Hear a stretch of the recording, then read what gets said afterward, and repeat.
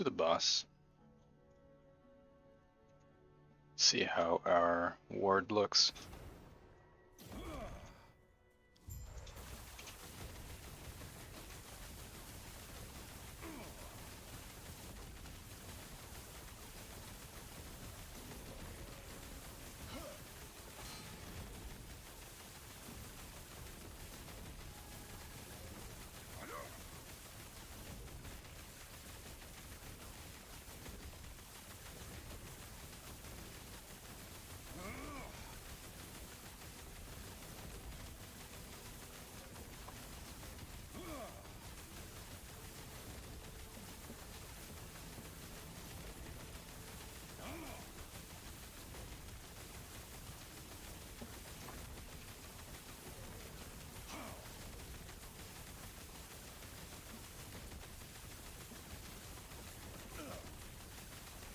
Not bad.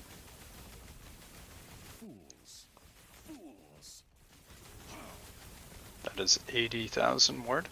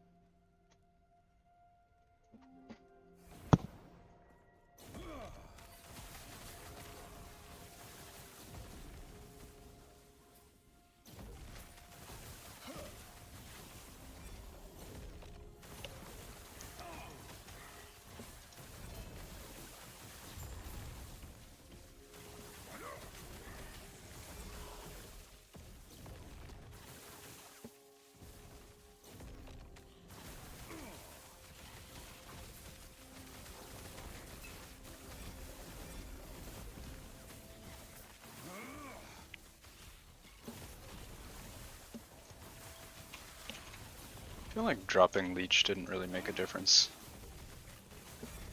Even though it should.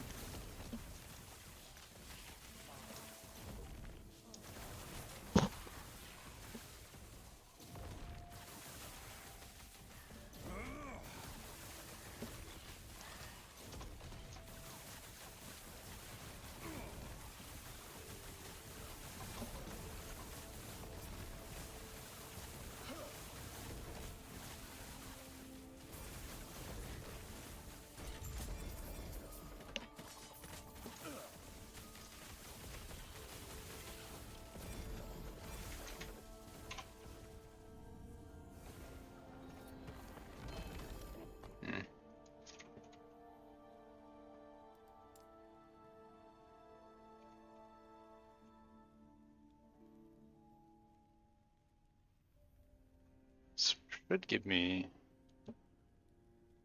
Is there a capped leech rate?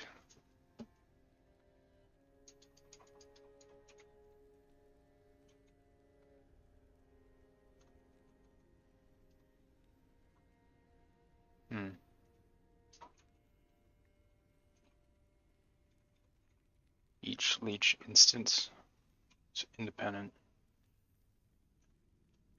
Yeah, I don't understand. It should be more percent leech should just increase your leech rate, right? Maybe that's bugged.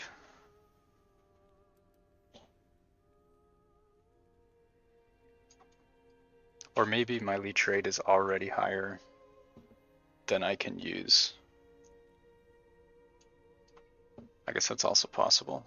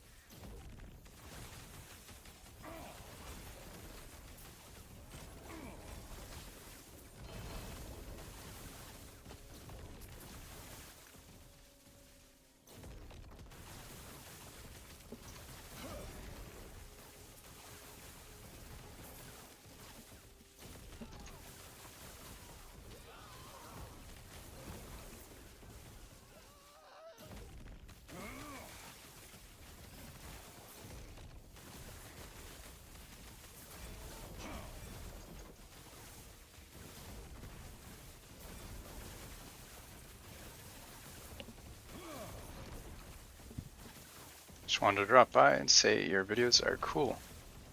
Thank you, I appreciate that.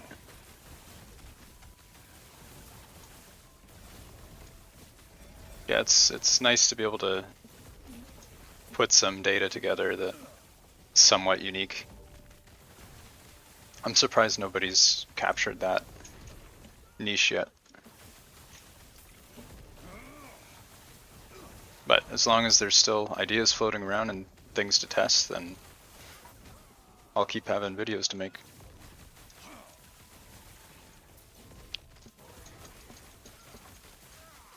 But yeah, if you guys have any ideas, feel free to drop those as well. A lot of my videos so far have been viewer suggestions.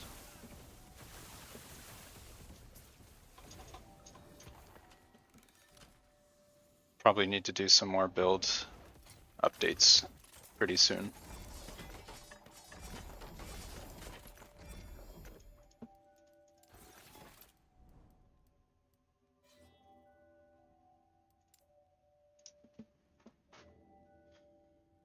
See if we can get to 1500 tonight.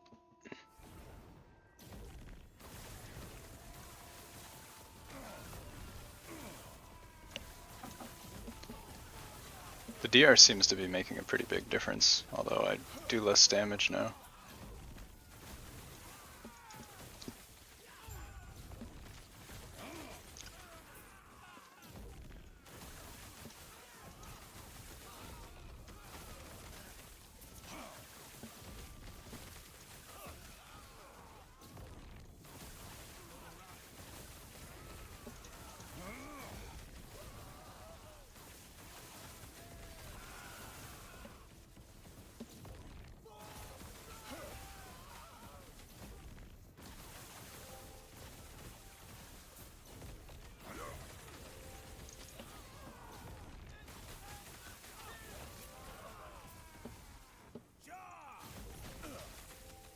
It's almost impossible to see the enemy circles on the minimap.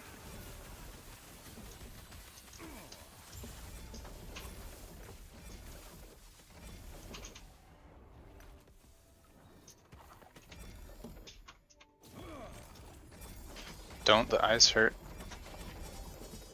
It's not too bad. You can also turn brightness down somewhere.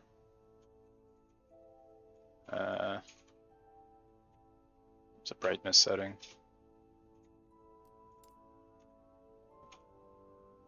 Wait, this is 4K? Huh, I didn't realize I was playing in 4K. You can turn... That doesn't actually make much difference.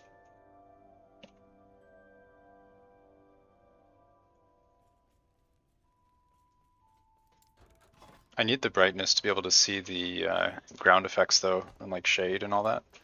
It's already really hard to see. It's the main issue with this build is you can't see the stuff on the ground. Monitor settings could help, yeah. Yeah, you're right. I could adjust the monitor settings. Then it screws with my other stuff. Unless I like set up profiles or something. I think if you have like sensitive eyes, you had like eye surgery or something recently, this build might be not a good idea.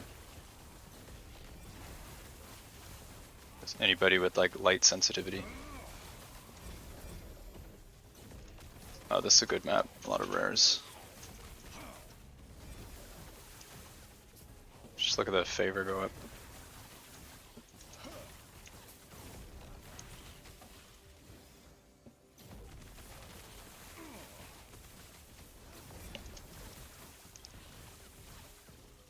You couldn't watch the CO stats video after too many numbers.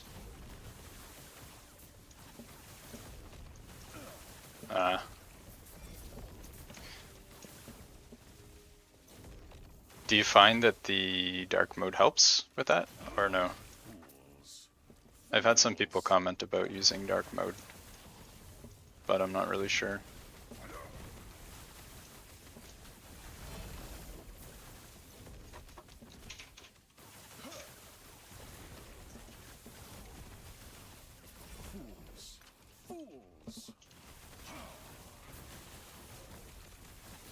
I guess either I'm going blind or I'm used to it. Because I also work at the computer, so a lot of my day is looking at screens. Too much grind for one character? What do you mean? This is probably one of the least grindy characters to get started. If you want to push like 2000 corruption, then sure, but it's the same for any build.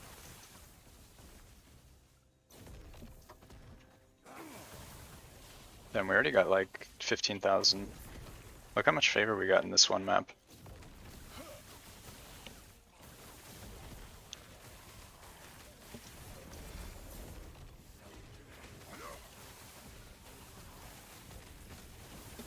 I'm pretty sure we got like 15,000 favor.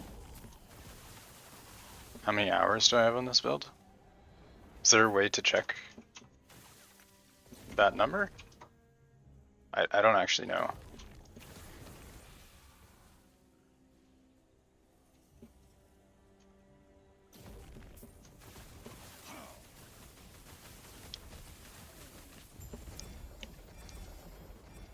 I think this character is 2.5 weeks old. You have 150 hours in this game, 2 rogues. Let me tell you, I made this build when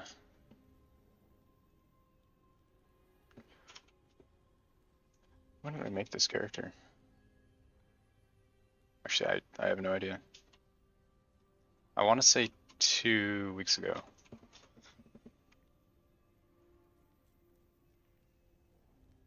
I actually have 150 hours in the game in the last 2 weeks, according to Steam. That's not too far. Well, you see this XP bar on the bottom? Once you hit level 100, you need another 1 billion experience to get to 101. And getting to 100 itself is 330 million. And this is the second time I'll be filling the XP bar. So in total, that means I've, on this one character, got 2.3 billion experience, which is the equivalent of leveling to 100 almost 8 times. So that's probably a little bit too much, but we won't talk about that.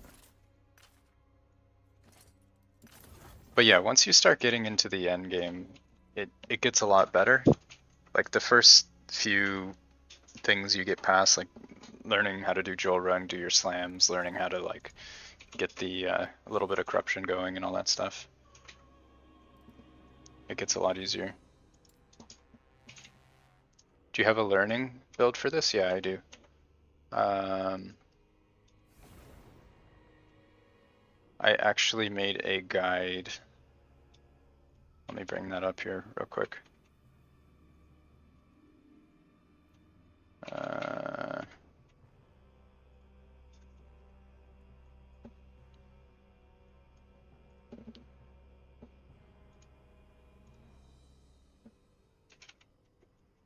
Does this work?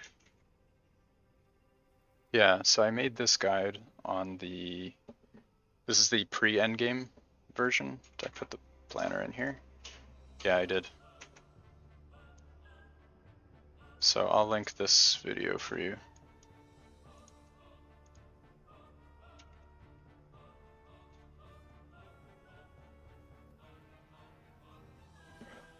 Scientist, yeah. A little bit. Yeah, so with this character, I was clearing 1,000 corruption without any LP on it. So if you're looking for an endgame build to get started, this is probably one of the best ones. Yeah, so a lot of people were commenting about like gear being unrealistic. Yeah, so I just tested it out with very basic gear and it was still really good. So this is definitely one of the strongest builds in the game at the moment.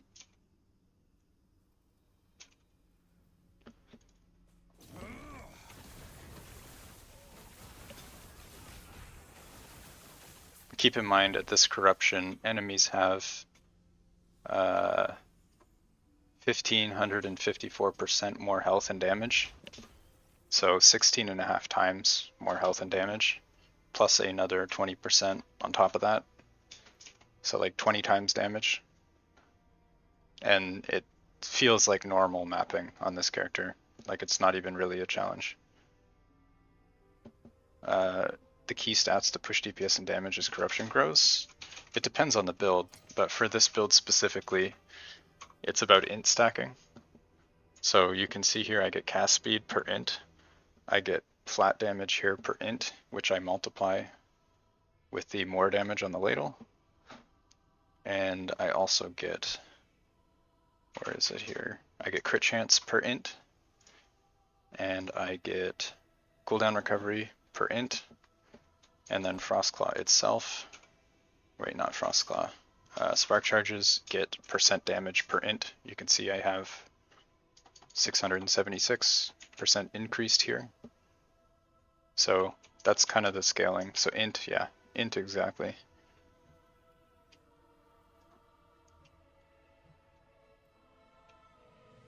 Hey M, what's up? Blue cape? We are the blue cape crew. The best cape. I guess it's kind of purple. How's it going? Tried the build? Nice. Yeah, let me know if you have any questions. I usually post the community Discord in my video descriptions. So if you have any questions about the build, just feel free to ask me directly in that Discord. What was this? 1 LP. Never mind.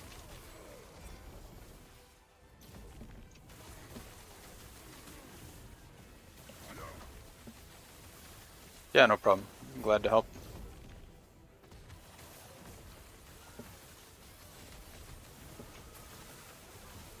I think a lot of the other creators are going to be moving over to PoE in the next couple of days, so I'll be sticking around if you need someone to ask questions to. Discord link says invalid. Really? It shouldn't be? Wait, hold on. Really? Oh, what? That doesn't seem right. I need to fix that. I'll give you a new link.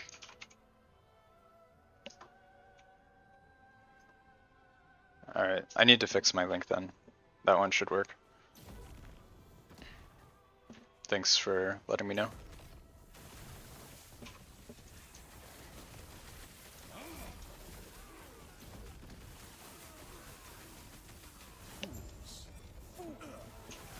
Yeah, I don't know what's up with that. I don't think I changed it. Unless something changed my link. I'm not sure.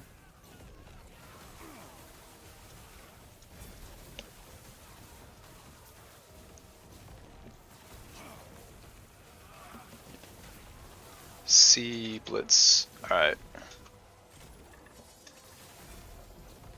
Sounds good. I will keep an eye out.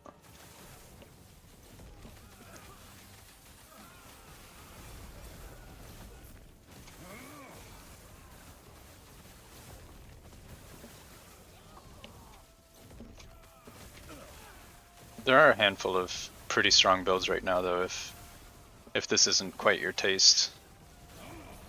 I think one of the big ones was the Lightning Marksman, but it's probably going to get nerfed in the near future.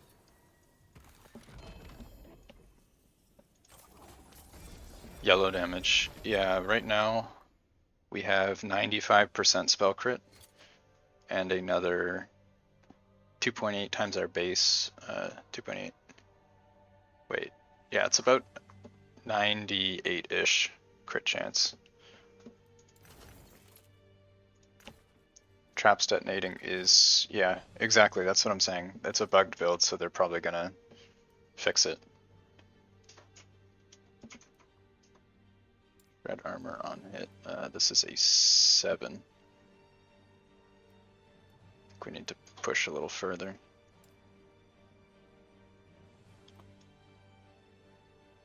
Yeah, I think we're going to push a little further.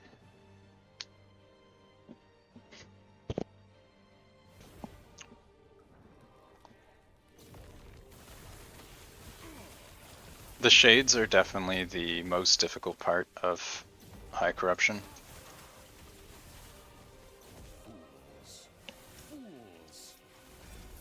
A lot of time.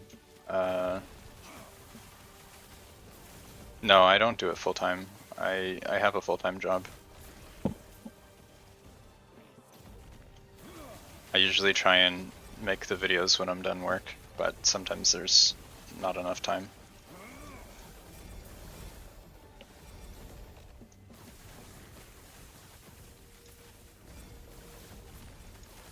But I'm enjoying the game, so I don't really mind. You still farming for Twisted Heart LPs? No. I have a lot. I think I have like 9 Twisted Hearts with LPs right now. I haven't dropped any more +4 Frost Claws though.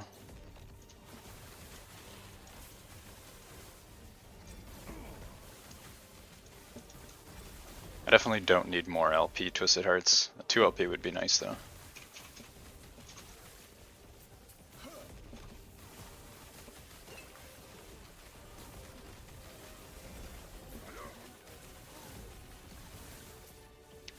But yeah, if you are going over the sheets, I recently added a table of contents to help find what you're looking for. Is this the amulet? No, it is the relic. 1 second.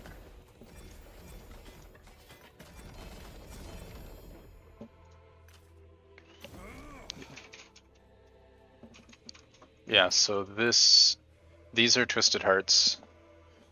The LP ones are pretty rare, but this is the timeline I run, so I have quite a few of them. But ideally you get these, and then you get like either int or Frostclaw levels on it. If you're curious how to do that, I have a video on making legendary items. But basically you run the Temporal Sanctum, you put a unique in and an exalt, and then you get a legendary. So these are pretty important for the build, but not mandatory.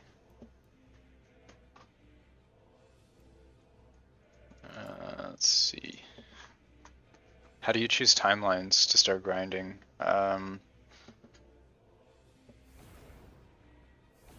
Yeah, for pushing corruption, it's good to focus on one timeline in specific, but the one that you pick depends on what you want for for boss drops, because that's the only way that you can get certain items is through the boss. So for me, I chose the Reign of Dragons because it drops the Twisted Heart, and it also matters for your blessings. So you see here I have a bunch of blessings. It's important to do the timelines so that you get the bonuses from the boss. So here I get all res, it's really important. Experience is also really important. This is a lot of runs. Yeah, it is a lot of runs. So you can see here I have 932 echoes in this timeline, and very few in all the other ones. Most of them are here.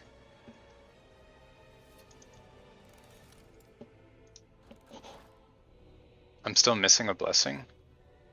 Wait. Which one am I missing? I'm pretty sure it is the top one, right? No? Oh, I've never done this one. I forget this. I don't think this does anything useful. Some of the blessings are combat blessings and some of them are like drop related.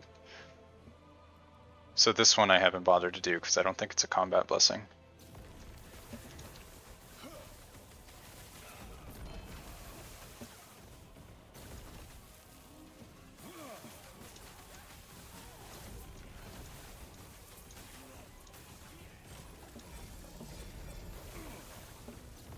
But yeah, definitely get your combat blessings, especially the armor and resistance ones. It's really important for staying alive.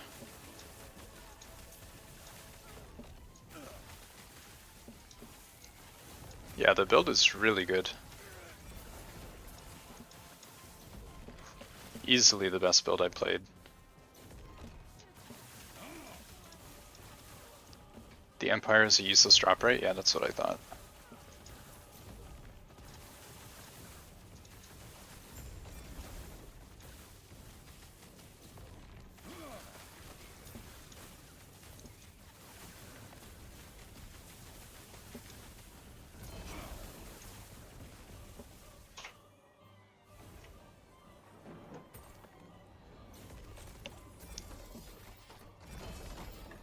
The campaign is boring, yeah. You can skip a decent amount of the campaign if you do the dungeons. So for example, let me see. If you go through Soulfire Bastion, you get to skip all this. 2 acts, yeah. You can skip through here. You can skip through here. The Empire one is useless. Yeah, okay, that's probably why I didn't do it then.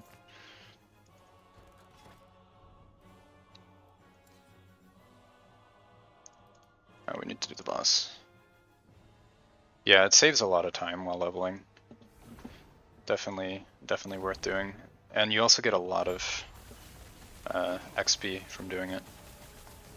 Do you know how flat damage and percent damage compare? Yes.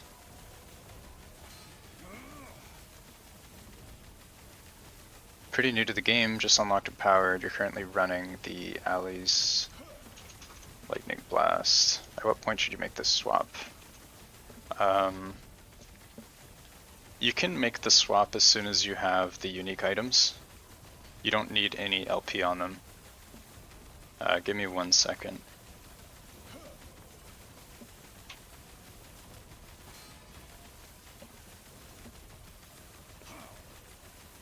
I did upload a starting guide for this build that doesn't require any legendaries.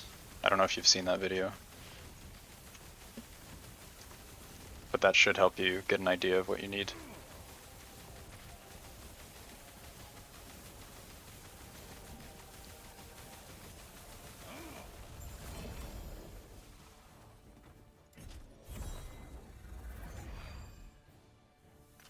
So flat damage versus percent damage. So there's 2 types of percent damage. You have more percent damage here, which they're all independent multipliers, and you have increased percent damage. So stuff like, I don't know if I have any examples here, like lightning damage. Yeah, here you can see I have percent lightning damage. So all of these are additive into the same bucket. And if you look at here, you can see you get some of this from intelligence. So that's one thing. The thing about this build specifically is usually you get flat damage from your weapon, but because we're using Ladle, you can see it only has 14 spell damage, but it has a multiplier, so you need flat damage, which we get here from the Enigma. You can see +2 flat damage per spark charge, which gets multiplied by our additive bucket, and then again by our multiplier, or by our more damage bucket, and then again by our crit multiplier. So that's kind of the idea of how it works. Mana management early game is rough, yeah. It's really important that you get the nodes here, as well as the additional cast here, and this node here. If you can't sustain mana, it's okay to not use this for the time being. But you'll lose a lot of damage. You won't have as much mana issue, but you'll lose damage, so just keep that in mind. These extra casts are very important for this here. Extra mana on cast, it stacks with all your additional casts, so you need these 3 nodes. It's really important. 169? Oh yeah, you're right. Yeah, so you can actually get over 200 int on this build. I'm using double red ring. which only give 5 int each. But you can stack a lot more int than that.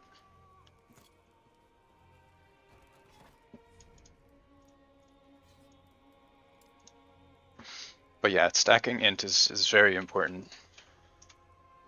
You're trying to follow, should you... Yeah, farm... The main things you need to get started is the Enigma, which gives +1 lightning skills for your Frost Claw. You need this core for your another +1, and then you need Twisted Heart for your third +1. So that'll get you to level 23, and then you need to take all of these points so that you have mana efficiency. Let me just quickly go over mana cost.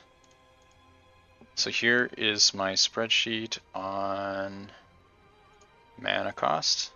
So this is what your tree should look like. You can see these are all the nodes that I have. And I have 1 point here in celerity and 2 mana efficiency from idols.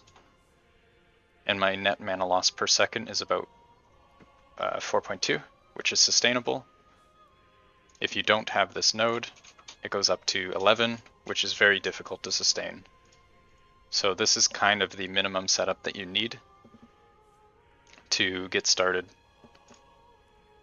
Another option if you don't have enough mana sustain is Foot of the Mountain boots.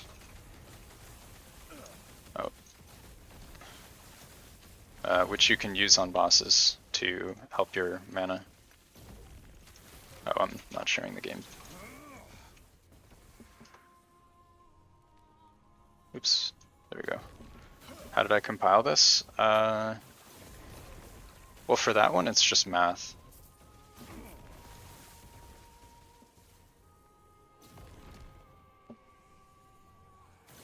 There's not really any testing necessary. You just input what the formulas are in game, and then make sure that the numbers match the in-game numbers, which they do.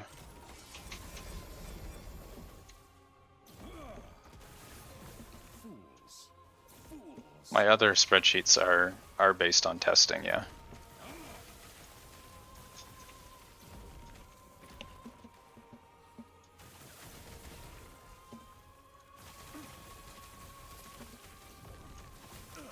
You have 2-3 LP offhands, but no good exalts yet.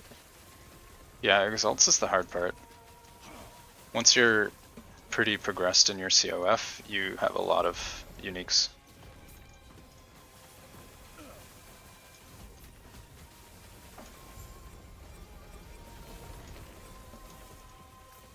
Using red rings, you got the 180. Well, yeah, at least you have the 180.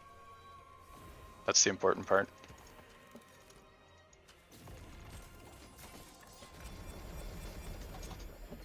You really need the 180 for this DR on the rings.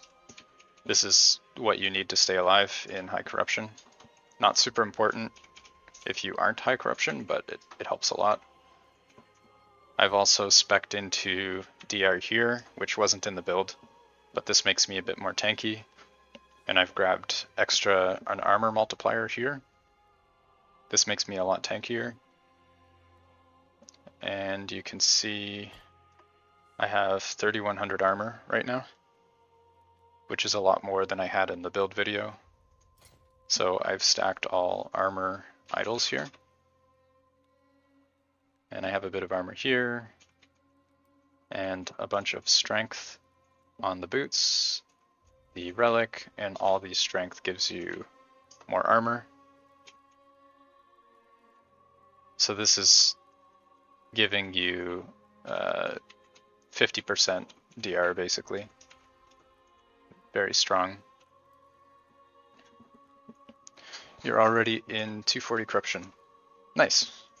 Yeah, that's really good for not being level 100 yet. That's a good start. Should be able to push your way right up past 500 with this build. We have an arena.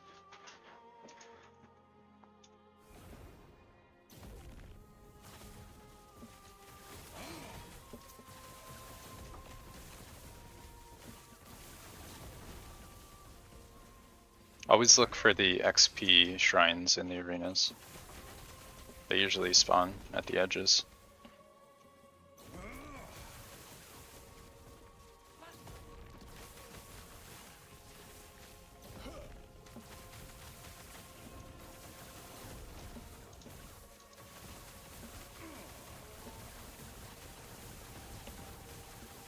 And you could just stand in the middle and hold your mouse down.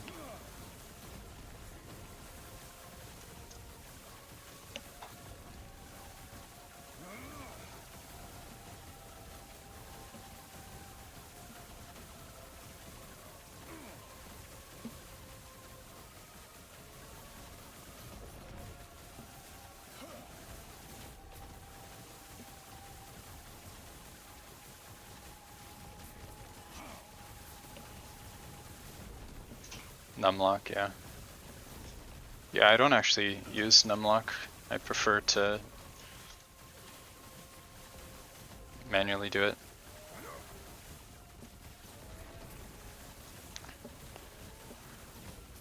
I don't know if you guys noticed, but while you're holding down a skill like Frost Claw, sometimes other abilities don't go off.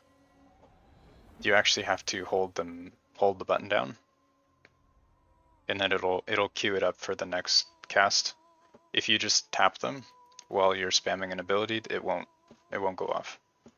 So just a tip.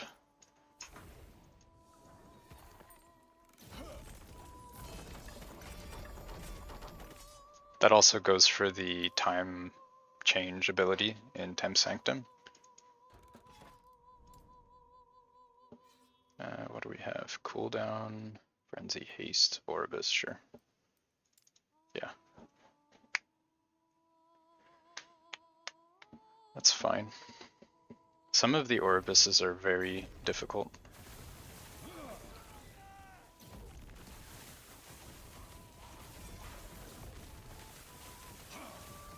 Oh, this is a elite map. Keep an eye on our favor.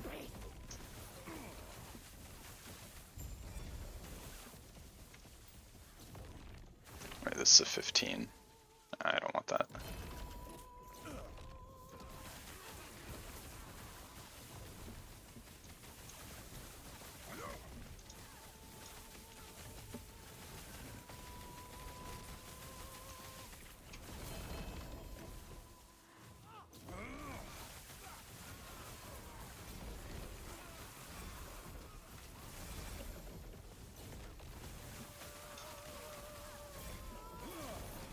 You made the observation, it's priority from left to right.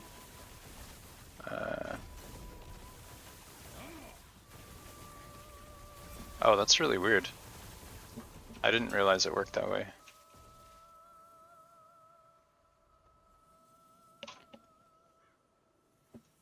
Unless you're talking about immutable order.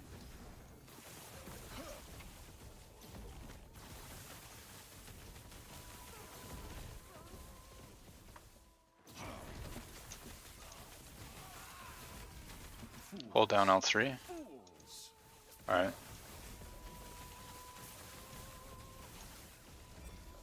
Wait for the cooldown. They all went off, one after the other. I held all four.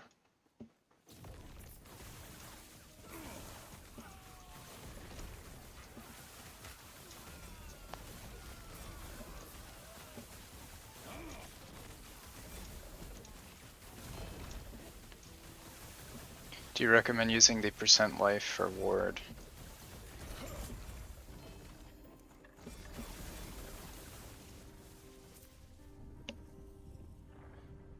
Hold down for a longer time. Oh. Let me see. Okay, I'm still holding.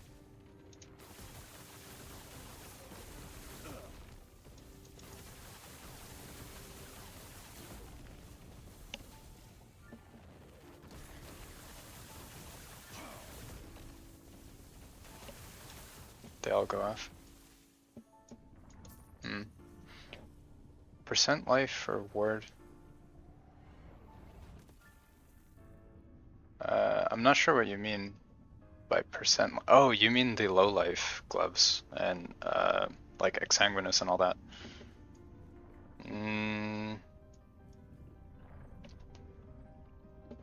It might be okay. The problem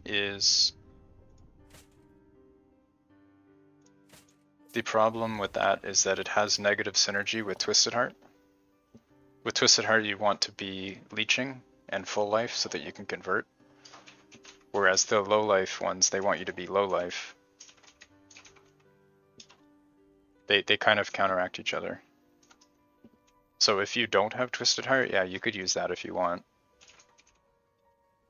But then you'll just have to not use any leech, because leech ruins the mechanic.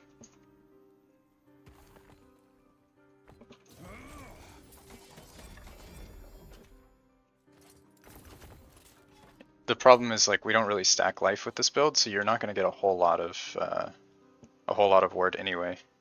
Swap FC to first. Okay.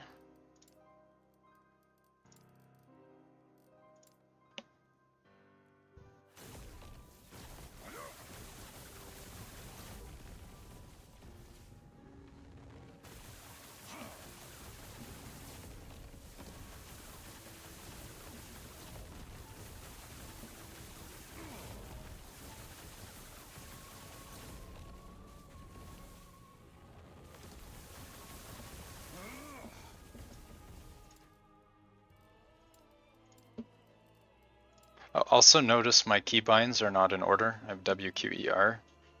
That's because I prefer my mobility to be on Q, but you need them in a certain order for immutable.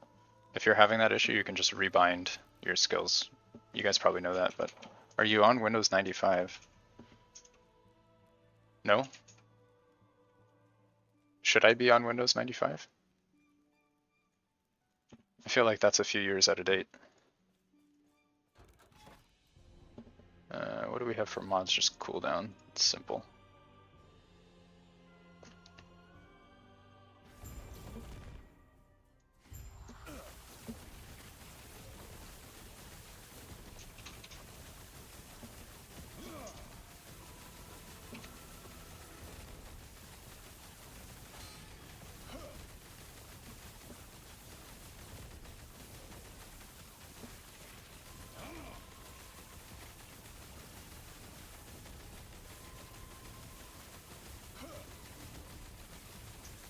Do I stream on Twitch? I would like to do both, but I haven't managed to get my dual stream working yet. I need to figure that out. Ideally, I would do both, yeah.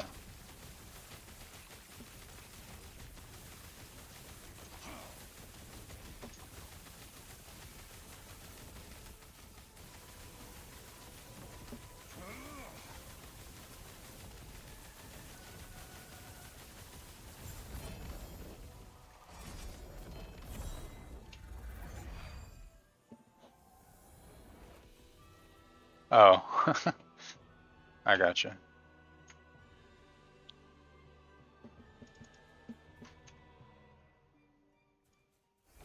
Alright, now it's time for Shade.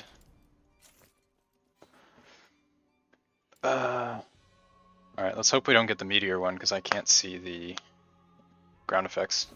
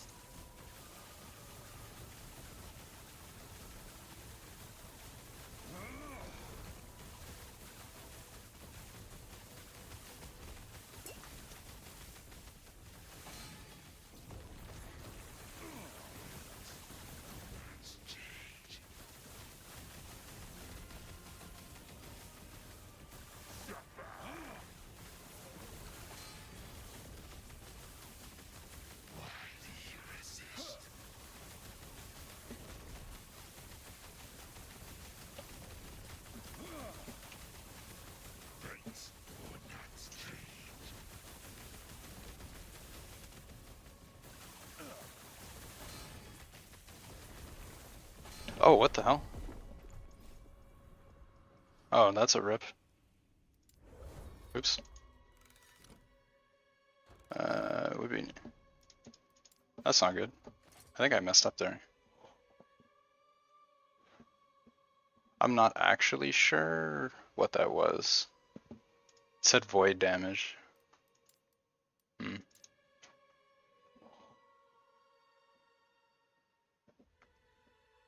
I don't know. I had like 40k ward before that. I'll have to go back and look at the VOD later. Thanks for the tips. Yeah, no problem. Thanks for dropping by.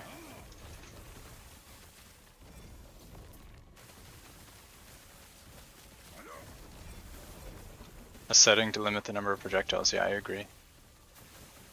It's really hard to see anything.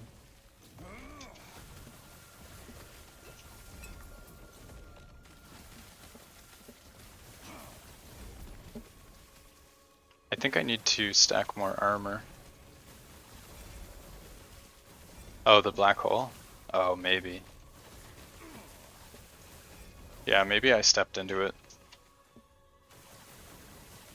That might have been my fault there.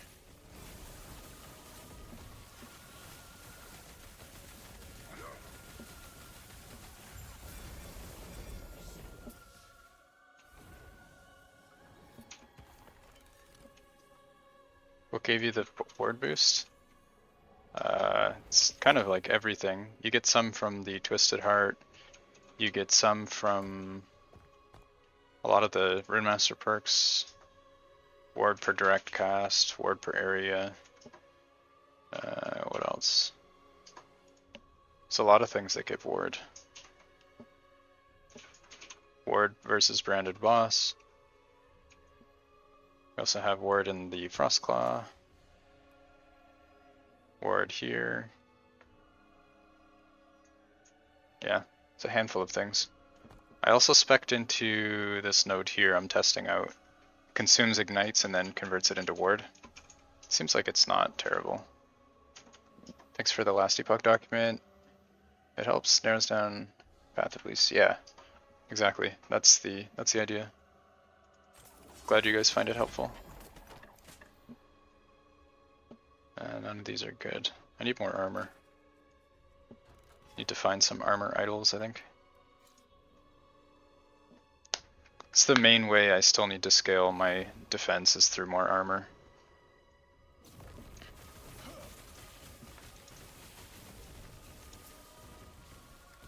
Yeah, it gives you a little boost of ward every time you use your flame dash. Do you wish Sork could get that much? Sork probably can with the Twisted Heart.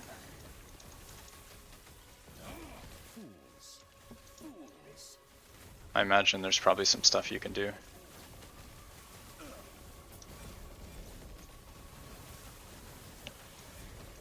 You were using? Oh.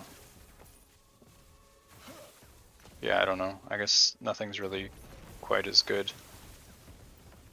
as Runemaster.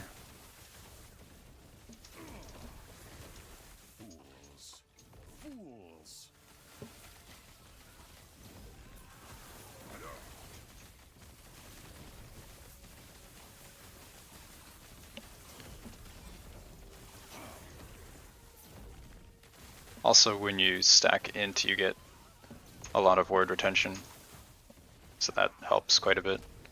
I'm at 790 or whatever right now. How goes the grind? It's not too bad. We're at like 1400 corruption or something. I was trying to get to 1500. But we had a shade rip due to a skill issue.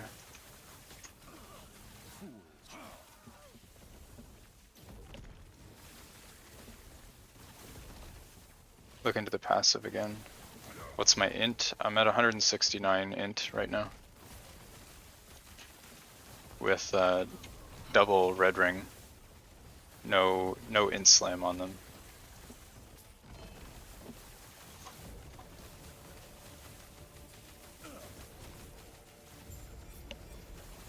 You're at 121.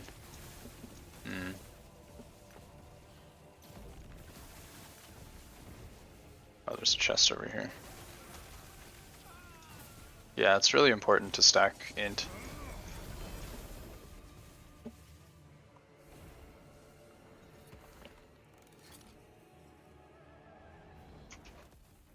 Yeah, it could be higher, but I have 2 of these rings.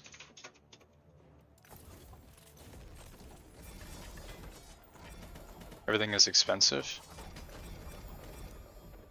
That's fair. I wouldn't know. I haven't played Merchant Guild, but yeah, I've heard it's pretty bad. Sounds pretty rough. Any good loot from the LP prophecies? No. LP prophecies suck.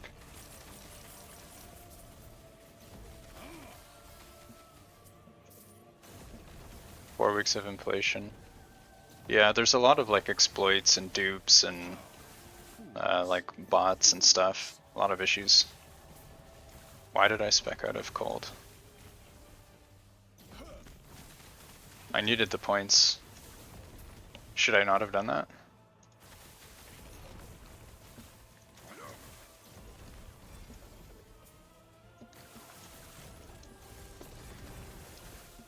Yeah, there's definitely some exploits and stuff.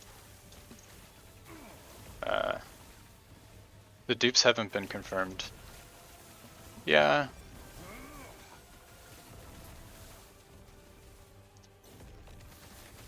Yeah, I don't know.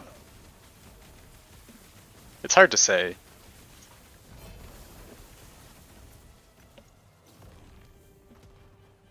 You can get copies. Yeah, that's true. Yeah, I mean, they could be copies. If you have that much gold, it's not unusual to get copies from Lightless.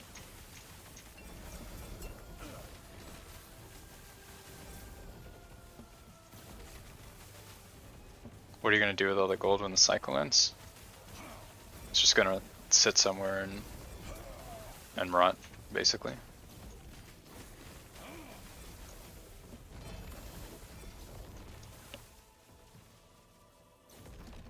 D2 all over again. I imagine anybody that's been farming Merchant Guild probably already has stash tab cap.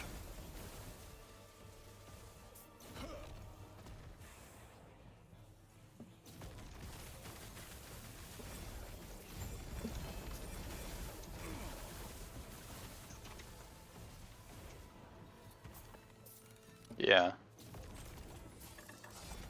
Not the same. I wish I could buy all the tabs.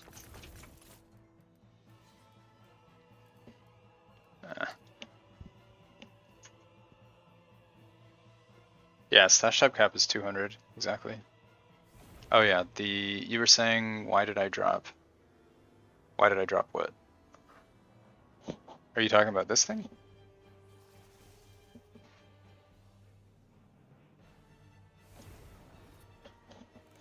Found channel, very helpful with COF. Thank you, I appreciate that. I'm glad to hear you're enjoying the videos.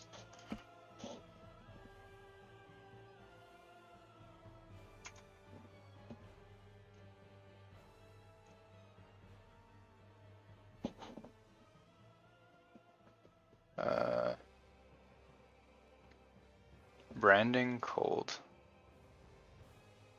I assume you're talking about Avalanche. I just didn't proc it very much. I don't really scale cold damage that much, and it's only plus 10.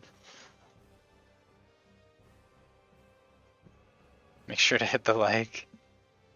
Exactly, you know it.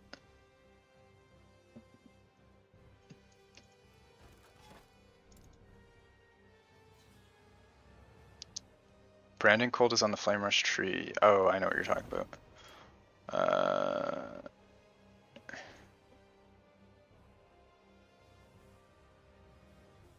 Why? Why is this useful?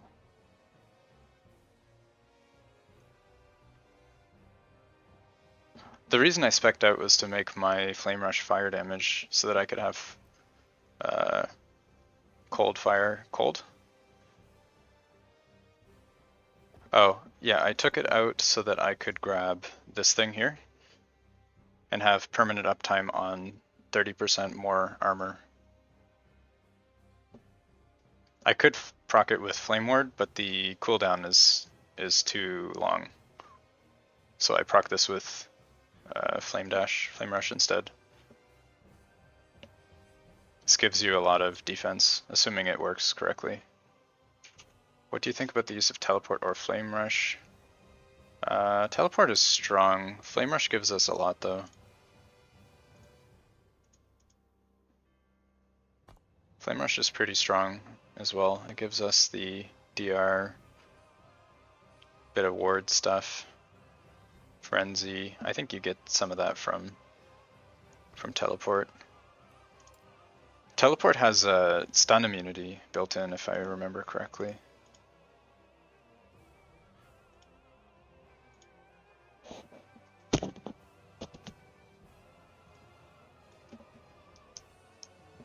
Let me check. I think it also has armor. Yeah, here's 250 flat armor. This is really, really strong.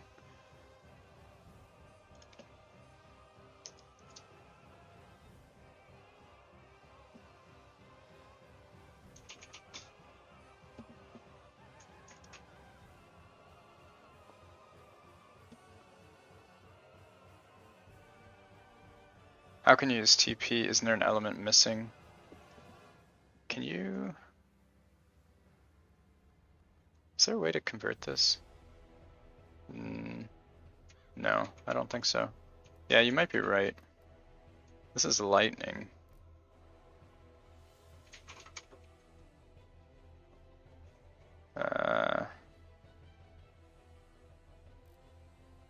Yeah, with lightning Frost Claw.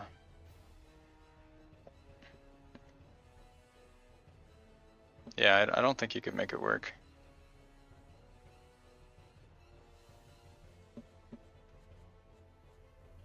No. I don't think it works. You need your Runic and you need Frostclaw, neither of which would work, and then that would only leave 2 elemental skills. That's kind of unfortunate.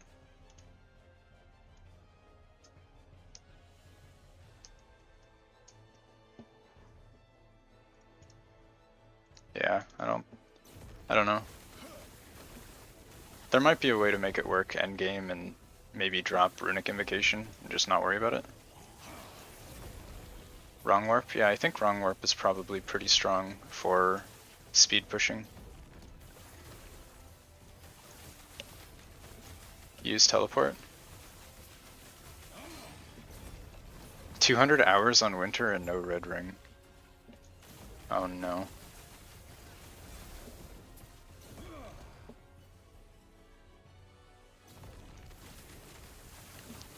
If you saw my latest video, or I guess 2 videos ago on Rune of Ascendance, I did get a handful of red rings through using the Ascendance.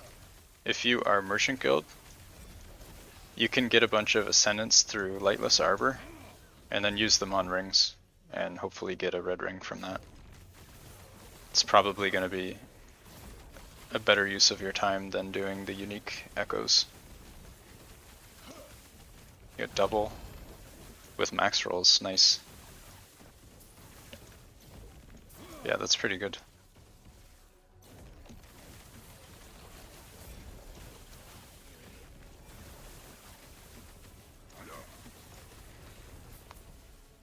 Unique echoes suck, yeah.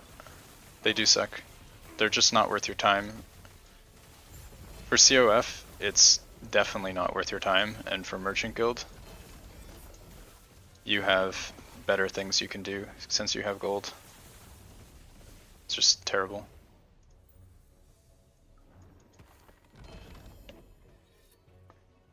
Yeah, the Rune of Ascendance, this thing. You can get a bunch of them from Lightless Arbor, I'm pretty sure.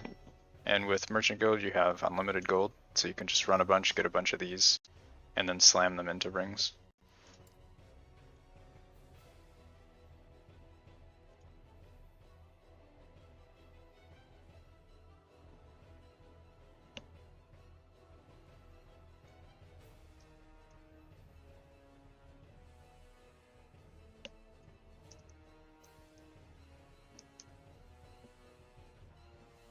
Alright.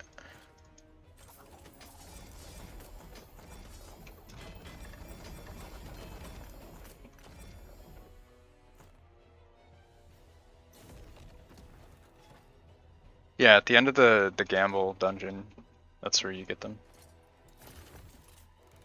Exactly. Can you post the Discord? I don't think it'll let you post links. I think I might have to do it. I don't know why YouTube is weird about that. There. I'll put it in the description.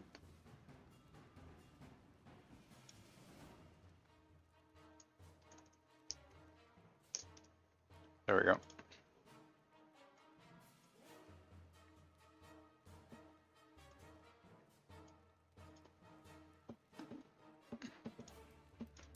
Alright, let's dump all this.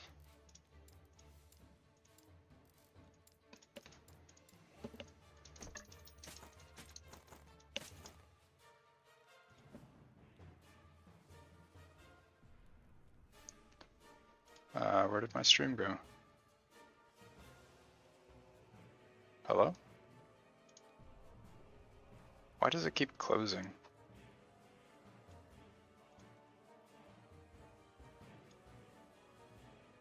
There we go. MG is broken for farming, yeah. I have to do arena. Yeah, there's so much gold in the economy right now, it's actually absurd. You spend 5 mil per. That's not even that bad with how much gold that you get. You probably get more gold out of it, I would imagine. How many runes?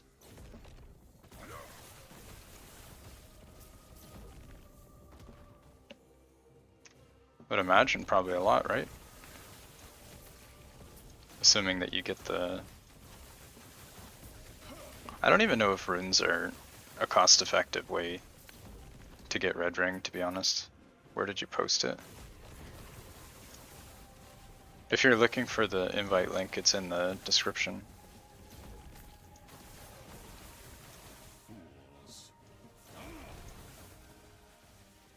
The video description. Or stream.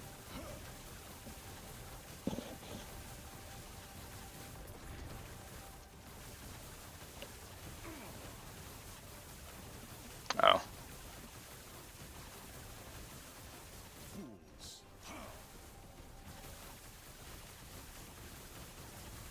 You should go to bed. It's almost 5 AM. Oh wow. Alright, have a good night.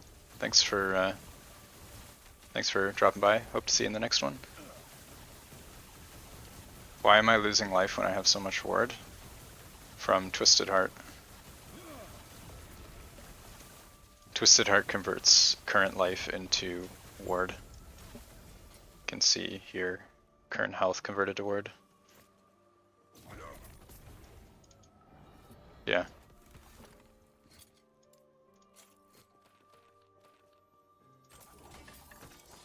Yes, exactly. Convert and then leech.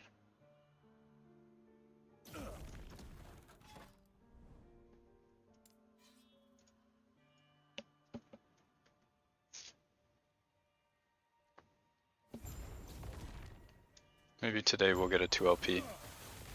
Twisted Heart. Wouldn't that be the dream?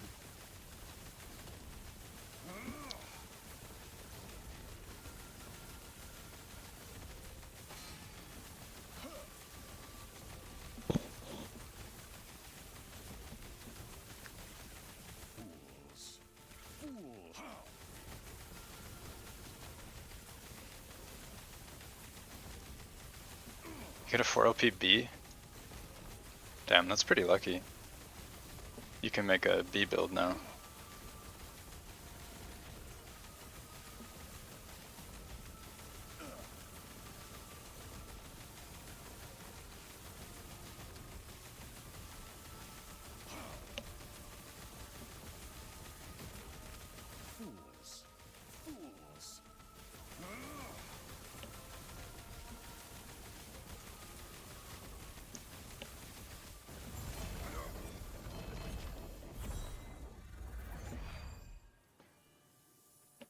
I mean, I was joking, but there it is. That's the 2 LP Twisted Heart. I'm not gonna complain, I'll take it.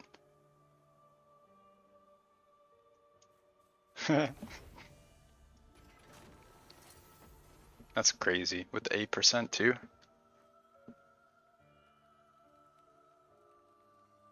Not bad. If you say it out loud. I did say it out loud, and then it happened. It's streamer RNG right there.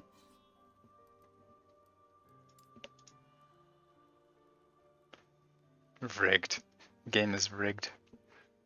Yeah.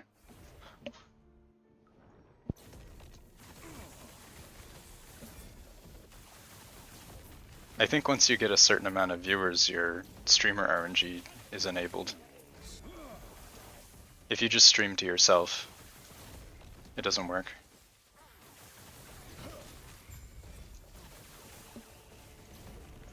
Four runes of sentence per run.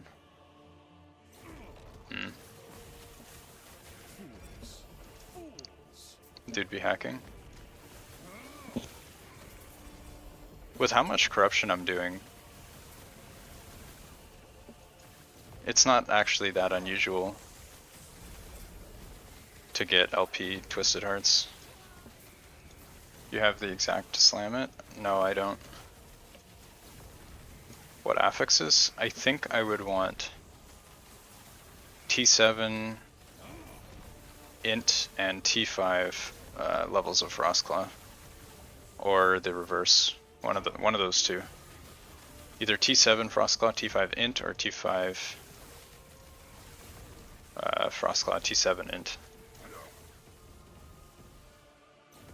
Not sure.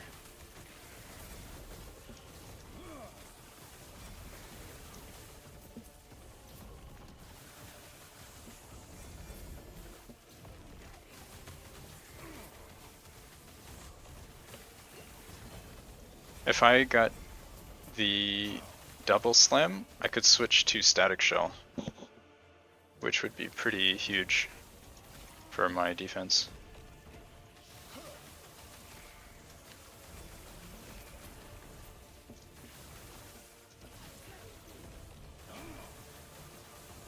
Yeah, static shell, I think, is the strategy. You can probably get like 8,000 effective armor. Yeah.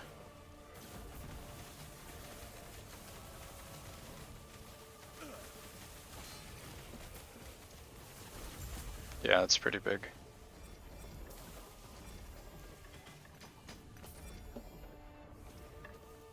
I also don't have armor gloves.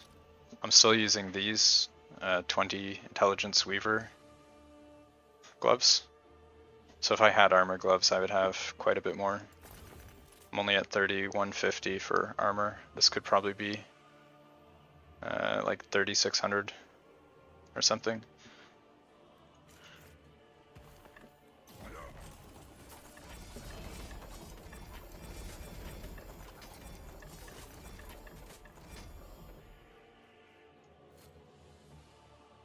Low rolls, yeah. I think ideally,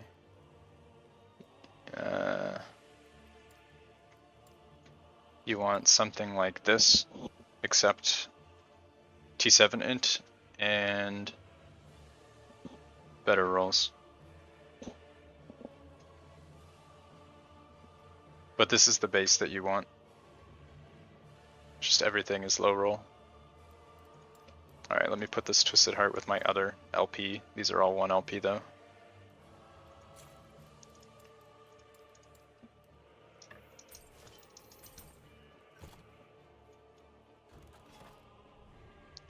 Alright, what do we have? Arena.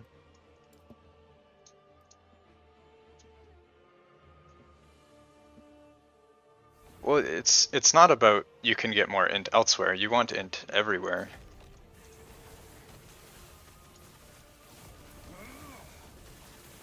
The extra 2 levels of Frost Claw don't really do much. Like the difference between +2 and +4 doesn't really change our build.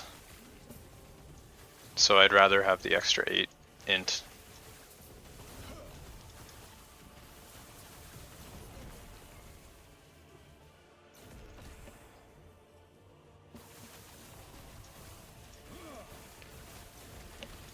Because right now, we're relying on our chess piece for the +1. If I get the +2 on the relic, I can drop that chess piece, and I can also get 1 more node in mana efficiency. Or ward gain or something. You don't know? Well, you don't gain 2, you only gain 1 if you're switching to Static Shell.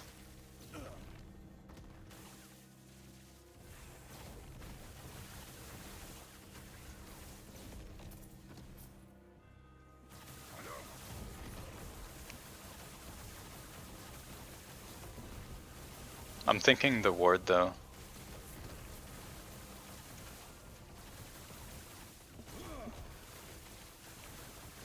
You could get the auto aim thing, but we don't have enough mana sustain.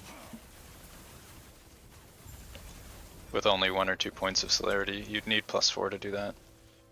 And I don't think it's worth it. So like what I'm thinking is I'll lose 1 point on the chest, so I'll gain net 1 extra point. And I would probably put it here. So this is ward gained on cast. It doesn't say direct cast, so it's per cast. So each point here gives you 20 ward per skill usage. So that's pretty strong. I don't know if anything else would provide more value than that. Probably not. This we can't afford. This is too much mana cost.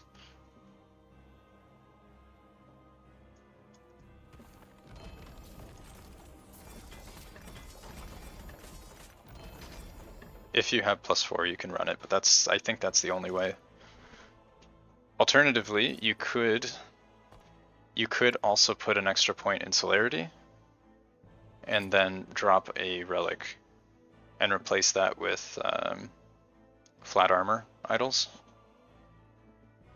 That could be good.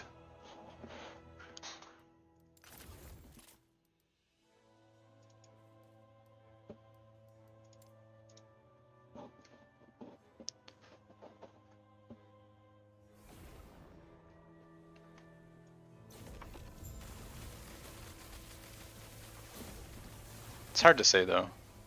You have a handful of options.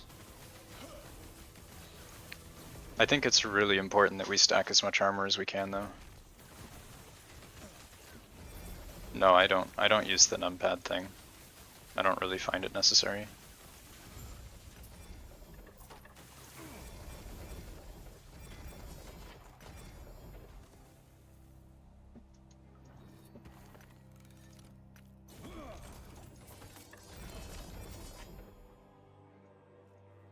If you just hold the abilities down when you actually want to use them, they'll queue up anyway, and then you immediately cast. Like if I'm just spam casting holding my right click, I just hold down R, it uses it. Like there's no delay. If you just tap them, there's a delay, but it's not that big of a deal. The cold build version is the map ladle still good.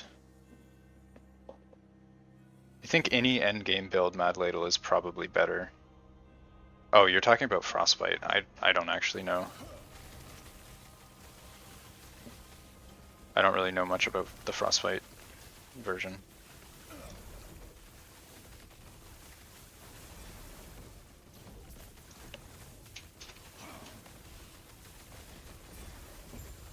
-5, yeah, that sounds pretty good.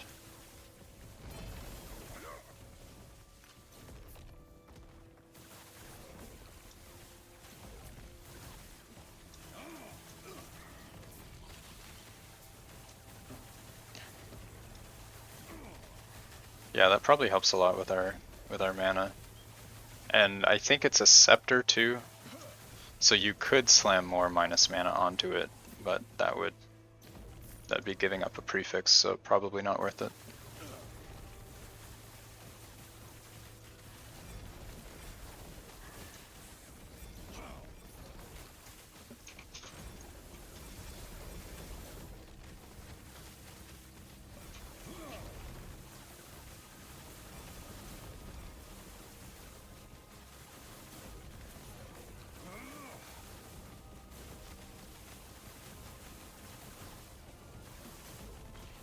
-10. Keep in mind though that the mana cost modifiers apply before all the other multipliers. So -10 is actually probably more than you need. Just the way the math works.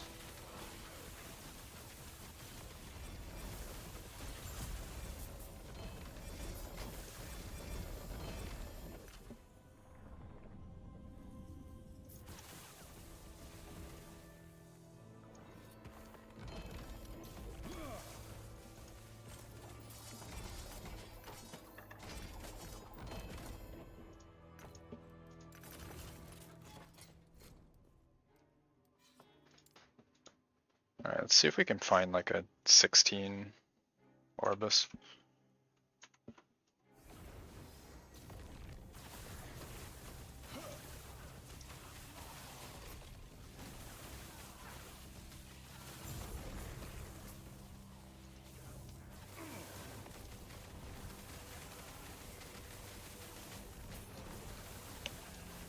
You're back. Welcome back.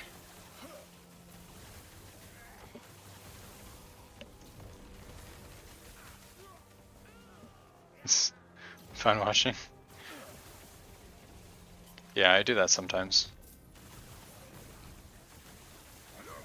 Just take a little break and watch a stream.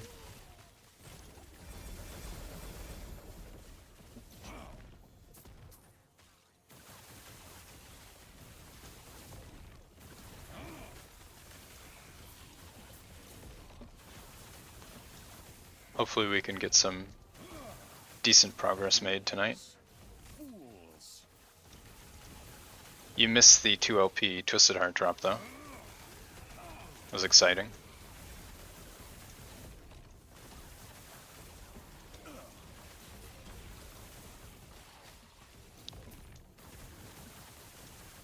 What am I aiming?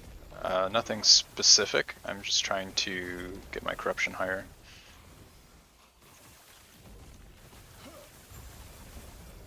Congrats on it. Thank you. Yeah, that was my first 2 LP Twisted Heart after probably like 31 LPs or something. Took long enough.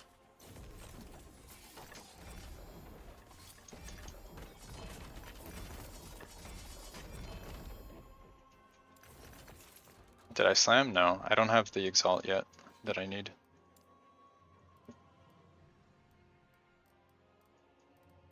Could do... It's 14.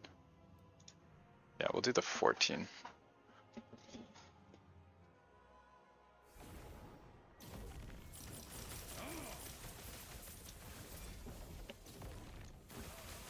I need to find a good Exalted Relic.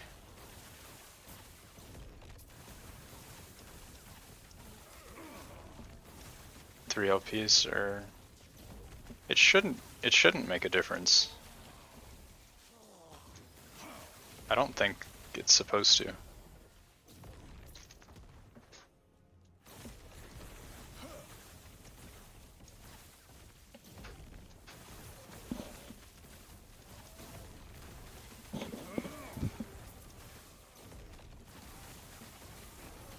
Yeah, I don't know.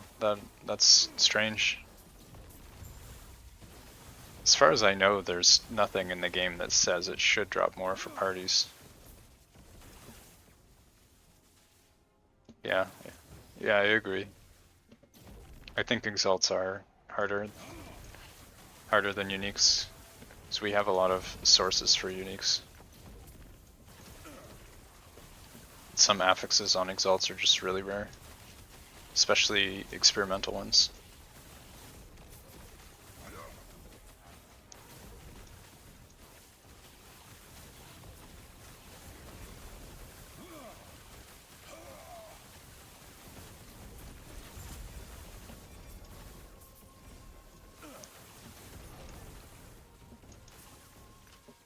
Yeah, you do get a lot of uniques.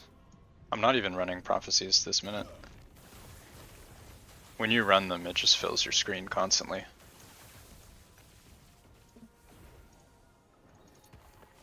And I usually farm like 5,000+ favor per map. And that's equivalent to like, what is it? It's about 700. It's like 500 favor per unique, I think. And then it gets doubled. It's like 20 uniques per echo. Something crazy like that. Once you factor the prophecies, plus whatever drops normally as well.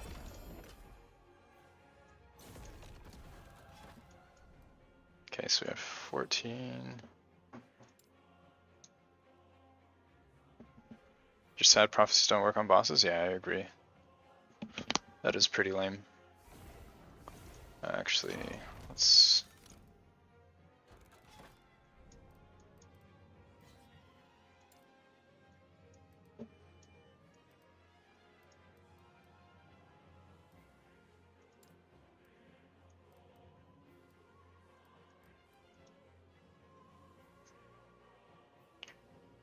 Yeah. Even if it doubled the drops, that would already be really helpful, but it doesn't even do that.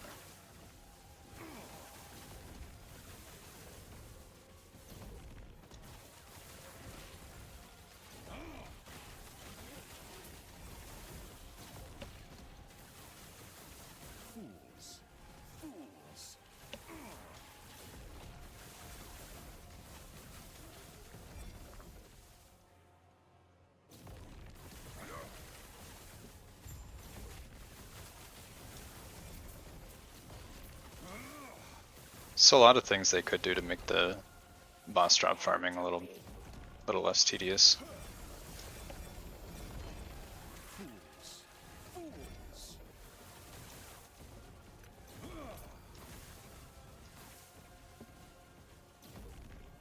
I don't think they need to be the same prophecy.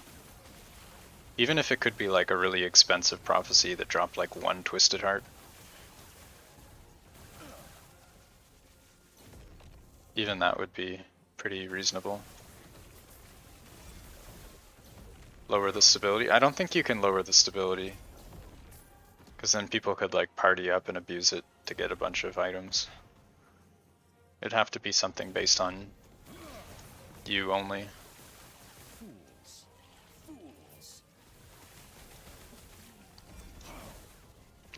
I think COF or Merchant Guild players would probably be able to tag along then and benefit from that.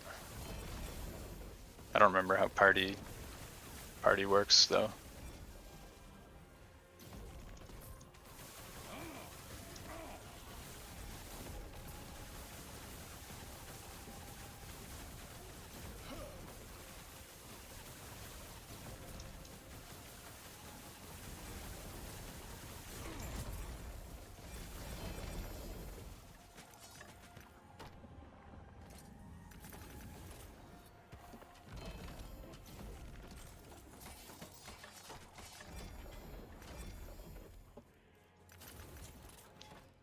What do we have?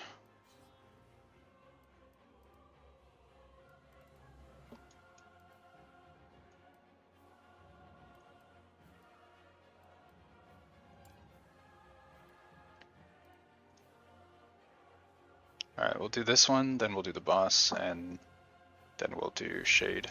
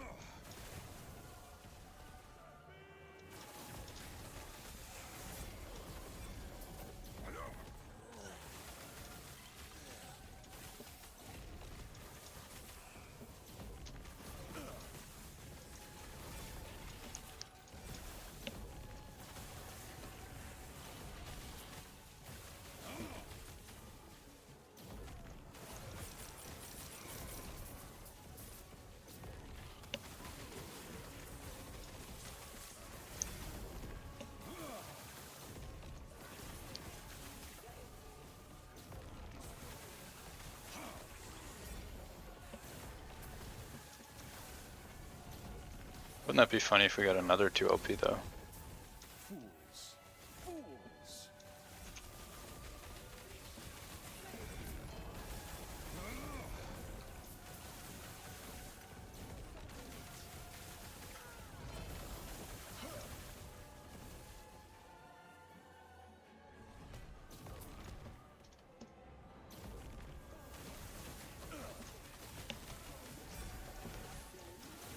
I quit the game. Have I rolled many alts? I have a level 100 Warlock and a level 99 Falconer. But this one is definitely my favorite so far.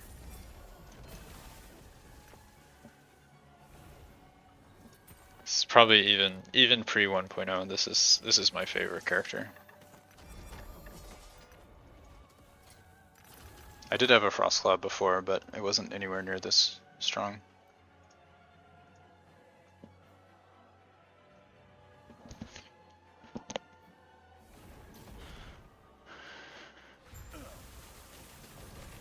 Did they release a roadmap? They said on the dev stream that they have a roadmap, but not a public one.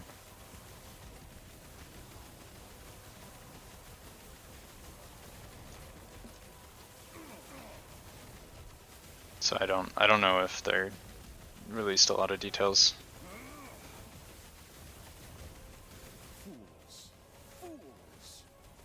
Sometimes they give updates on that sort of thing in the dev talks. So if you're looking for information, you can often find stuff in there.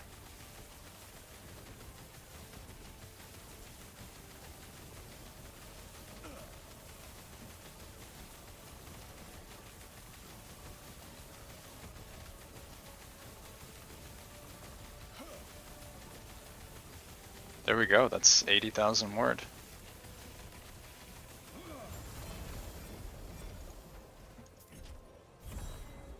It's just a 1 LP, not a 2 LP. Feels bad.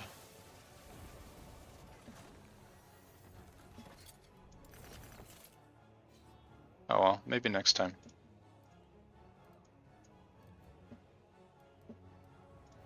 Alright. Let's see if we can noob our way through this again.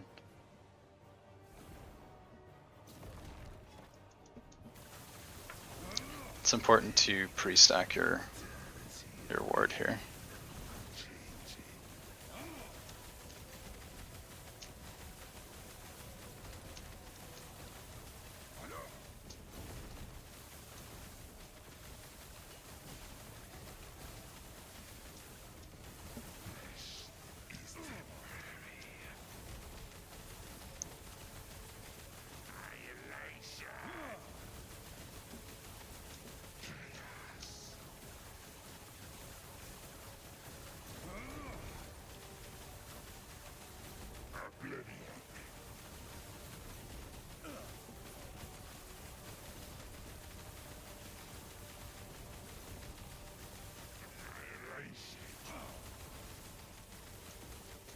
Oh, what the hell? How am I having mana issues? Is this a bug? I shouldn't have mana problems.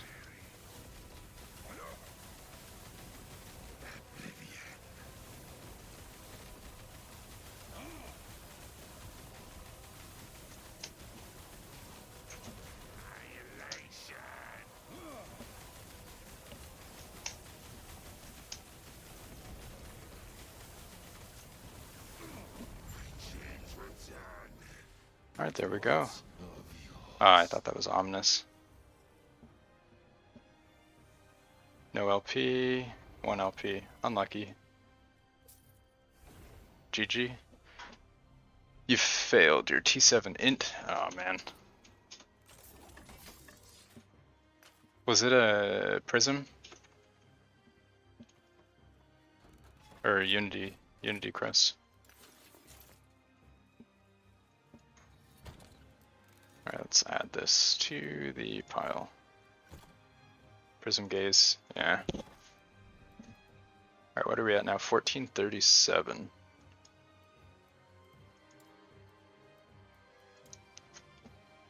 Yeah, that's a sad time right there. Failing the Prism Gaze, those are always hard. I assume it was a 2 or 3 LP, right? I think you already have a 1.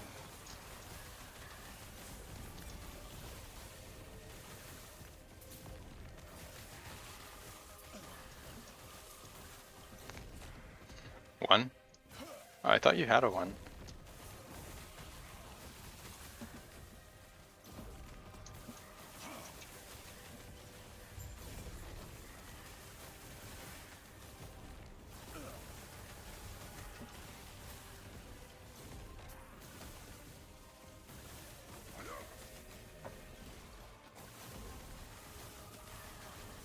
Oh no.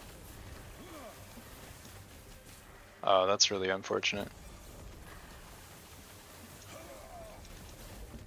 Enjoyed the testing vids in the last month. Yeah, I haven't been live the last few days. I've been trying to get those videos out. It takes a lot of time to put them together. And I work full time too, so I have to do all that after work, which is already pretty late, as I'm West Coast, North America.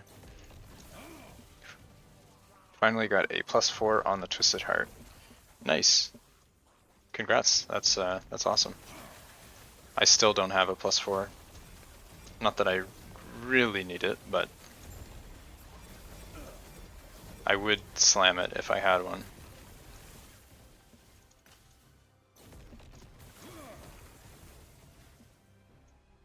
You only need 1 ring and 1 cat slam. When you say ring, do you mean an LP red ring, or are you talking about the star dial? LP red ring? Oh man. LP red ring is a stretch. I'd like one too, but that's pretty hard. Relic Prophecies came in clutch. Yeah, I don't like using the Exalted Prophecies. I prefer to use it on uniques and then just slam whatever exalts I get, depending on which ones drop. They're just way too cost inefficient. You spend so much favor and you get like no exalts.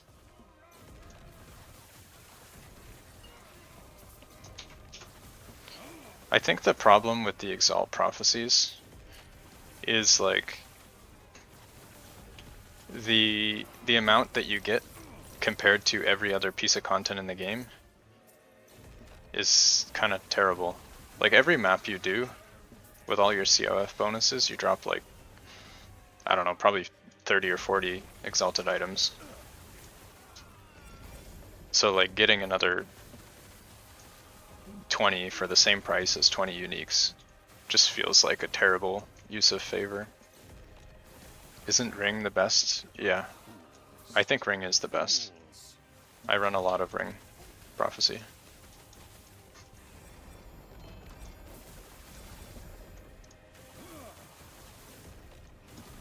Yeah, the problem is just the cost of the exalts is way too high.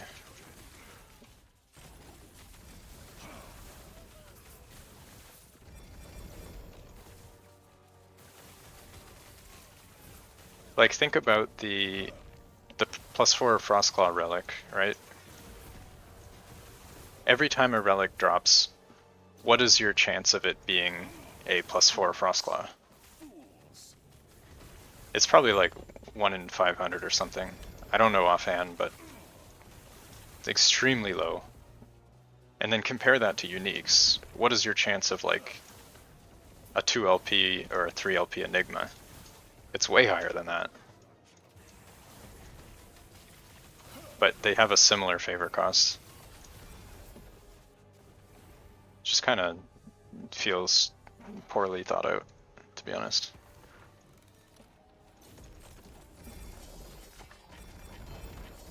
But they said that they're open to tweaking things with feedback, so I'm sure that they'll deal with some of that stuff as time goes on.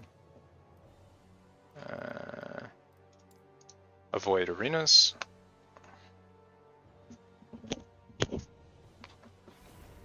I'm not really too worried. They've made pretty good changes so far.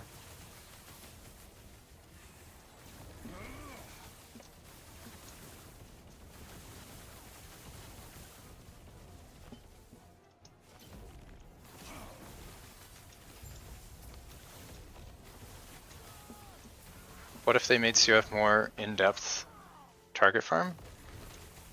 Yeah, I think that would be a great change if they could do something like that. Right now it's really hard to get certain things.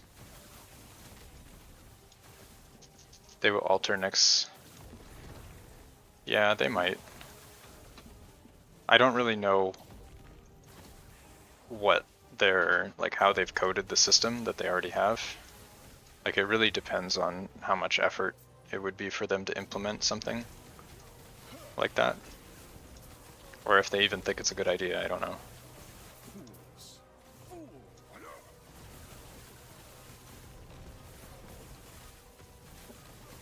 The generic Exalt prophecies are just terrible though. Like, they're not worth it at all.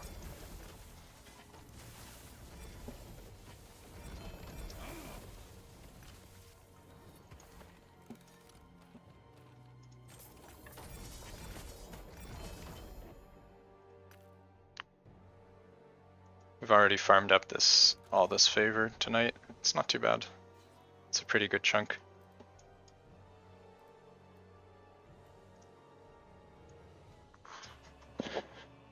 Pretty good favor run.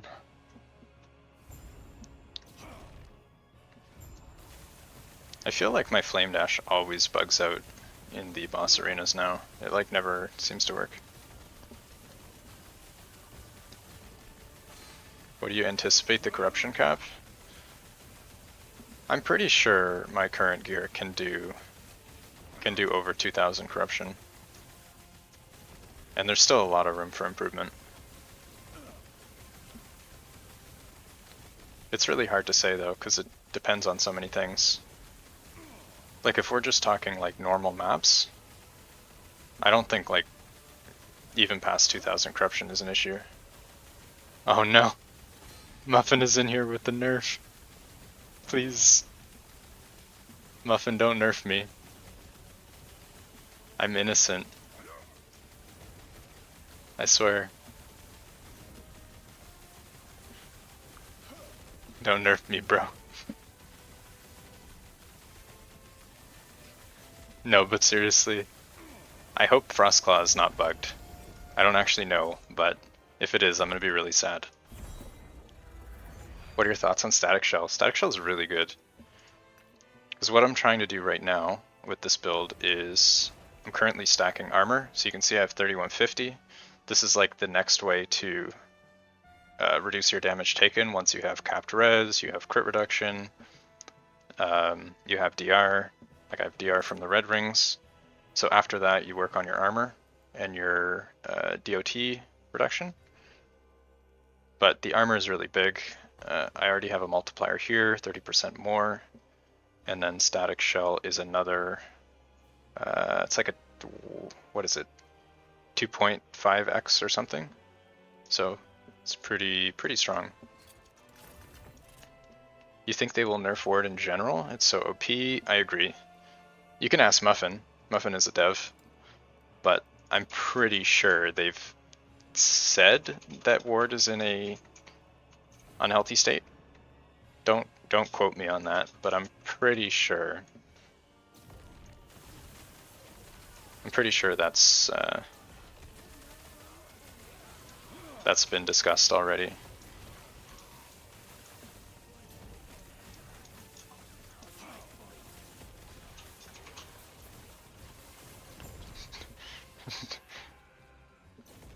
I mean, for the sake of game balance, nerfs are necessary. You can't just buff everything forever. And even still, like you don't want to set unrealistic expectations for players. Like if people start to assume that 2000 corruption is normal. It was a joke, yeah. Okay, fair enough. But yeah, it's really important that people don't start getting unrealistic expectations. Mike said in the last dev talk that 4-digit corruption numbers are not healthy for the game, and that a good build benchmark should be like 300 or 400 corruption. So we're already well past that point. Like this build is not healthy.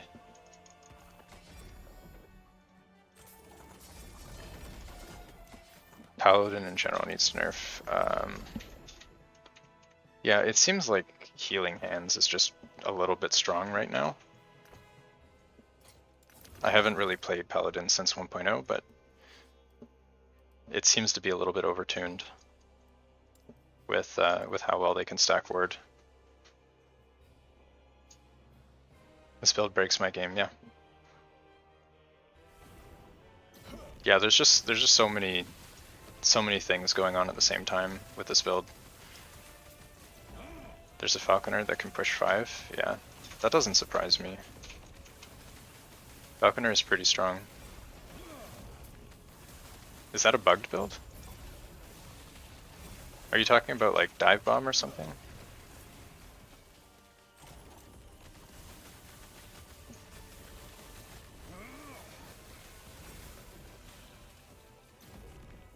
Dive Bomb is busted, yeah.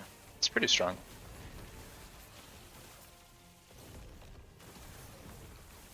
Falconer also does a lot of its damage while moving. And that's like an extremely underrated form of defense, is just not standing still.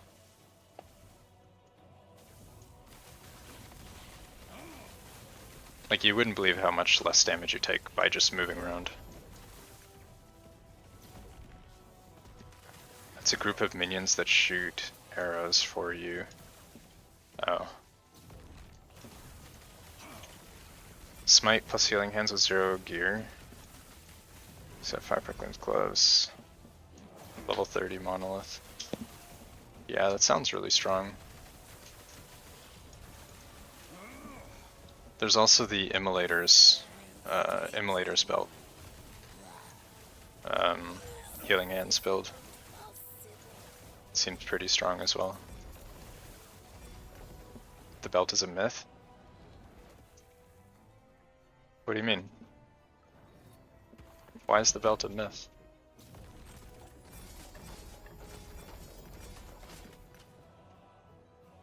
Really? I haven't done that many runs, and I have a handful of them. What do I have here? Yeah, these are all my 1 LPs. One with 6 spell. I think you're just extremely unlucky. That is unfortunate. Sag, yeah. Not even a 0. Not even a consolation prize. Should be common. Yeah. Yeah, it could probably be more common.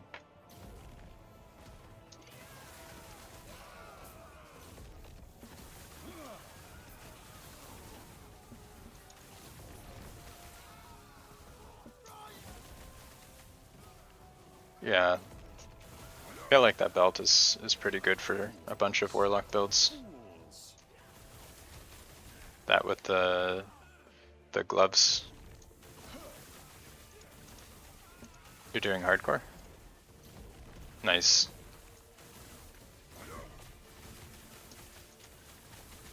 You have the gloves?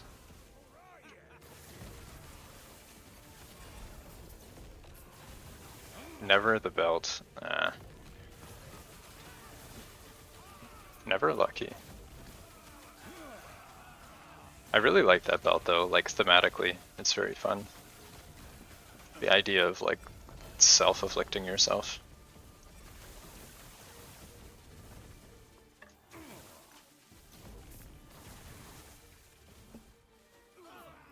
Just keep pushing. Yeah, that's all we can do.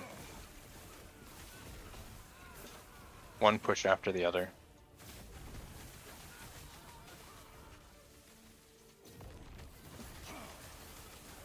That dungeon is like so painful to farm though, because of all the like barriers and stuff.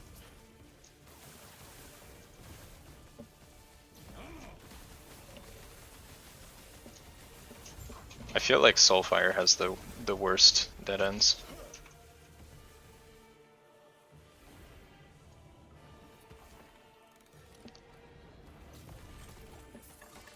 Oh.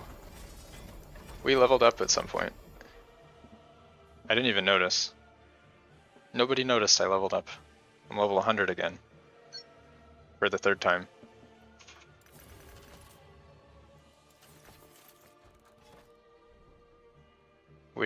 If your game frame stutters, the build isn't too bad actually. You might just need to restart your game. Sometimes if you leave it on for a while, or if you have like a bunch of stuff in your inventory, it starts to lag. Is it possible to push 1k without ward? Yeah, absolutely. There are builds that have done it. Quite a few builds have pushed. Woodago actually pushed 1k corruption in hardcore without ward.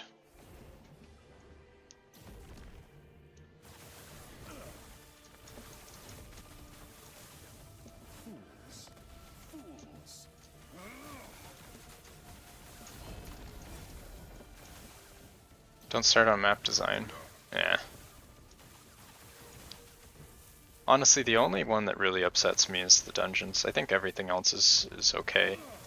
I don't like Alpine Halls as well, but that's a separate issue. It happens with 20 minutes of play. It's probably not a restart issue then. I don't know. Might be able to turn your graphics settings down. Otherwise, I'm not really sure.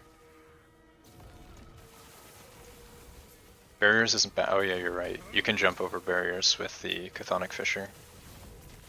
I'm pretty sure that's a bug though. That'll probably be fixed at some point. Ooh, wrong warp, nice.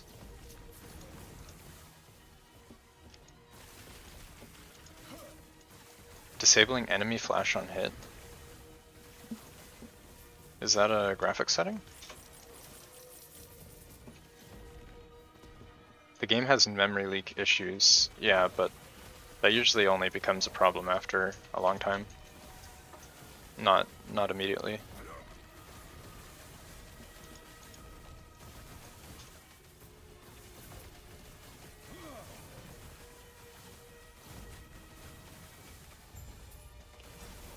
You got a 3LP ladle. What stats should you aim for?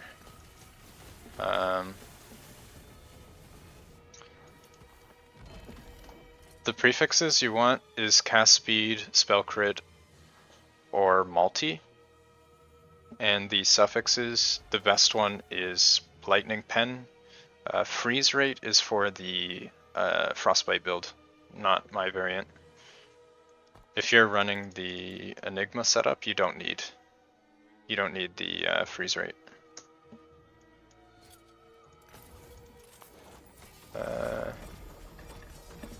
Wait, what is the setting you're talking about? Enemies flash on hit?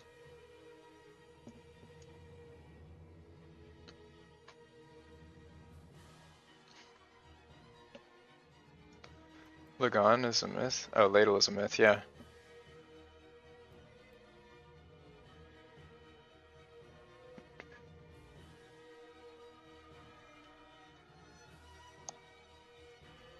Oh.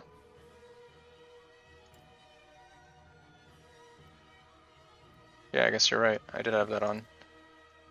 I didn't even notice. If it flashes every hit, then that's quite a lot, because we hit like 50 plus times a second. That would take a big performance hit. Like green every hit? Oh yeah, I don't need that.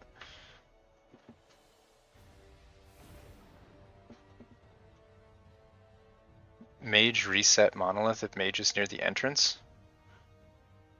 I don't think that works though, because it won't spawn in the same spot every time, right?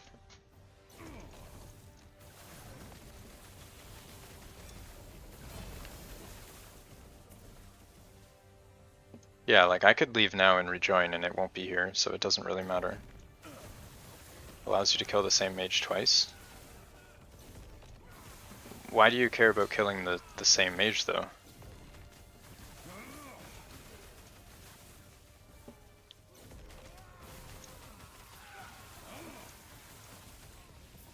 Does a map that has a mage always have a mage, just in a different spot?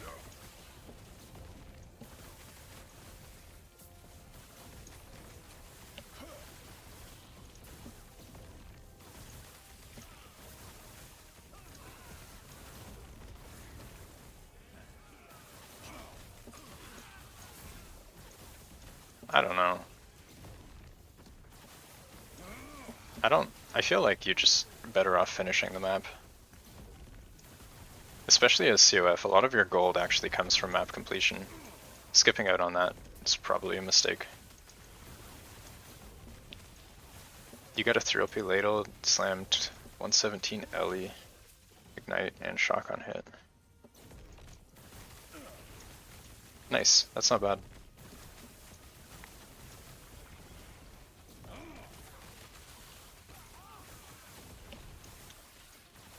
Gold, what is that? I mean, if you're COF, gold is a problem. If you're Merchant Guild, maybe not as much. Just depends on what you sell, what drops. I'm COF right now. Actually, I've only played COF, to be honest.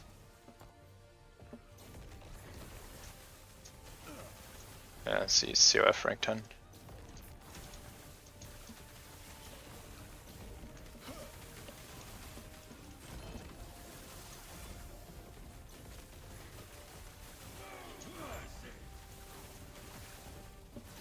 You have a +4 Frost Claw, T5 crit multi?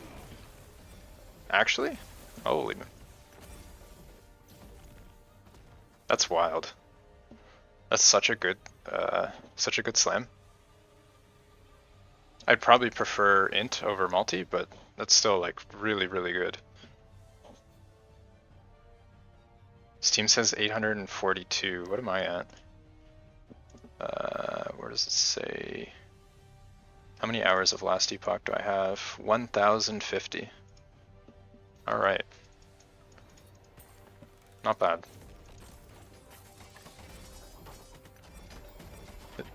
Is it worth swapping to Merchant Guild? Depends on what you want.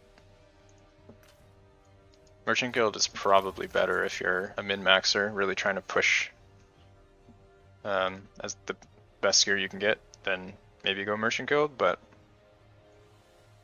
for me, I don't think it's my thing. I still have economy PTSD from playing Path of Exile. Enjoying my solo self-found.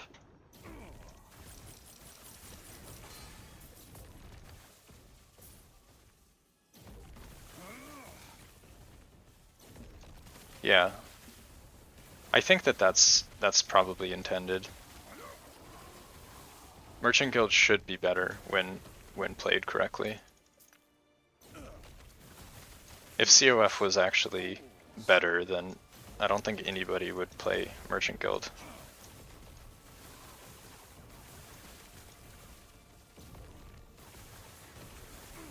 Merchant Guild is fun. It depends on your definition of fun, I guess. If you like trade, then yeah. I'm not a huge fan. Yeah. If you want to just test a build, you can quickly buy gear, you're right. That is one good thing. You're level 5 of both on hardcore. Nice.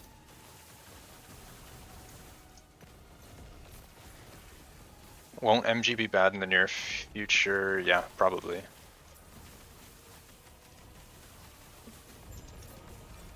At least trade is async in this game. So, it could be worse.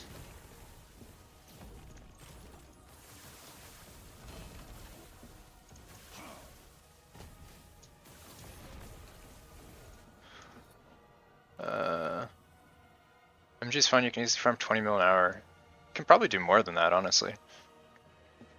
You said rare prophecies are better for Exalt farm. Yes, they are.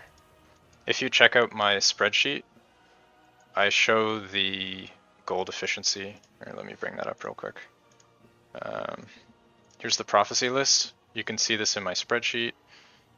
Here's the table of contents I just added, but if you look here, this is the favor per Exalt. So per item for rare items, you can see they're about 4 times more cost efficient than Exalts. So yeah, the rares are much better, assuming that you can get one for the type you need. There aren't as many rare prophecies though, so if you're trying to farm, just take both, whichever you see first.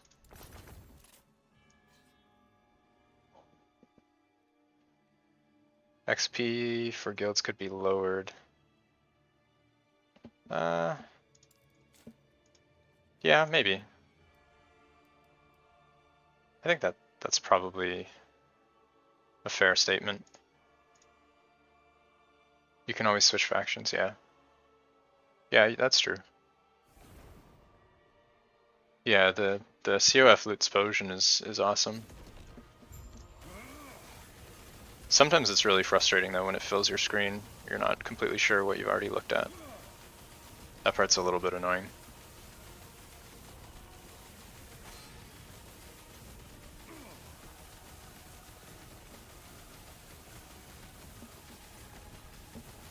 I wonder if the devs looked at D2JSB.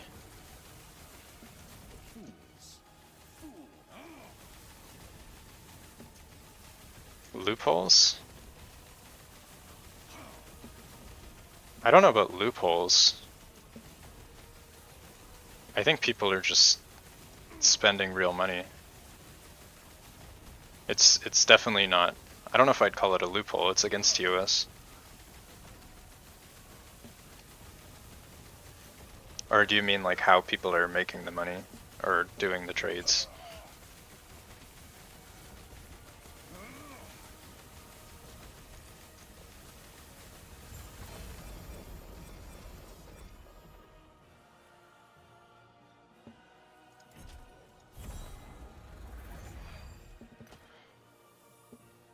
Yeah, I do hope that gets dealt with somehow though. You would think that they'd probably have logs of what's going on.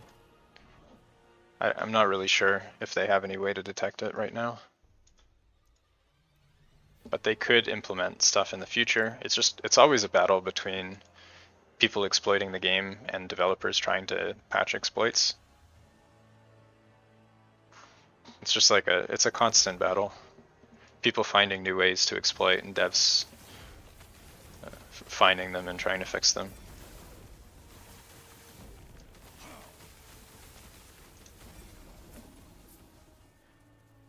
Yeah, it is against US. All of these games, yeah, you're right, they all do have black markets. Which is another reason why I prefer CoF. Because you can't really question the credibility of my character. Do you give build feedback? If you want, you can ping me on Discord with a build and I can take a look.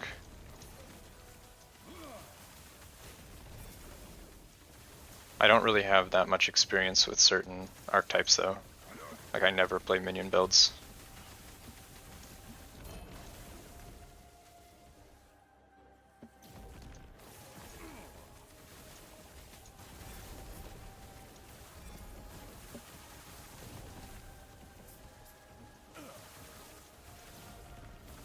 You'll never fix RMT, yeah.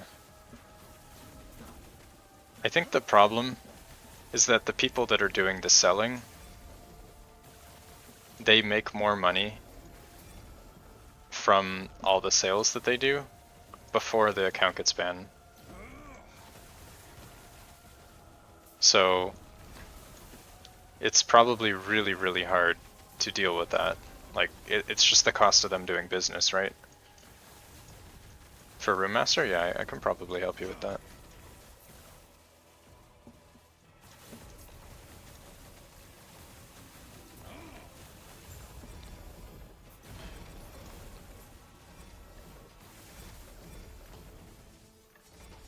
I think they're more likely to gain ground by either having really, really good detection, where the sellers can't make gold or can't make money because they're losing too many accounts, or they just ban the people who are buying gold, which will disincentivize it. But I'm sure that they're trying.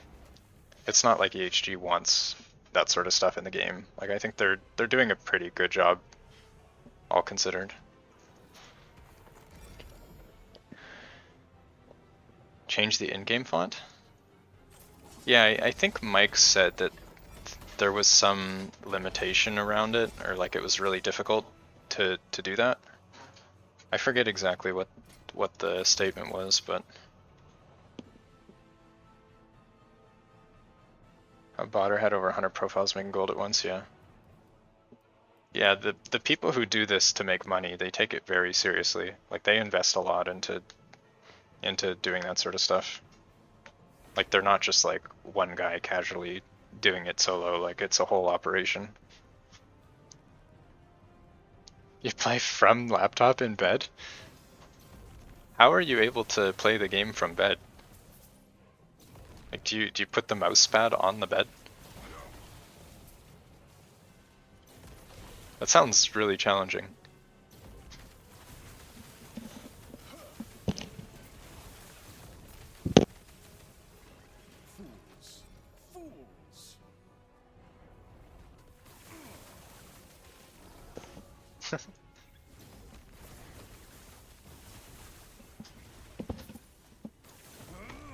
Gotta spend money to make money, yeah. I don't know. Yeah.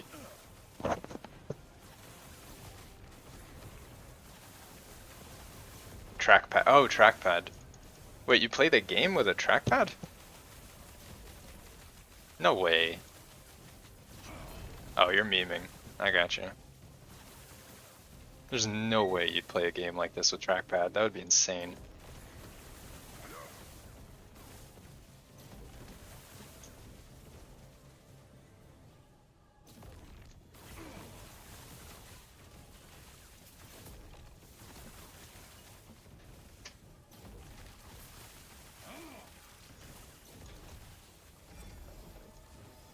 Also, if you put the laptop on your legs playing this game, I imagine you'd probably burn them, right? With how hot they can get? You played on your Steam Deck. What's wrong with the Steam Deck? Just not well supported, or? Get your wife to... Yeah, if you want to get a pic of that, you can post it in the community Discord. That sounds pretty funny.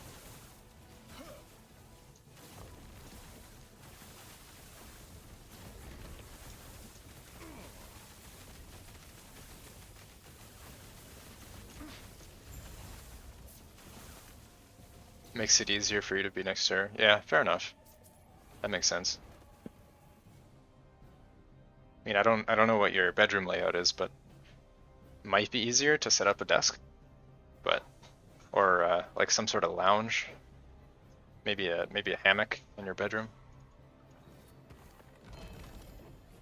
100% falconer. Yeah. Spending money, but you ain't making money. Oh no.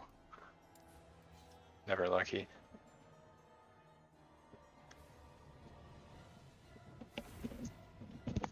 Disabled vet, gotta sit.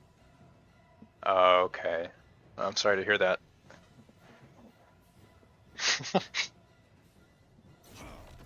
Too much information. Yeah, maybe. Maybe.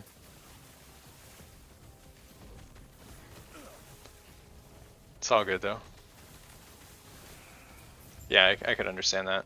You'd want to be in a comfortable position.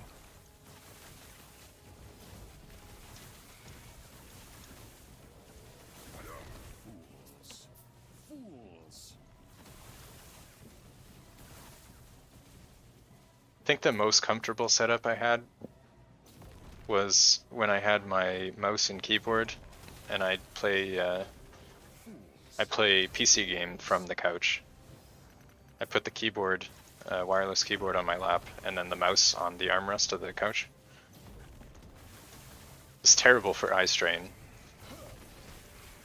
but, and I guess the back too, kind of like leaning and slouching into the couch.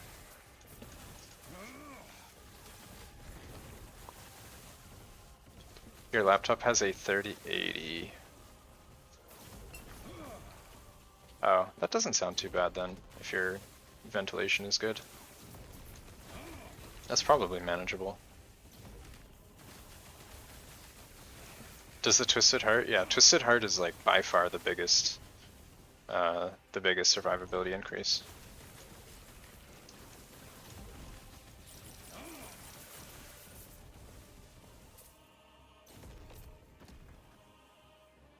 People are curious. I don't know if I can read that. Pressure, urticaria, edema, and angioedema.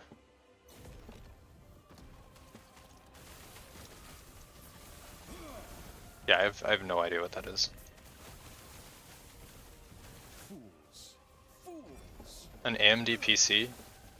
I am actually using an AMD PC, and just a warning for you, their graphics card software is like absolute garbage. Like it's terrible. Constantly crashes.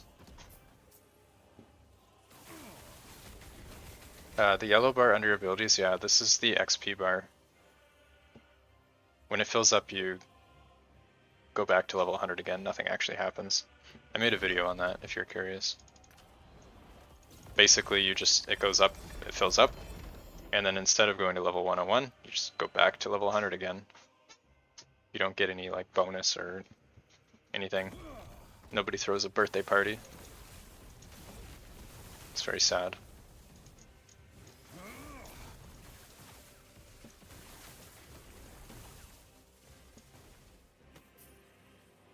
Allergic to pressure. Pressure like physical pressure?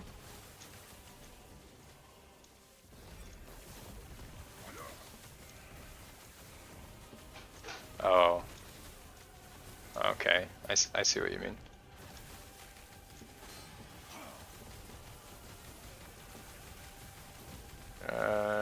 You tried to slam +3 over 10 times? Holy. That's so unlucky. AMD because of rebate. It's probably a rebate because it sucks. I don't think I'm going to be buying another AMD, to be honest.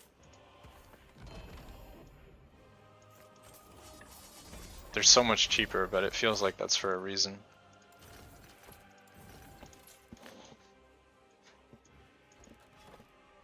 Standing too long, sitting on hard surface. Oh, okay.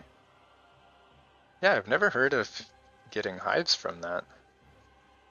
Huh.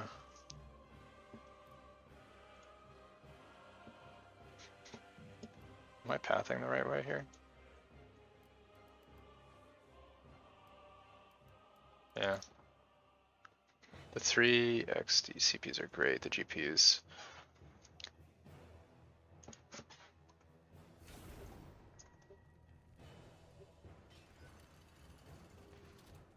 I think the GPU hardware is probably not bad. It's just the software is so terrible. Like it's constantly crashing and giving like weird glitches and stuff, and like it has all these features built into the software, but you can't even use them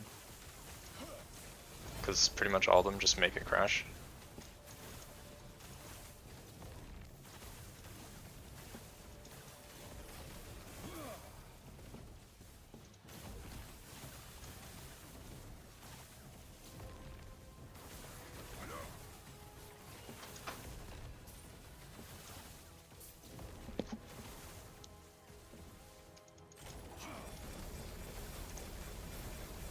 Basic training.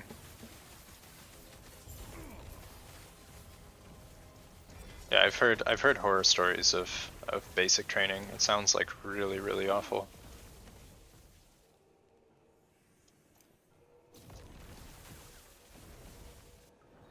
Their drivers need work, yeah, 100%.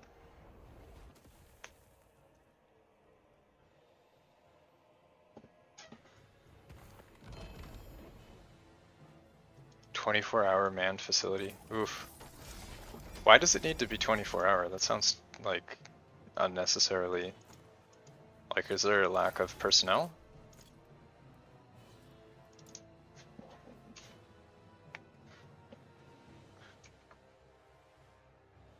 For your PT test, you got to swim instead of walk, run. Yeah, I had a friend that went through that, and I think he said that the run was the hardest part.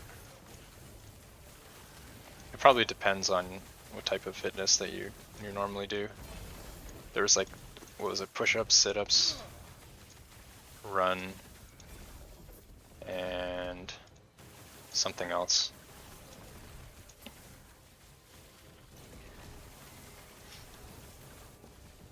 Communication is passing. Oh, okay.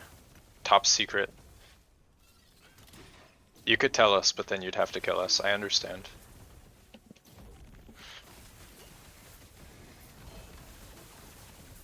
I know how it goes. I've seen the movies.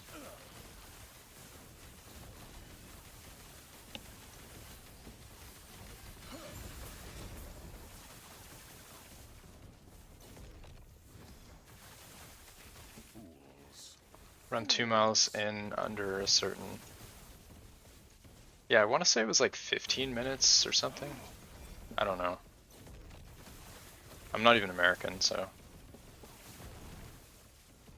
I'm not super familiar with how all that stuff works.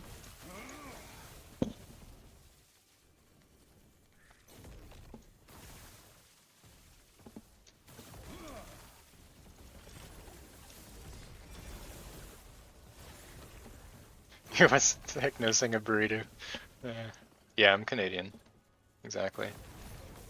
If you want to send me the build on Discord, the community Discord's in the stream description. You can join there and at me in the Discord, and I can look at it after stream. Or maybe in the morning. It is getting pretty late.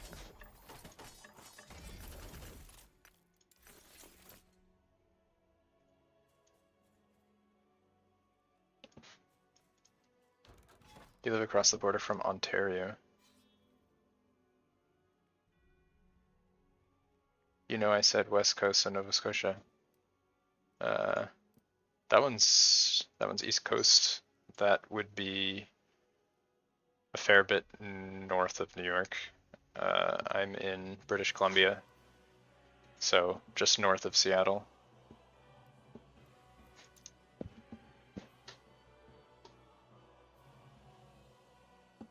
It's okay, everyone forgets Nova Scotia. I understand. It's always funny when you see the maps of like North America, and then that part of Canada is always like colored in as part of the US, or just completely not included in the map at all. Nobody remembers. Nobody can think of the poor Canadians. British Frenchies. Oh no. You're offending both at the same time with that.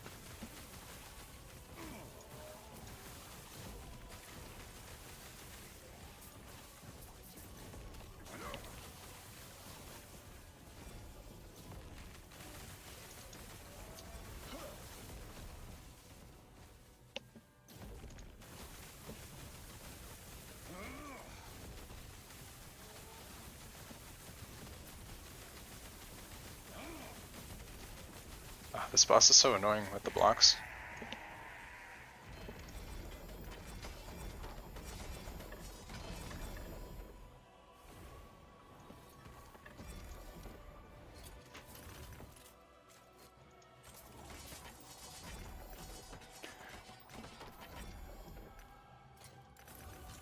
Alright, we have some Orbis, nice. What do we have? Health and damage, shred. This is mark for death, and we have enrage here.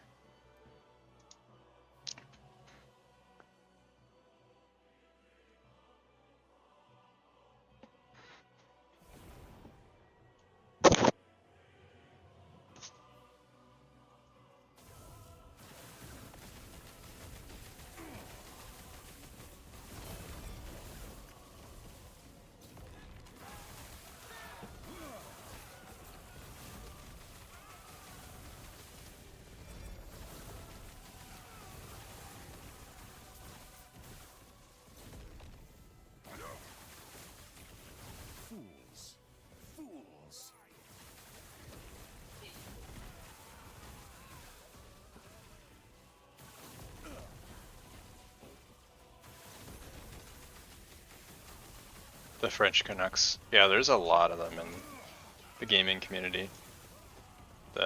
From Quebec. A lot of the time you can identify them because they put QC in their name.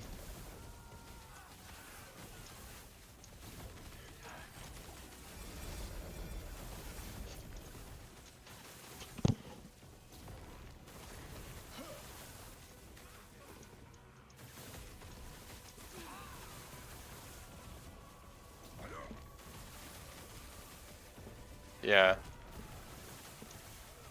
Yeah, if you ever see that, now you know.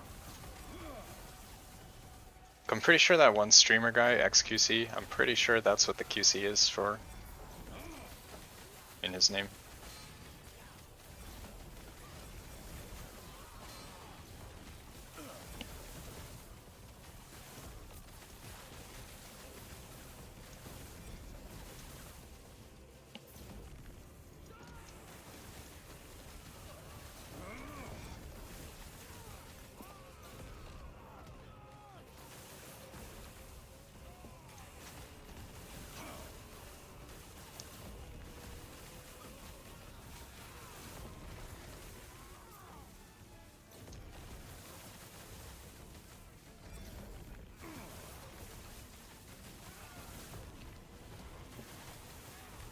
Queen connects.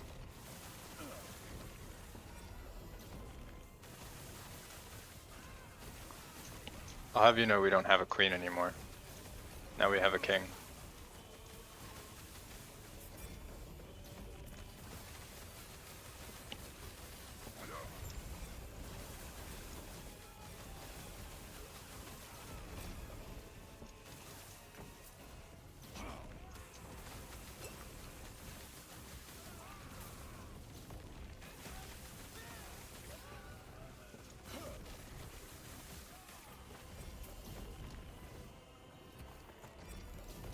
Alright, I think we have another boss now.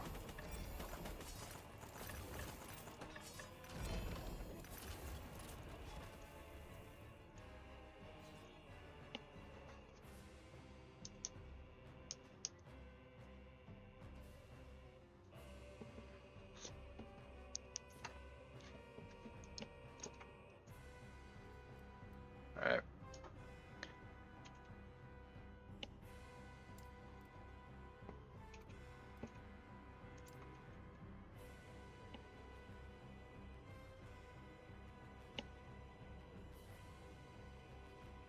Okay, let's run this. Then I think we can do the boss and then try and do the shade.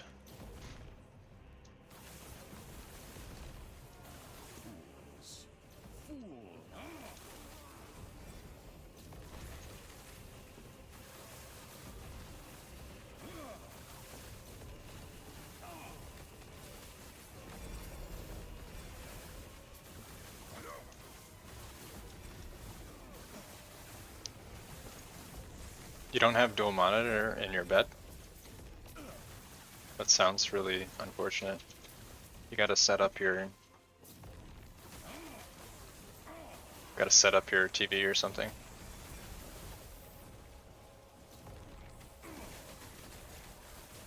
The optimal gaming setup.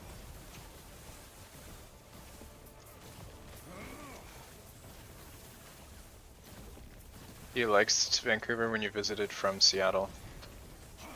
Reminded me more of Portland? Really? I thought Vancouver and Seattle are pretty similar.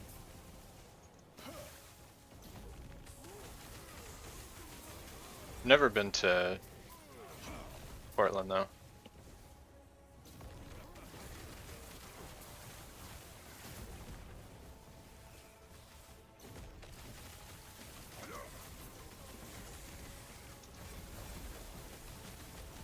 At some point probably have to drive down the west coast, like do a California road trip or something. Probably be fun.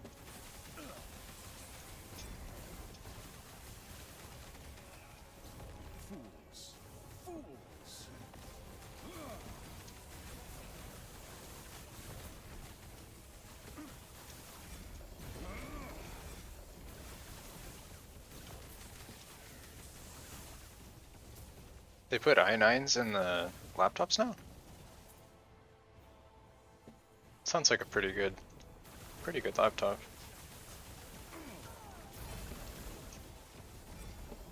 Is this 11 int?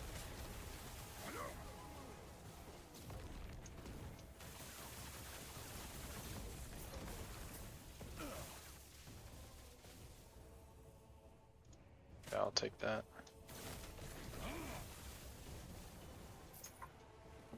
Oh yeah, that's right. We always have Americans coming up here to get drunk.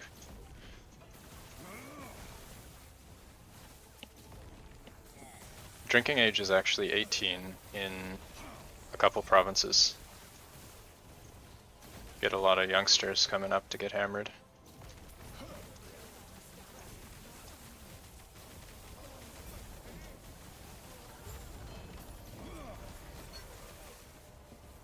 $3070 Ti. Yeah, that sounds pretty good. I haven't had a gaming laptop in a long time. Just always found that they were constantly overheating and stuff. Dealing with the less capable mobile graphics cards is kind of a pain. Ooh, 12 int, nice.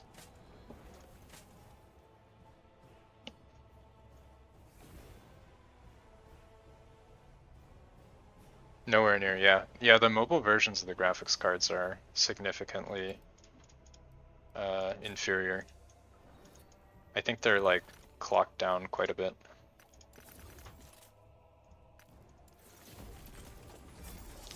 I used to have, a few years ago, I think it was a 970, GTX 970.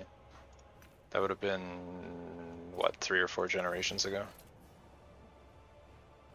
And it was good until it started to overheat and then throttle itself. That seems always the issue with the laptops though. I need to go through all this crap.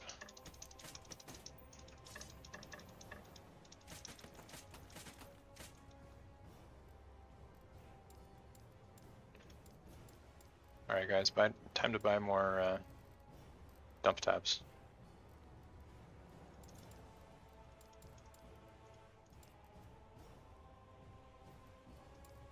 Stash tab 101.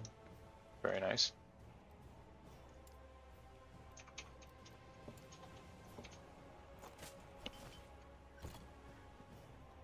You have a cooling pad under your laptop. I found that they didn't actually make that much difference.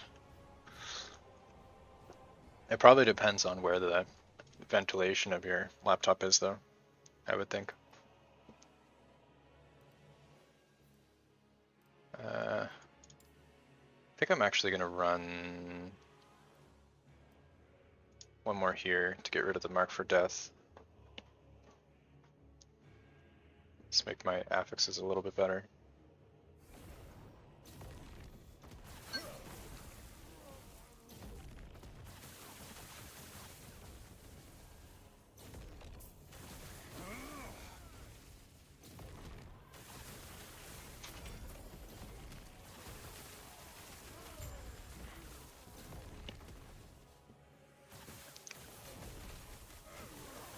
I imagine you could probably like stream the game from your desktop or something over your local network. Might be better than a laptop, but then you'd either need to hook it up to like a nearby TV or something. You might be able to cast it to a laptop actually. I'm not sure. That might be hard to set up though. You got a double red ring from Prophecy. Just in time for BOE.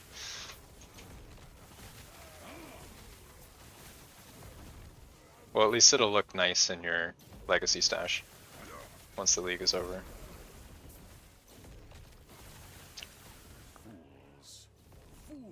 You get a random party invite?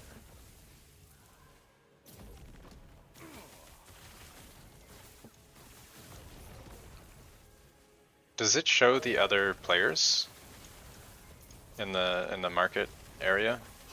Like can they just invite people? Oh. That seems unnecessary.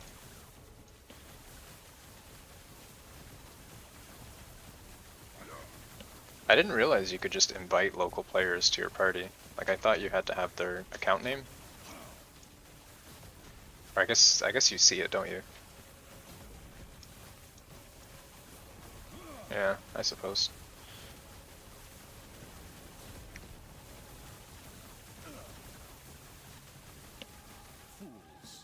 Yeah, that does sound annoying.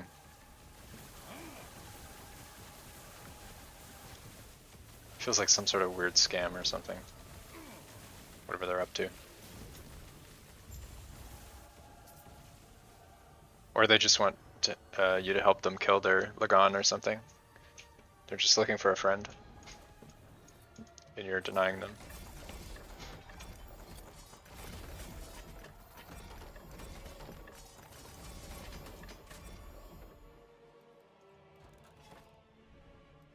Oh, this one's 14.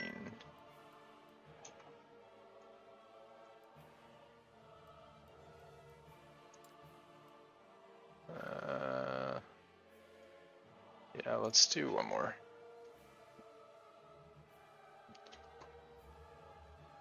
Wish Sork was this strong, have similar build that... Oh, with Meteor. Yeah, Meteor is so much fun though. If only it was a little bit stronger. Yeah, Room Master is definitely like just a better version of Sork. Sork is very sad.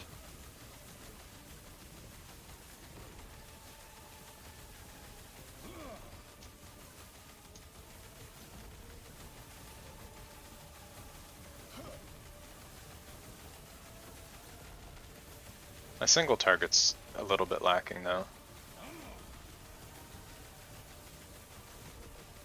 Although it does also have 1600% more health, to be fair.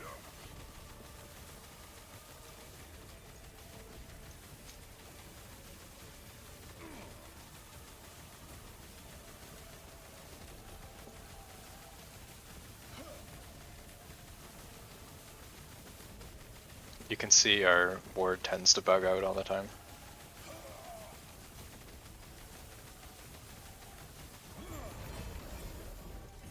Oh, another relic.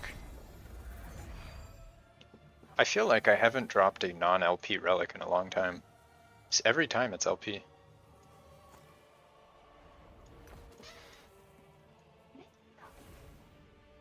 You want the Serpent's Tree? Dropped so many of those, I don't actually know what they do. Never looked at them. Both is lacking with Sork, yeah.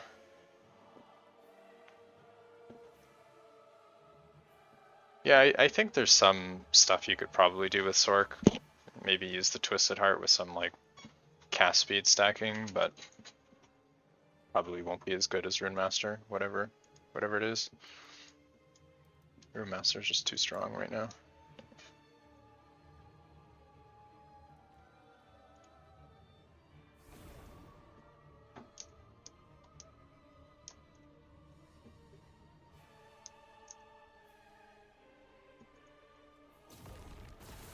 Alright, let's start stacking up our ward here.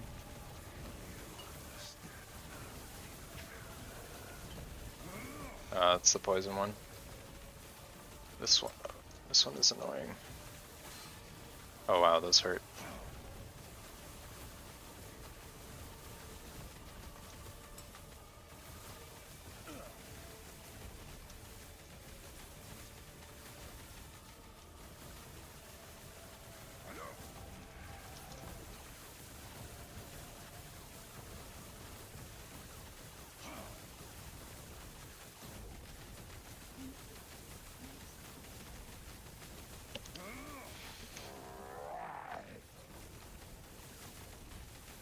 Need to be really careful of the DOTs with this corruption. They'll almost one-shot you.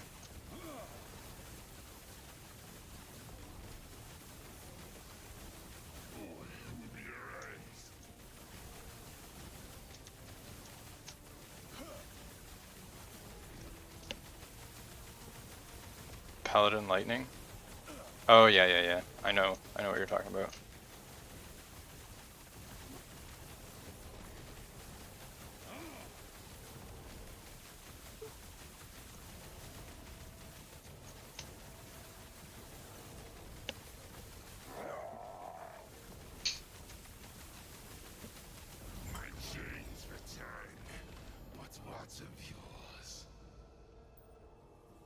Never drop Omnis anymore.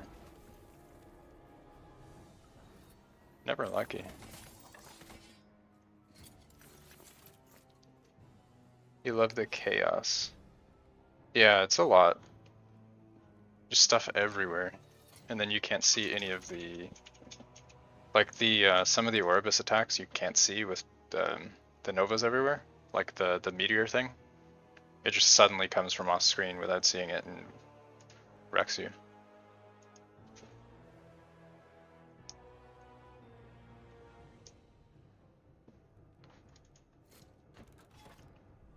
Alright, we're at 1474 now. Very nice.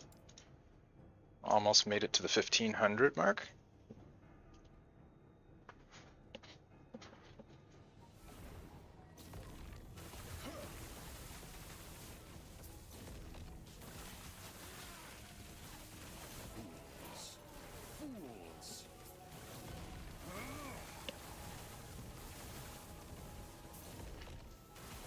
This build kind of reminds me, if you guys ever played PoE, the old cast on crit builds. It's not a cast on crit, but all the triggers kind of make it feel that way.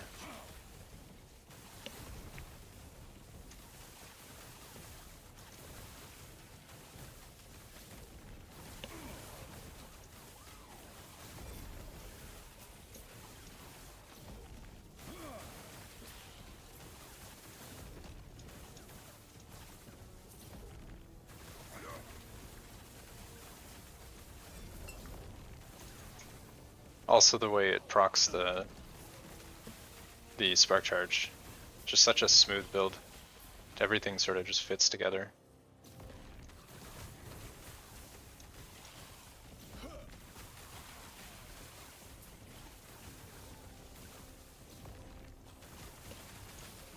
Does the chance increase to get higher? Yes, it does. Nice damage. Thank you. Yeah, I mean it's mostly just Frost Claw being ridiculously strong, but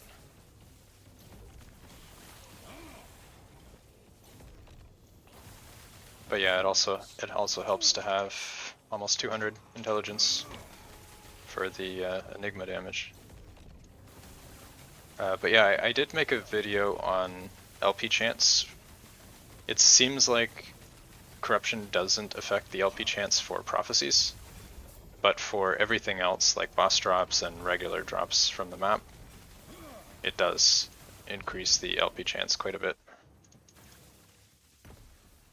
So you'll see, like, when I'm just farming maps, I drop a lot of LP uniques.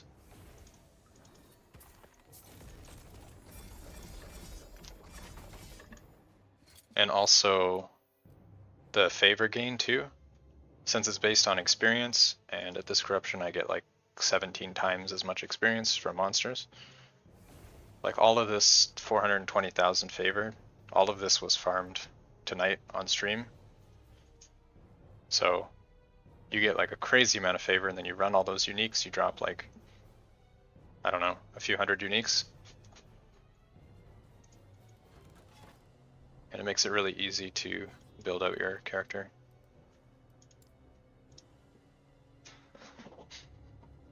Like even just the Twisted Hearts though, like the last, I don't know how many dragons I've done, all of them dropped an LP Twisted Heart. A little bit of luck, but Corruption definitely helps.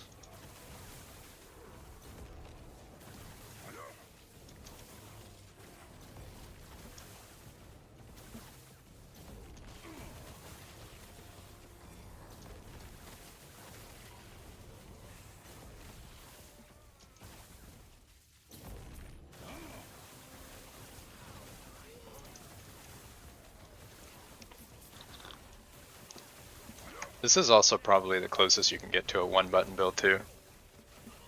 You can pretty much only press one button and still do really well.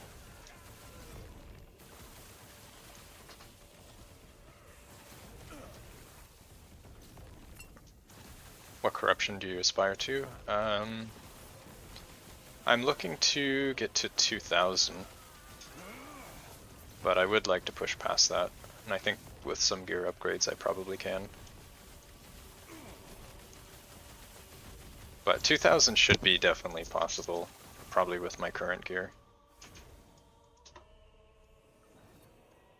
I'm COF though, so I don't think that there are many COF Frost Claw characters this geared out. Most of the strong ones are Merchant Guild. So it would be pretty cool to get to 2000 with COF. What's the top two prefix you'd put on your legendary? Personally, I think these are the two best. T7 cast speed, T5 crit chance.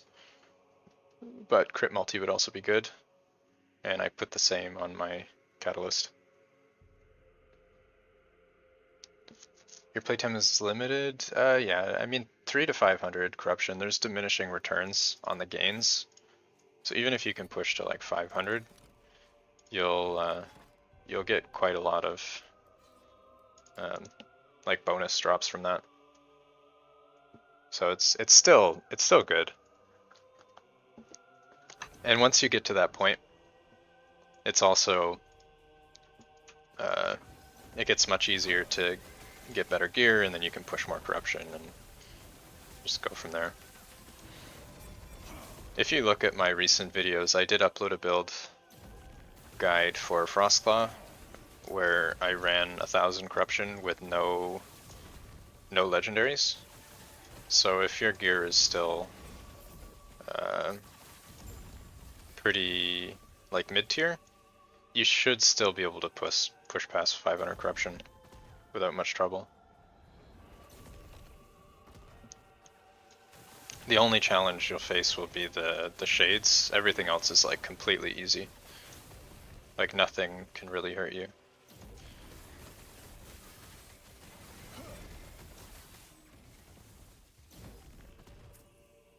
I want that chest.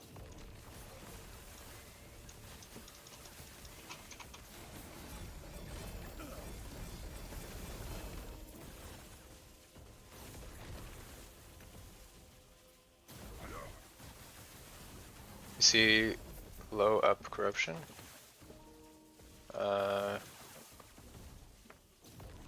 What do you mean? From Oribus? Or is okay?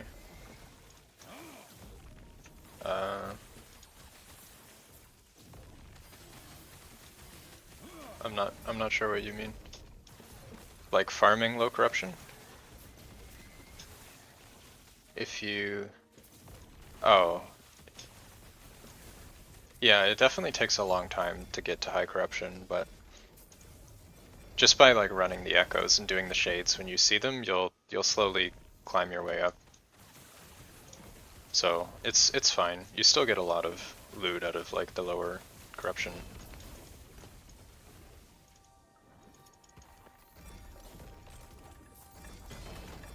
It just gets really crazy once you push. Just drop uniques constantly.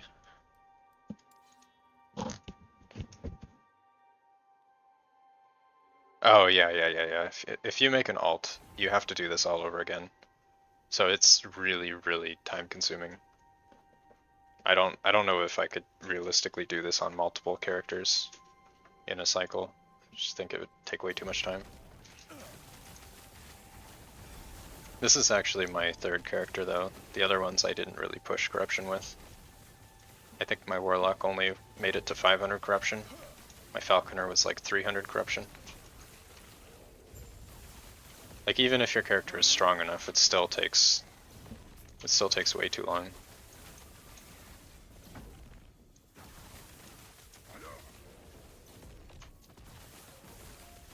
It would be nice if there was some sort of like skip mechanic where you could bypass a bunch of the progression, but it's not really any mechanic like that. It's best to make... Yeah, that was my idea. I figured if I made one really strong character, I could use that to get gear for other builds. But if your goal is to just gear a bunch of characters, you probably want to go Merchant Guild anyway. Skip the first 500 if you have been over 3,000. Yeah, I mean something like that. I don't think they would ever implement something in that game though, considering they've stated they don't even want people to get to 1,000. Like they made it clear that builds shouldn't go into the 4-digit corruptions. So the fact that this is like really tedious, I don't think it's on their list of concerns, to be honest.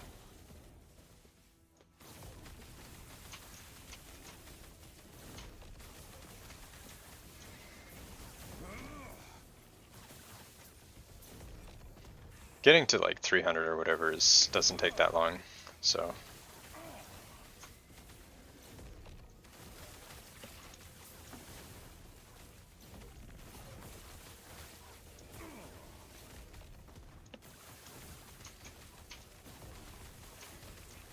But yeah, look how quickly our favor goes up doing this. There's just so many uniques.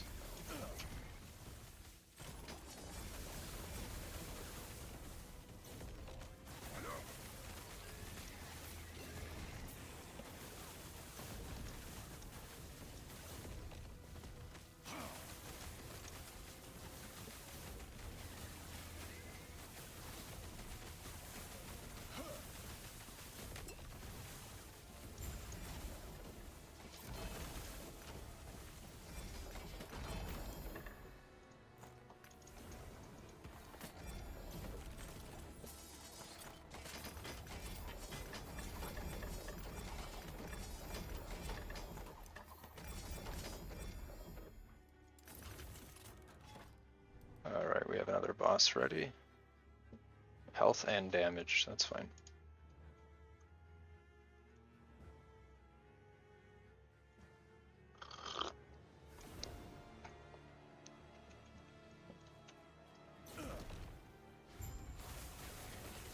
No, they don't want people going past 1,000. Mike said in his, I think it was his last dev stream, that they want about 300 or 400 corruption to be the benchmark for a really good build. And anything over 1,000 indicates that there's something wrong with the game. So the fact that people are like 4, 5, 6,000 corruption is definitely not what they intend. And I understand like bugs, but a lot of these builds they're not even bugged. It's just really overtuned. So I'm anticipating there's going to be quite a lot of balance changes.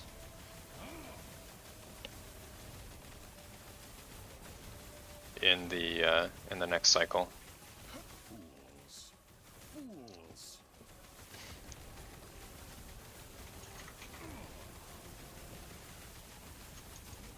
Never late was a bug. Yes, I've also heard that.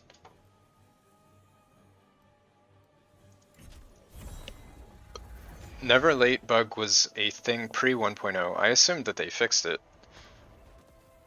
You're talking about this thing where you get the base crit. Yeah, I heard that it doesn't actually go away either.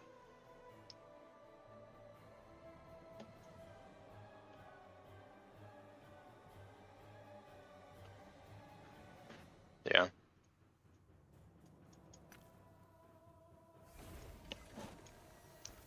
Do I have any idea when it will happen? I would be careful about making a marksman, because marksman is actually bugged. So there's a good chance that it does get fixed. The nerfs, they've stated that they will not nerf builds mid-cycle. However, they will do bug fixes. So if it's just an overtuned build, you're probably safe until, I think, probably another 2 months. Till next season. Uber boss.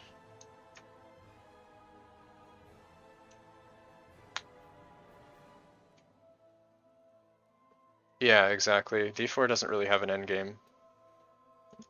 That is true. That was one of my gripes with it as well. I still put way too much time into that game though.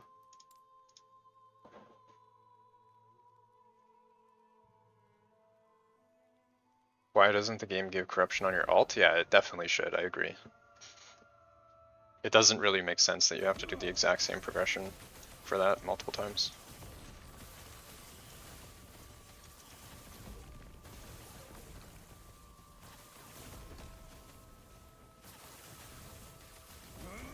Like if your character is way too strong for the content that you're doing, it's just boring. It's not really a challenge.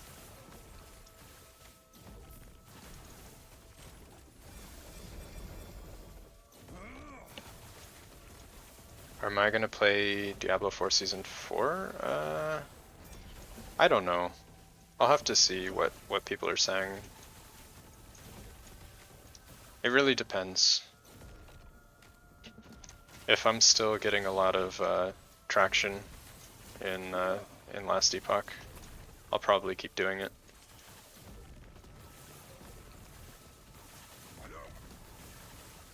Even a percent bonus to corruption, yeah. Well, there is a catch-up mechanic for other monoliths, but there's nothing for alts. 28 out of 30 seasons.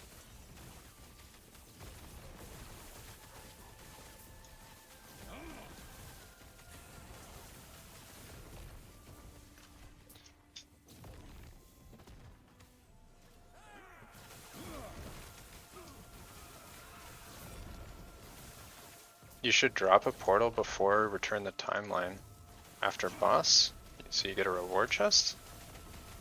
Are you sure? Is that how it works? That sounds like a bug to me.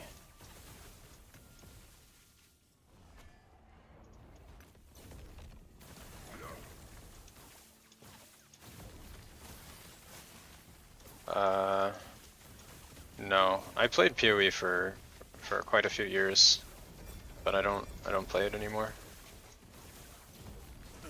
I think I last played PoE about 3-ish years ago.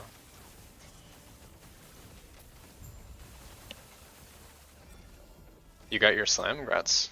That's awesome. I hope it's on a 4% crit.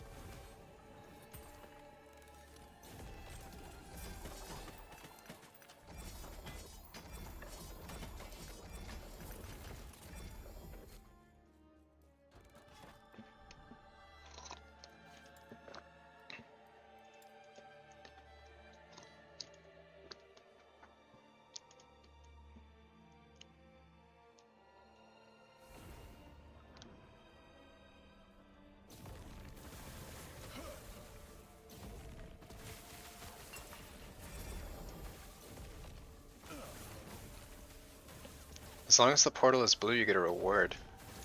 If green, no reward. Yeah, I'm pretty sure you can actually have 2 portals up. If you portal before the boss dies, and then you portal after, I think there's 2 portals. But I didn't realize that it did anything though. I'll try that on the next one.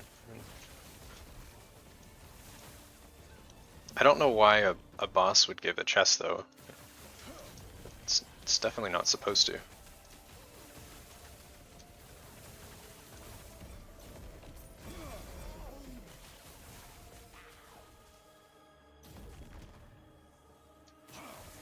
Is this my alt? This is my 3rd character. I guess you could say alt, I suppose. It's my strongest character though. I don't know at what point it stops being an alt.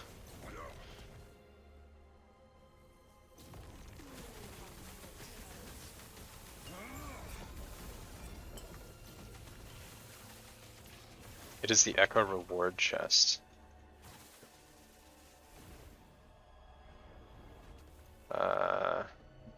Don't you always get the reward chest? Or am I, like, really confused here? I thought you always get the reward chest. You talking about the middle one or the side one? We'll have a boss soon anyway, we'll see.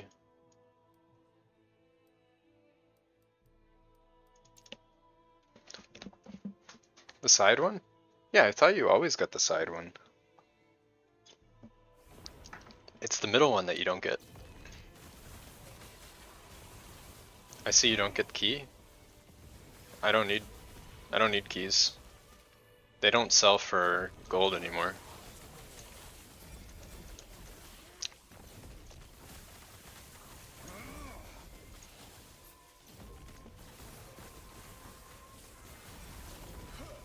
I already have enough keys. I sometimes pick them up when I need more, but I usually don't.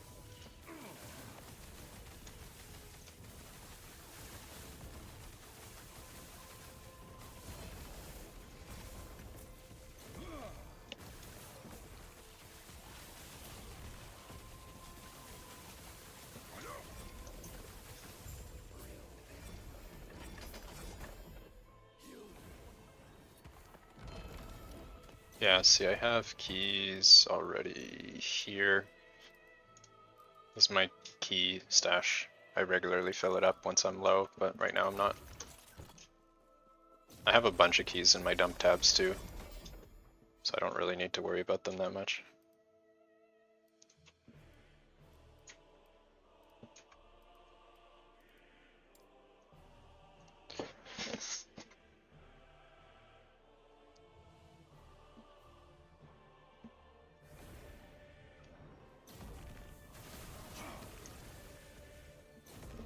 The one thing that's really annoying about the beacon echoes is that the enemies that spawn from the beacon don't actually give any experience. It just feels like a waste of time.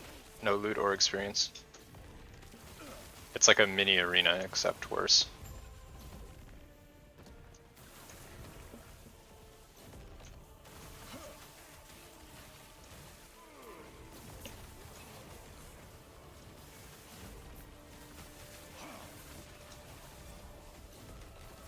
Yeah, they don't do anything.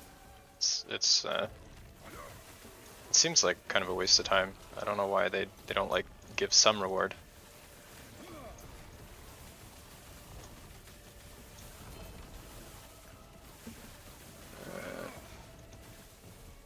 I need to get better idols. Should run idol prophecies. Mine are somewhat lacking.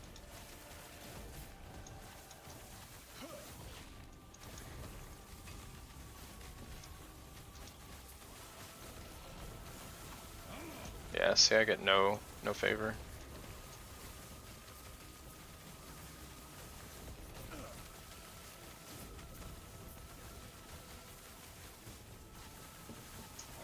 And no stability, as you said.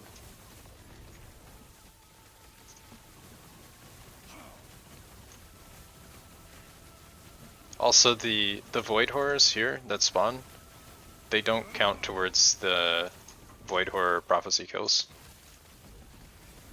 None of the enemies that come out of this count towards the prophecies. I feel like it might be bugged. I don't know if that's intended.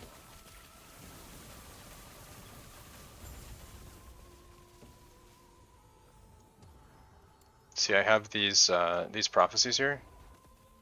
I've had these for like over a week, and I kill so many Void Horrors from the beacon, but it never procs. Feels like a bug.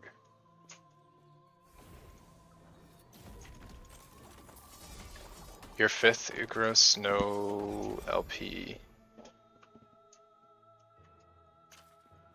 I hate to be the bearer of bad news, but I'm pretty sure these are much less than 1 in 5, especially low corruption. They're pretty rare. Let me check the spreadsheet. What does it say? These are LP level, I think 82, which is a, it says here 1 in 7. 1 in 7 hearts will be LP.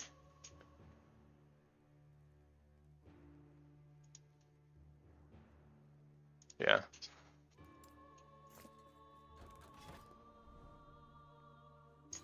So pretty rare. What's the odds on the wand? Are you talking about the ladle?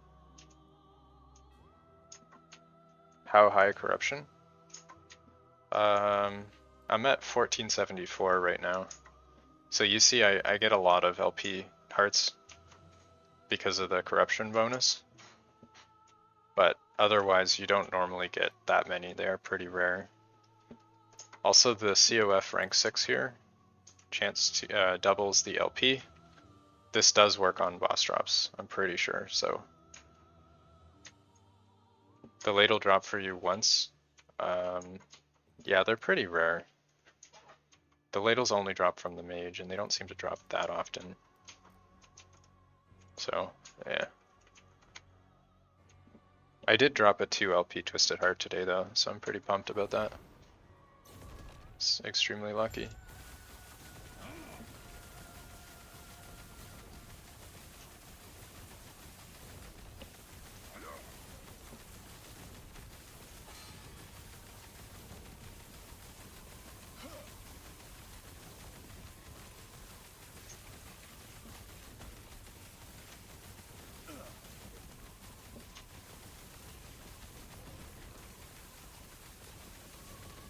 Try the portal. Okay, thanks for reminding me. I'm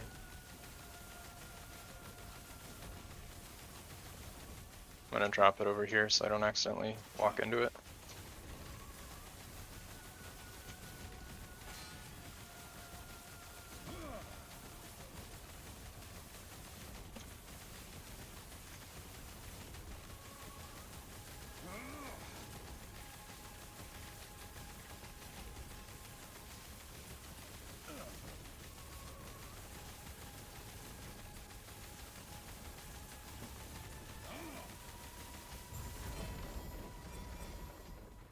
No relic.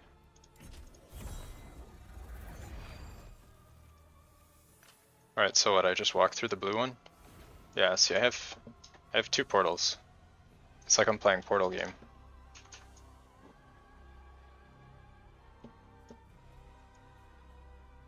Right now you're using +3 Frost Claw with shit stats instead of Enquiries. Oh, rip.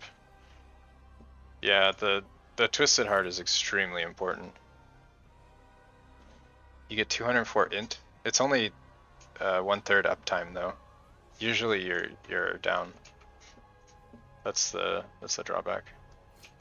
You're not sure resummon portal work though. Yeah, I get the side chests, but I'm 90% sure that you always get the side chest. I'll test for the next one.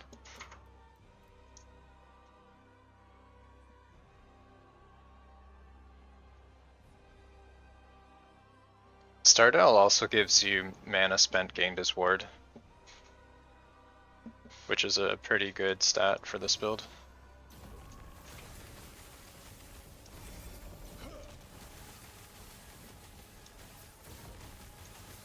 I think T7 int Stardale is probably one of the best options.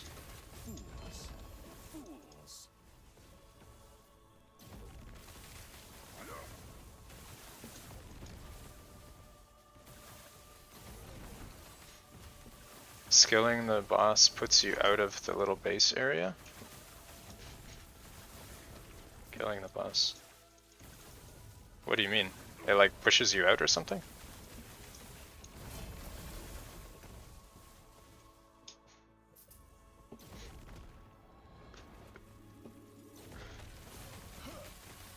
You're level 63. You don't get lucky for Enigma Heart.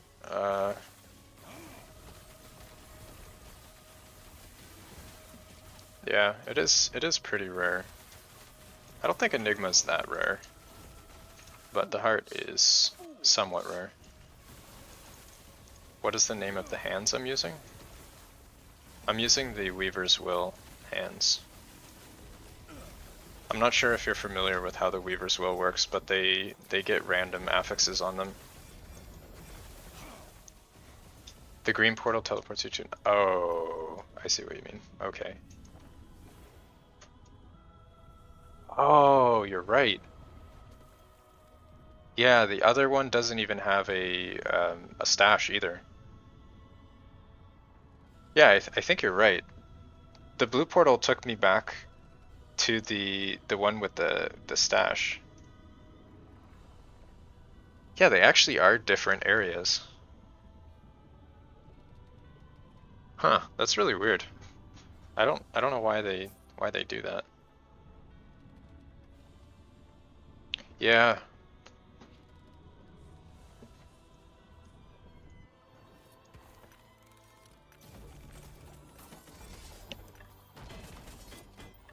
I wonder if that's intended. Seems really strange they would do that. Oh yeah, these are the hands I'm using. So the Weaver's Will gets random affixes as you use it. I got pretty lucky on these. I got T7 int and T7 shred and crit. So these are like some of the best affixes you could get. It'd be pretty hard to get gloves better than this, but you probably could if you got an armor base.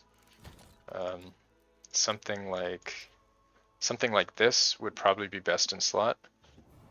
If you had T7 int, ideally you get as much armor as possible, and also the armor mitigation for damage over time is extremely important for corruption pushing. Like you really need a lot of armor. I'm at 3150 right now, but ideally you get that to like 4000 or something.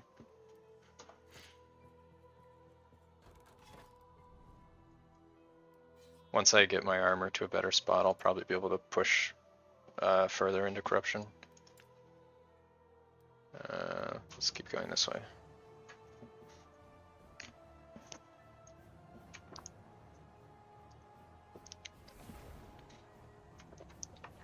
Do you just go into arena with a bunch of Weaver's items?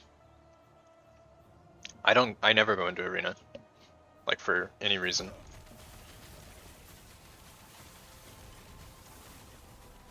I just throw it on and go into maps, basically. But yeah, that's the idea, you just throw them on, hope you get something good. It is random though. I just got really lucky. This was my first attempt.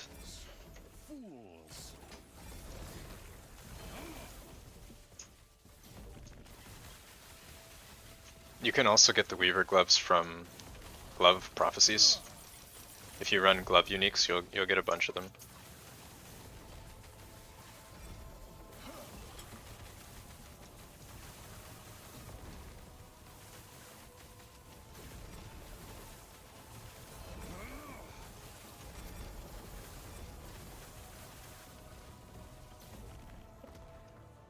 Is it totally random?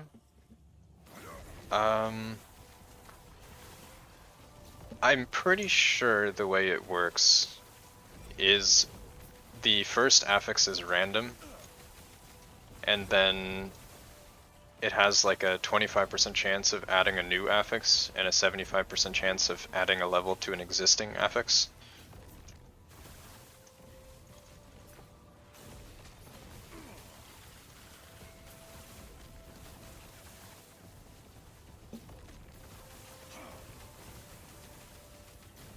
Holy damage.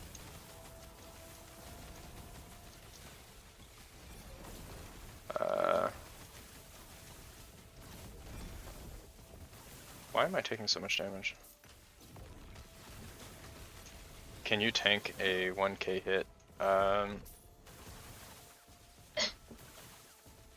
should be able to if I have ward built up, yeah.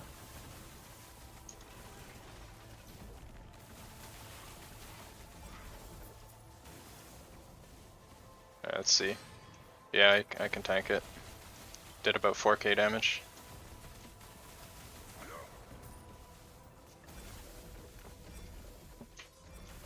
That's a 1500 corruption Soulspire with extra monster damage.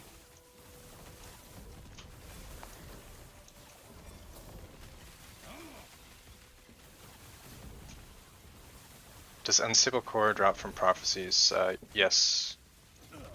Unstable Core is a normal drop, so it can drop from Prophecies or monsters. Or Rune of Ascendance as well.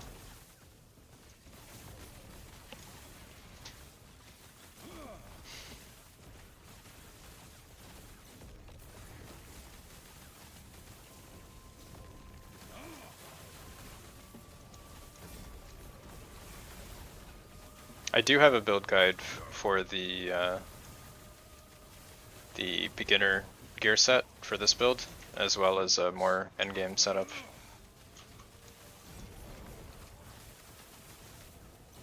If you're looking for some planners to follow.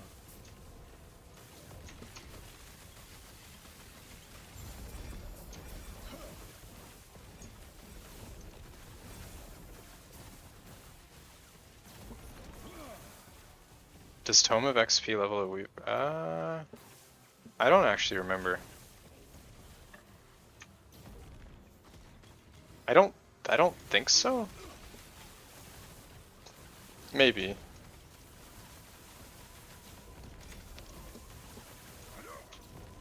See how much damage those the eyes do though with their damage over time. It's like way more damage than any other ability. You're looking for those planners.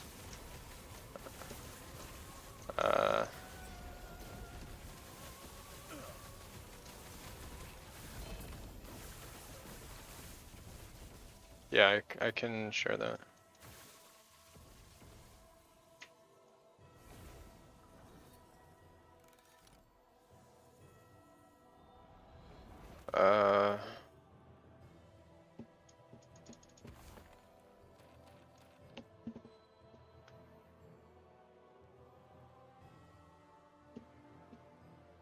Looking for the planners. Let me see.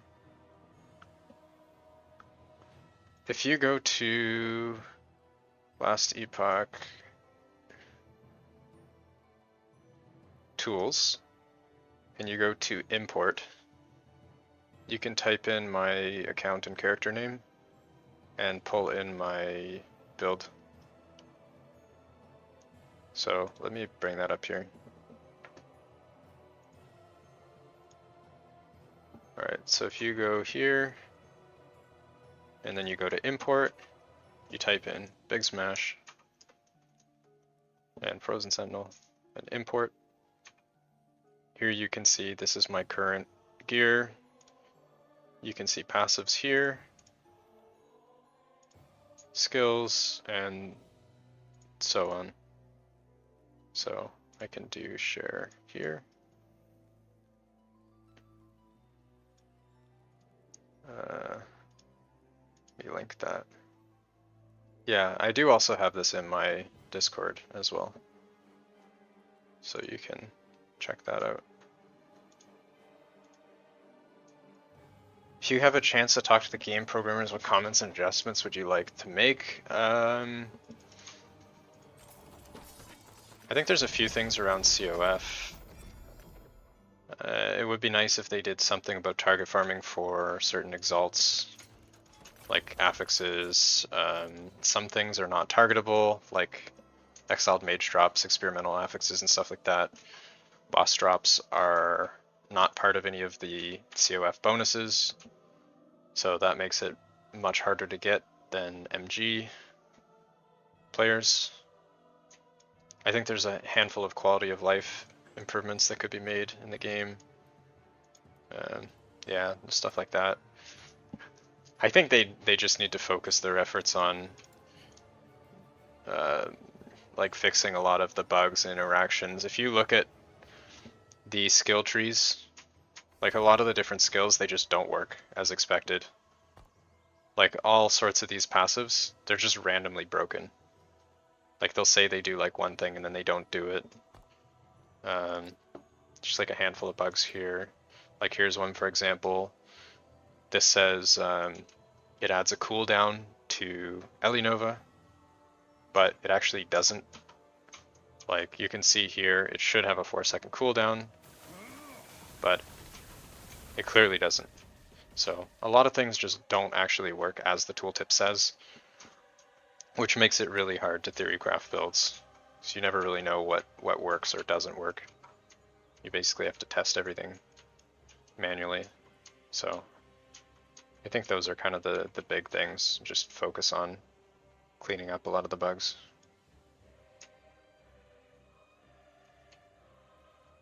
Triggers bypass cooldowns. Yeah, it doesn't really make sense though. Right? I mean, maybe it's not a bug, but it seems really strange to me that like part of the balancing is like you get a huge bonus, but the drawback is that you have a cooldown. Like why, like you could have something that's like 200% more damage plus 20-second cooldown, and then you just bypass the cooldown, no downside. It just seems like, I don't know. I think that's not good design. Like normally the things that are really strong have some sort of drawback.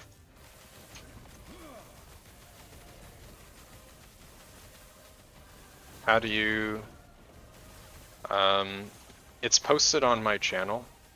It's one of my recent videos. Oh, 2LP ladle, nice. If you look through the recent videos, it's called like 1000 Corruption with no legendaries, Frost Claw. The planner should be in the description of that video.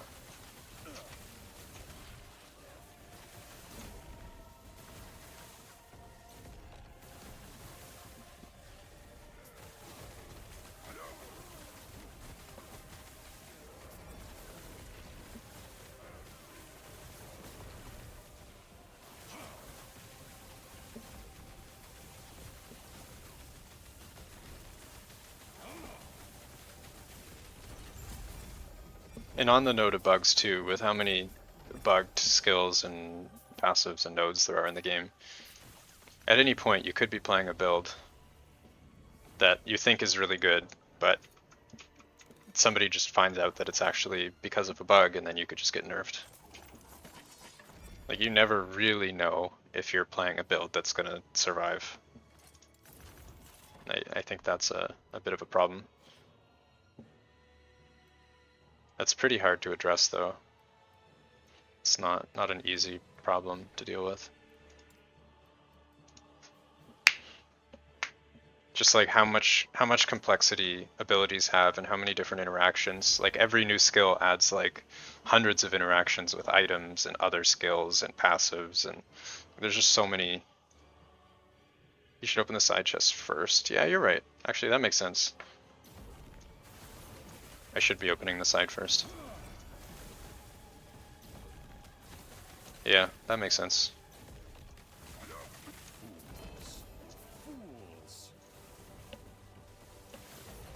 You're up to 2648.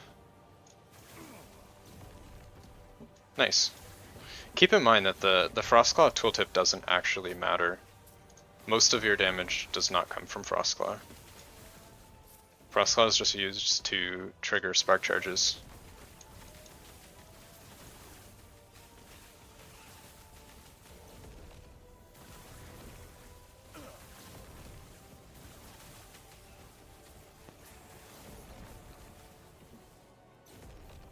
Oh, you're using... okay.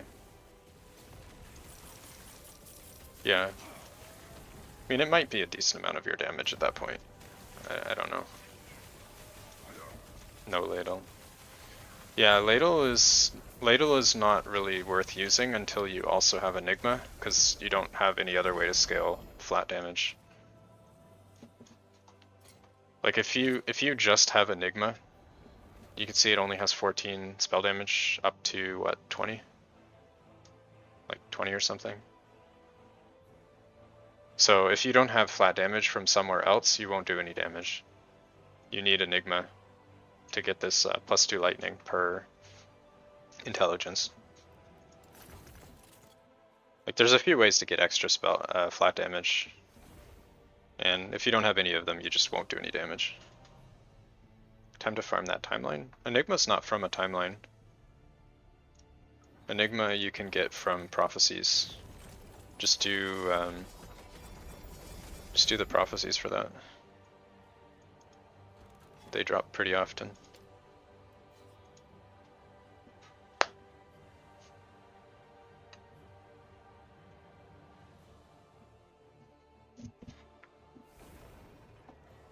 No, don't.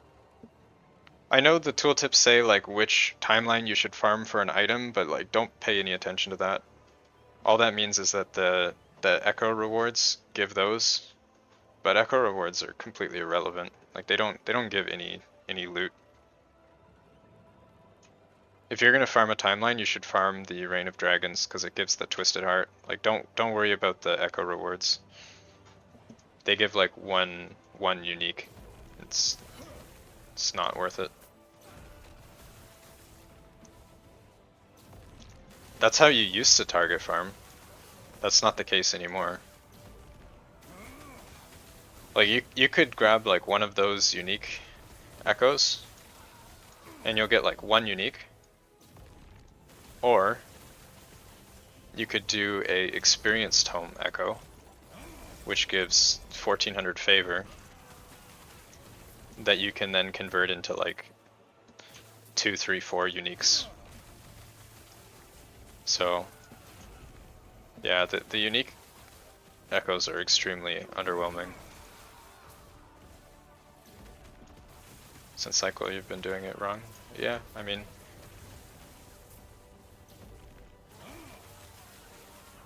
it's a learning process. I had to do a bunch of testing and math to figure this stuff out, so I wouldn't worry about it.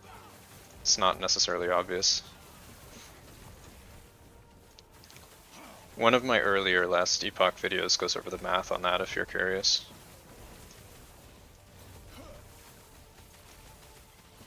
Do you like crit multi or spell crit chance? For those, it depends on how much you have of each, of which one is better. I slam spell crit chance on both my Catalyst and my Ladle.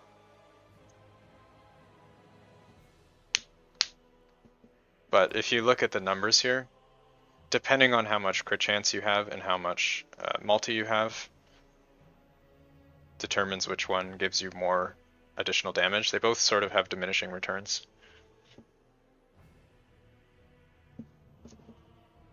But you would have to do the math yourself.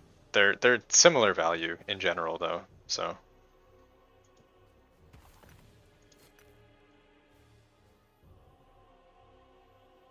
Cracking them knuckles gonna pay for that later in life? I don't think so. I think that's a wives' tale.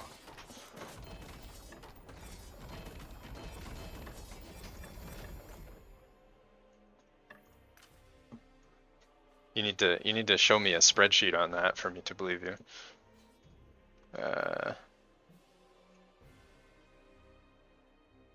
Best timeline is Frostlich. Frostlich is really good too. The boots and the shackles are good.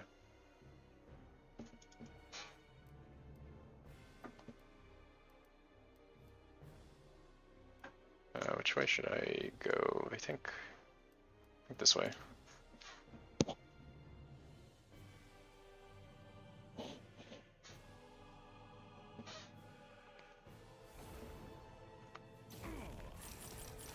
Basketball players with huge knuckles? Is that a thing?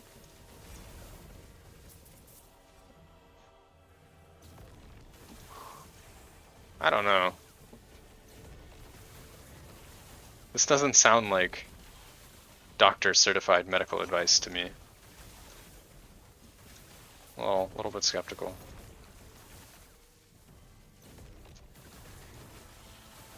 Also, body armor drops from Echo rewards. Are you talking about the unique Echo reward? Oh, you're talking about Exsanguinous. Yeah.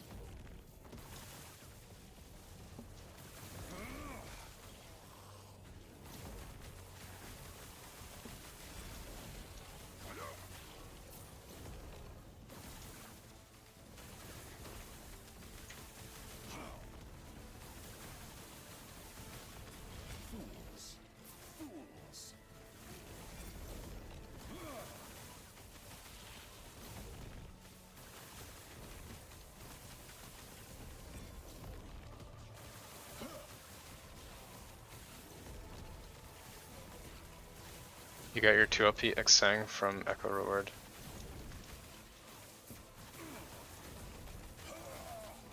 Yeah, I got all of my Exsanguinuses from Prophecies. The 2 LPs. I didn't get any 3 LPs though, unlucky.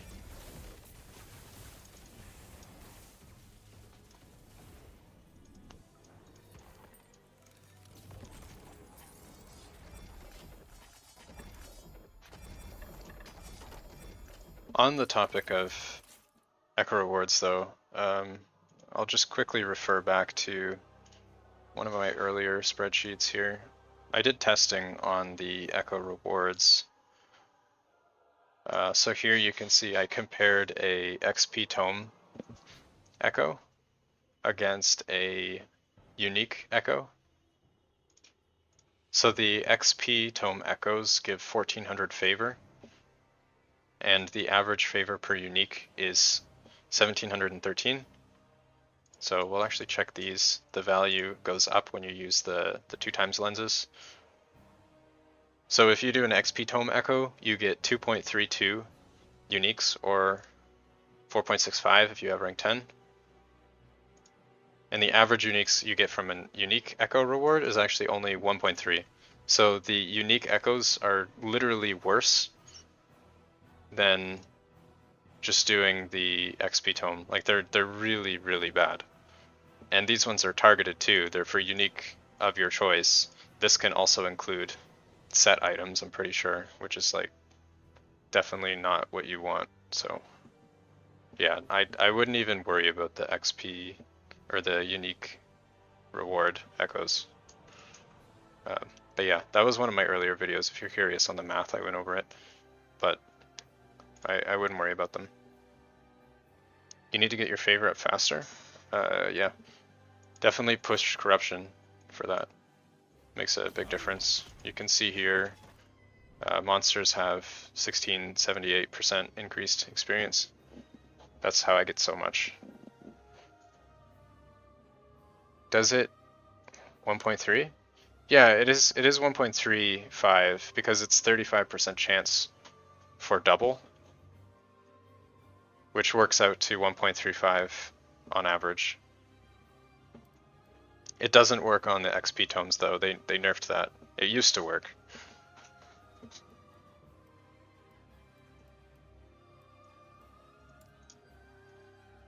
Need better gear to push to empowered. You don't actually need much gear on Frost Claw to do empowered. Like very, very little. Frost Claw is just way too strong.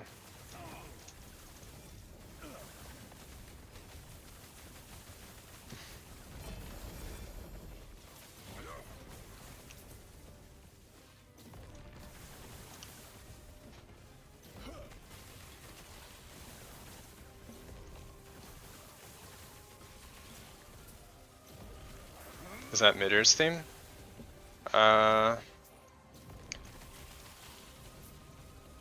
It might be.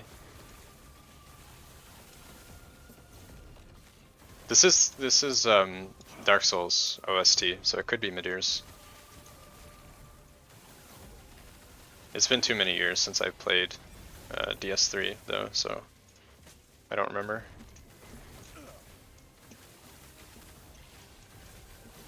Getting PTSD. Yeah, that one was pretty rough. Does Corruption boost XP? Yeah, it does. Corruption boosts XP, and Favor is based on XP, so Corruption is the best way to farm Favor.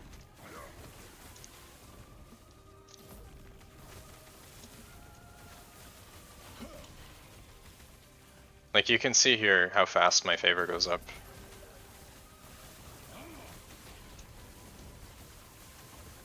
Like just killing a few things.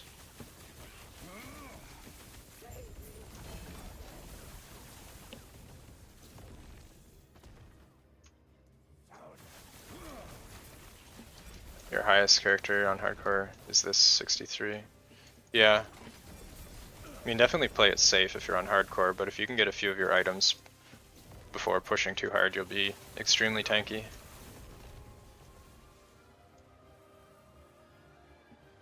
You got one shot with 10k ward? What corruption Oribus?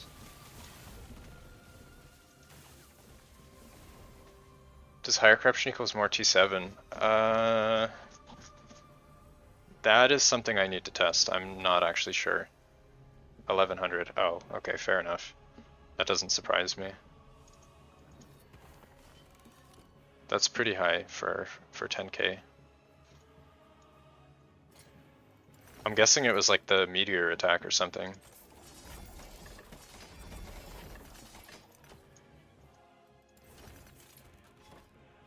What do we have? Deadly and chill. Yeah, that's fine. Let's do the boss. Yeah, I have it on my list of tests I need to do. This corruption for T7s. I'm pretty sure it does drop more exalts overall, so you would get more T7s as a result of that. But I don't know if the percentage of T7 goes up. Like that I don't know. More exalts should be more T7. Yeah, it is. I'm curious about the percentage though. Like, does it increase the rate of T7? I don't think so.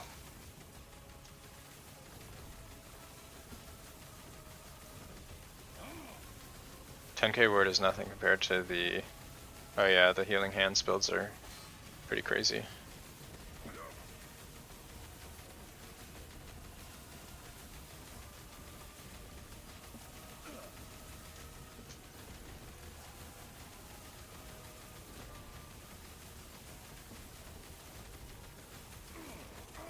Would be Giga Info, yeah.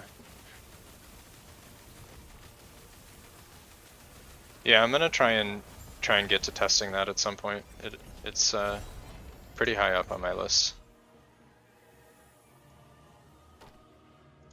It's a lot of work to test that sort of stuff though.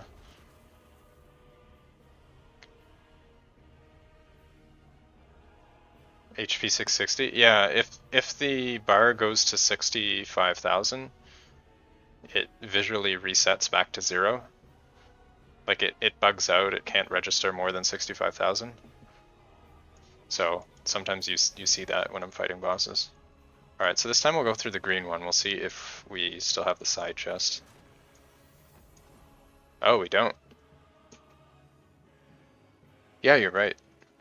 The blue portal does give you the side chest, and the green one doesn't. That's actually a really good tip.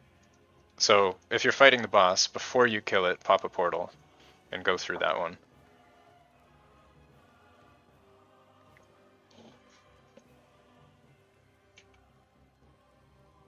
Yeah, I also have a different color for T7s, but I hide most T6s, so it's a bit of a selection bias. I wouldn't see them anyway, even if they dropped. So it seems like there's more, but yeah. Paladin is boring. Just hold down right click. Yeah, I mean my build's the same. I'm pretty much just holding down right click too.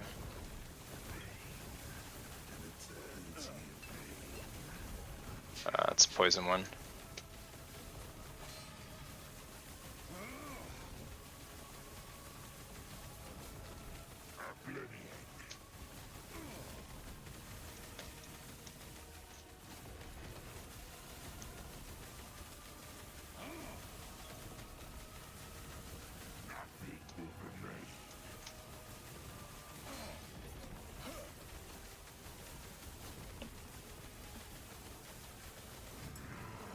Your abilities are going off while you hold right click, yes.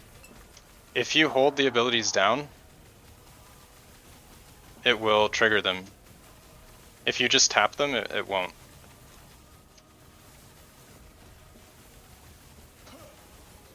Like while I'm holding down right click, I also hold down WQE.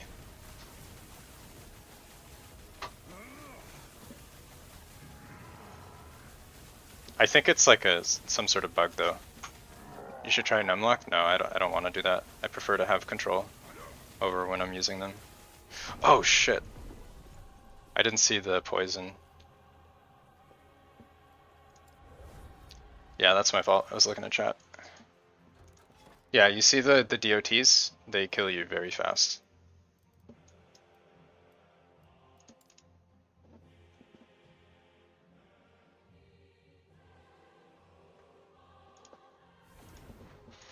Alright, well we need to push a little further then.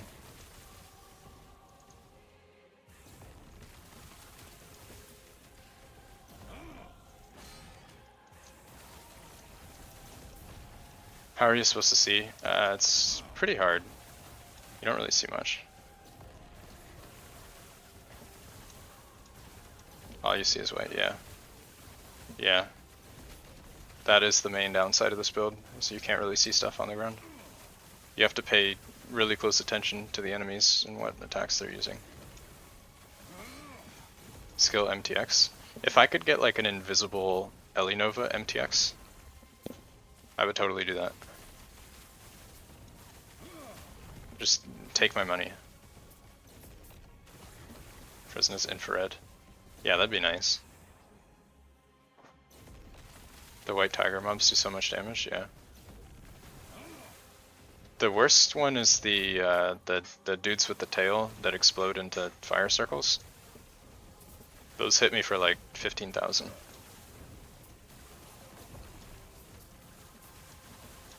The smoldering Lithrak or whatever.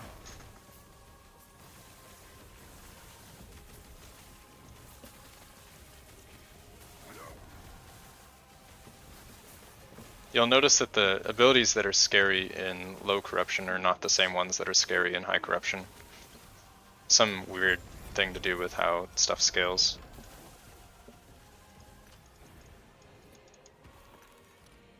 You hate the 3D that teleport you?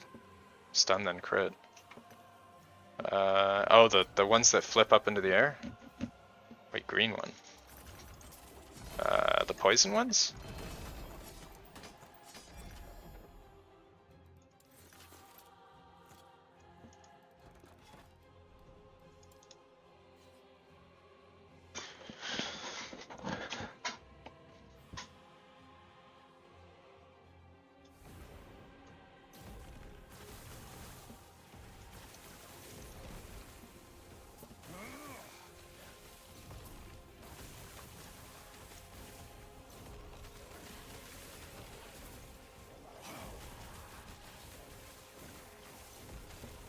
Basically everything that has a DOT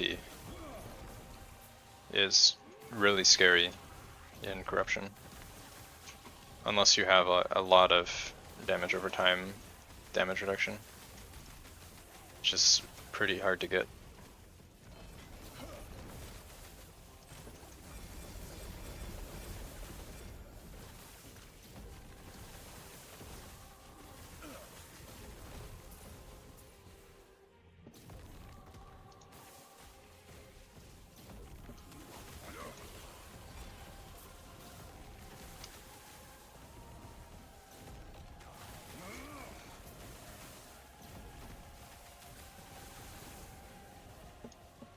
It would be nice if they could tone down the damage over time though. Like I feel like it's completely disproportional with all the other damage.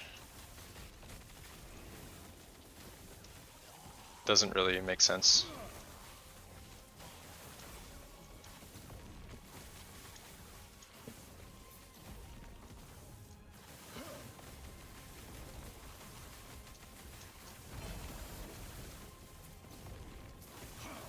Except bleed.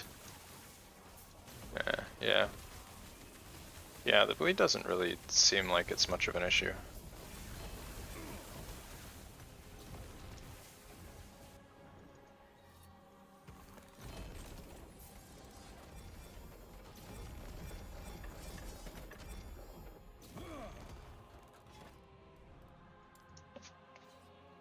Boss and Corruption kill you one shot, it is hard.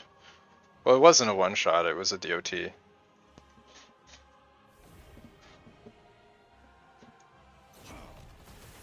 The hits that it does don't one shot me. If I stand in the damage over time for a couple seconds. Yeah, see these fire dudes? That's what I'm talking about. These ones do crazy damage if you stand in it. Yeah, the factions are permanent part of the game. The cycle has no cycle mechanic.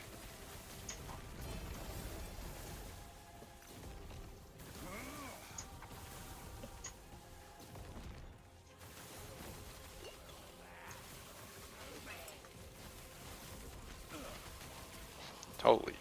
You see how much damage that did?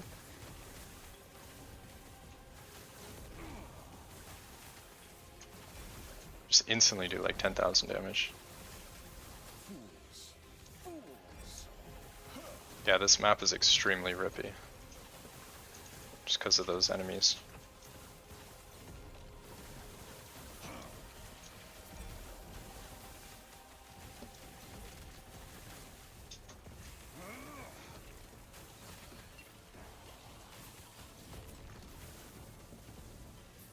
Need to dodge basically all of them.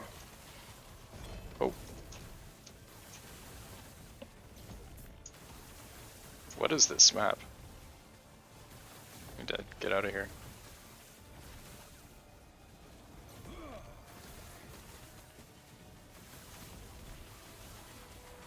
We have Soul Spires and Lithrax.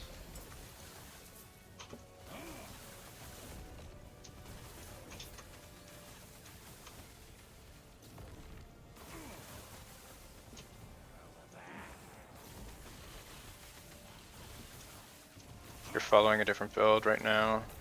My mana, like, it uses it. You have a certain unique item. I forget which unique item it is, but one of the uniques converts all of your mana into ward, I think, when it fills up.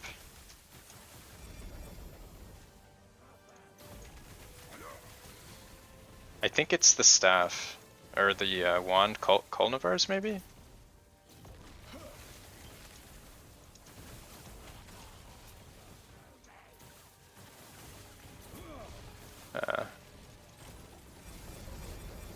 Yeah, that sounds right.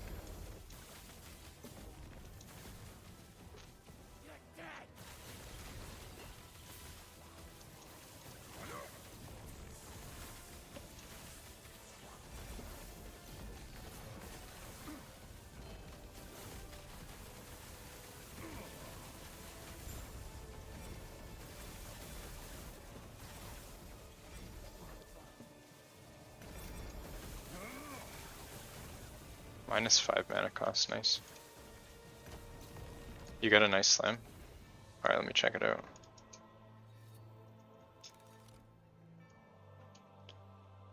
Oh. Oh yeah, that's really nice. That looks like T7 cast speed, T5 crit chance, I think. Yeah, it's basically the same as mine. That's really good. Grats. You now have a S tier Enigma.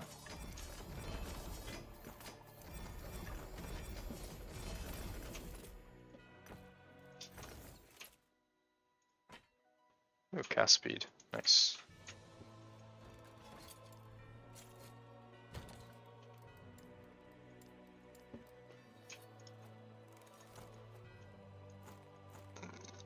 I'm running out of room for my LP Twisted Hearts. There's too many. Sugar daddy.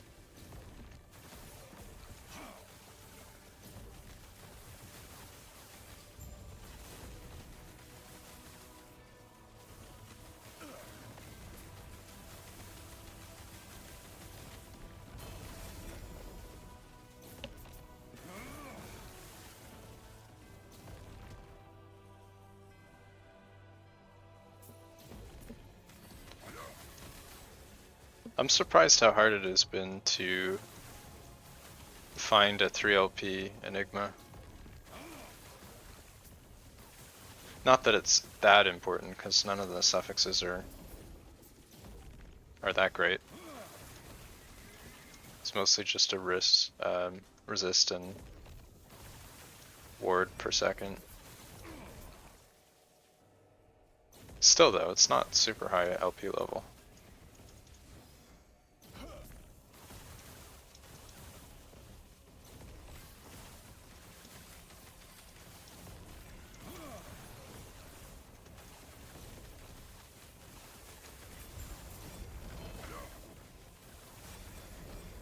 .84 for 2? Really? Huh. I didn't think it... You mean for 3, right? Oh, okay. Yeah, that makes more sense.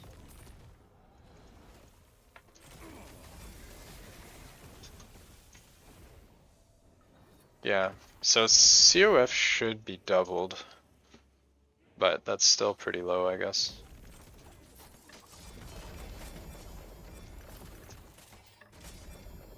Two LP Soulfire, okay.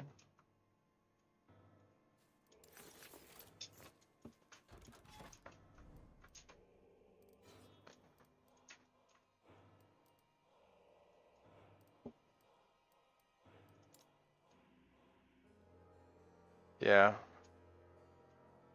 Yeah, 1 out of 60. But we get a lot from prophecies. Like, getting 60 enigmas is not that unreasonable. They're pretty common, so... Like, if you're farming hundreds of thousands of favor per day, it's not that unreasonable.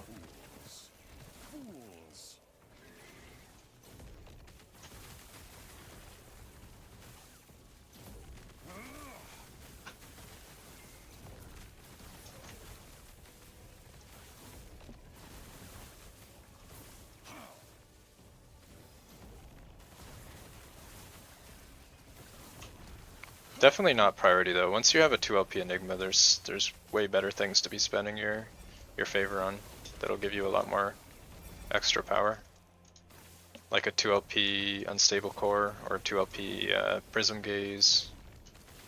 Or I guess Unstable Core probably not worth, because endgame you want Static Shell anyway. But at least a 2LP Prism Gaze, 2LP Blood of the Exile. I think all of these are higher priority. I'm trying to get the 2LP Blood of the Exile because that'll give me more armor.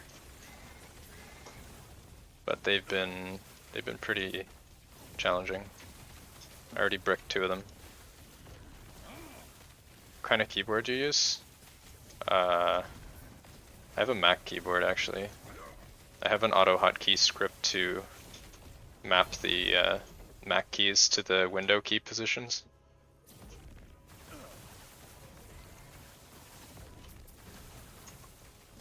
I don't actually like Mac keyboards, but I have a KVM switch, so this is what I use for my work computer as well.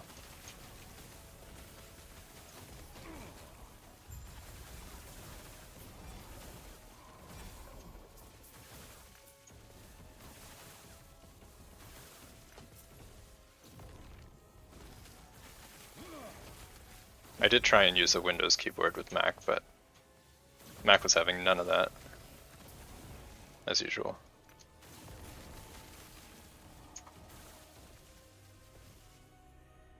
What is your local time? It's almost 11:30 p.m. Swapping out unstable core for shell, you lose a lot of mana as it worked the extra armor to lose out on having over 300. I mean, the 300 is kind of whatever. I don't really think it's that important.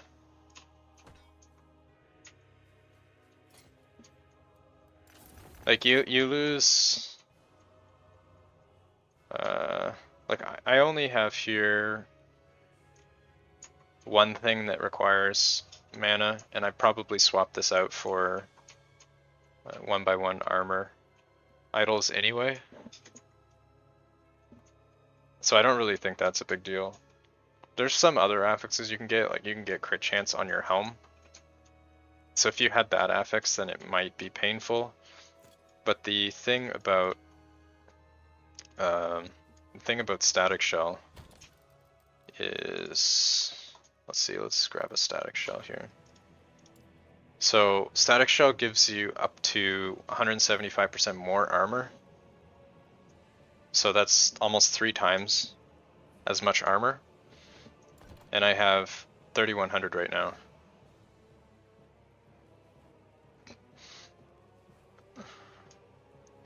For your Weaver gloves, this is basically what you want. Like T7 int, shred is good, crit is good, there's a few other good. Anything that gives you armor is good as well. But if you don't have that, I don't think there are any other gloves worthwhile, to be honest. What you want, ideally, is something like this, except with a T7 int. These are the best base gloves in the game for you.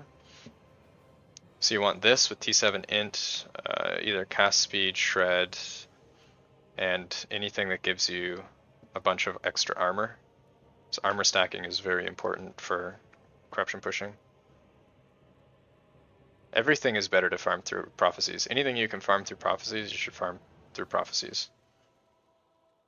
Everything else is not.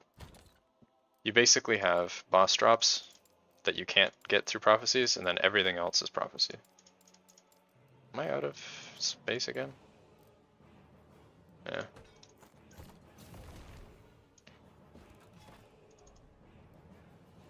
We have another boss. Okay.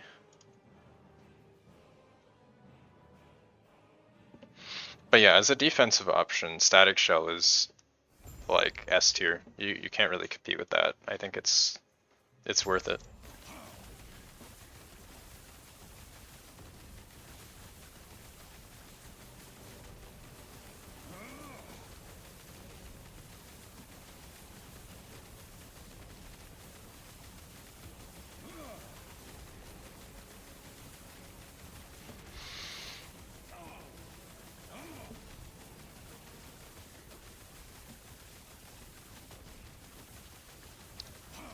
If I dropped better Exalted Gloves, I'd probably be using them.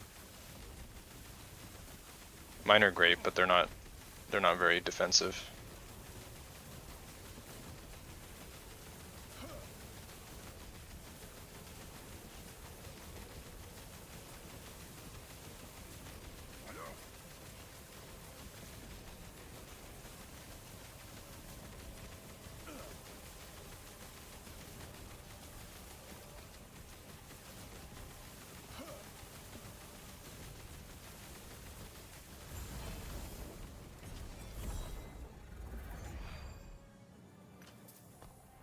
Oh, I forgot to use the portal. Feels bad.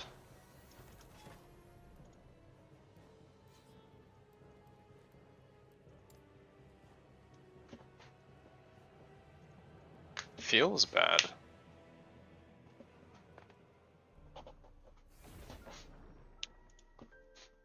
But on the note of armor, I guess while we're talking about it, let's bring up the Tunk Labs. So this is the armor calculation. So right now I'm here, so I get 50% physical DR and 36 non-phys DR. And if you multiply that by the, say, 2.6 times 1300 would take you to 83, so that would take us all the way up to here. So 75% phys DR. So from 50, so you take 50% physical damage down to 25, that would cut the damage taken by half. So you take half as much physical damage. And for non-phys, there's 35 to 52, so we go from 65% taken to about 48. So that's what? It's about a third. You take about 65% as much non-phys damage. It's like massive DR increase.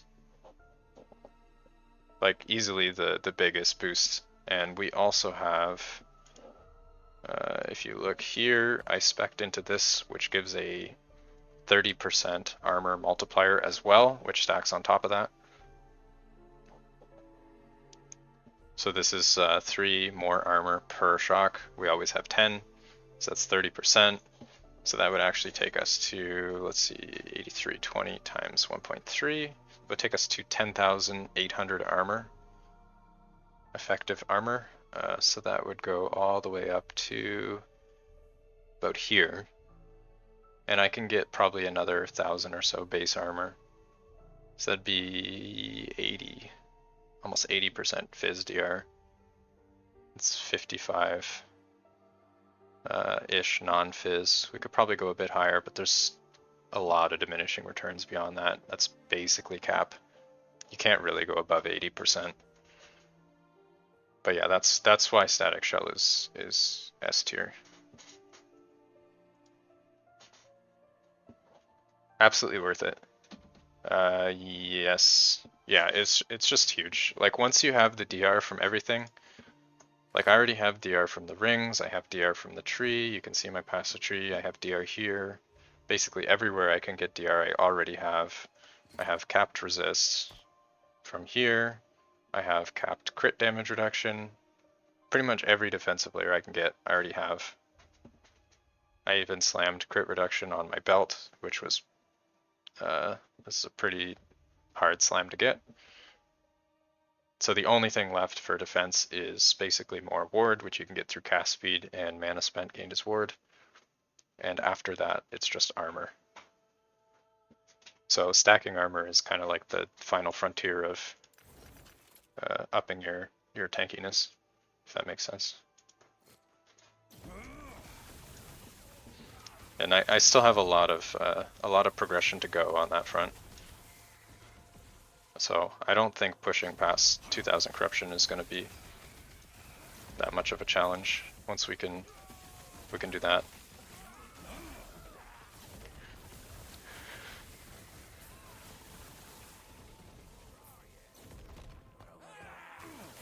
Mana might be a little bit of an issue though, but hopefully not too bad.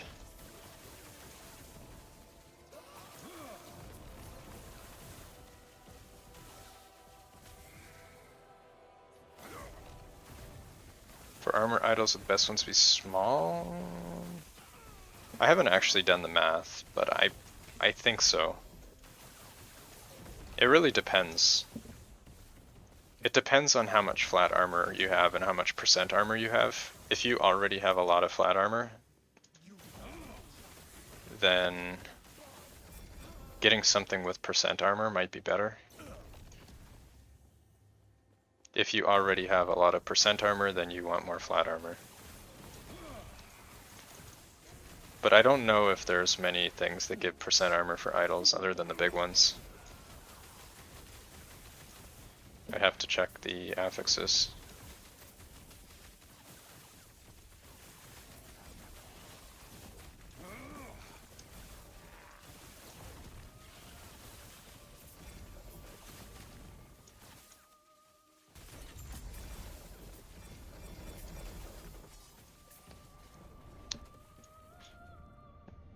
Jesus Christ is the only way to heaven. Are you lost, friend? I think you're looking for the next room.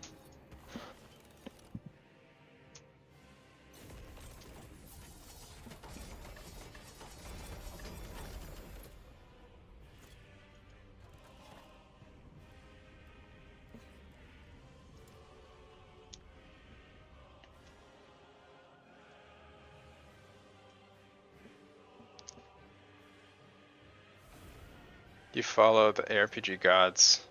You must pray to RN Jesus.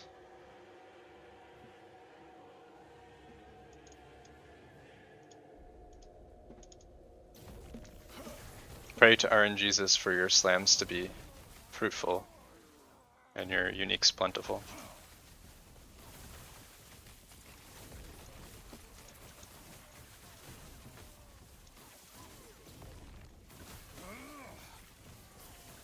Slams have been awful. Yeah. RN Jesus giveth, RN Jesus taketh. This is the way.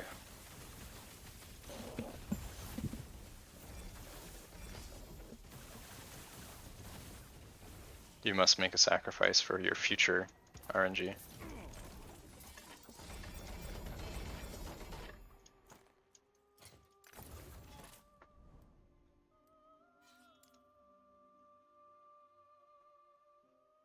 I think I've already bricked like 8 Twisted Hearts, so that was pretty painful. I'm sure there will be more though, so that's fine. It's funny, the sad part now isn't even the uniques, it's the exalts. When I waste an exalt, it's so much sadder.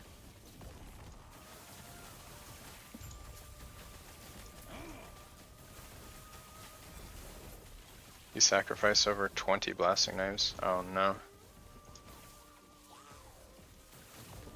You sacrificed 20 3LP blasting knives?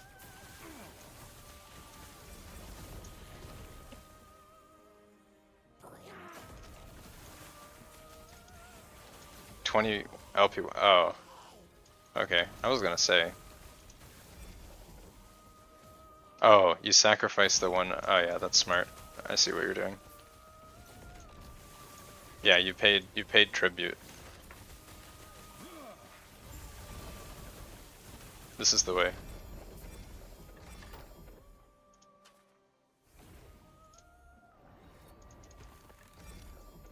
I keep an altar to my sacrifices. This is my I have more somewhere else, I don't remember where I put them, but this is my sacrifice altar.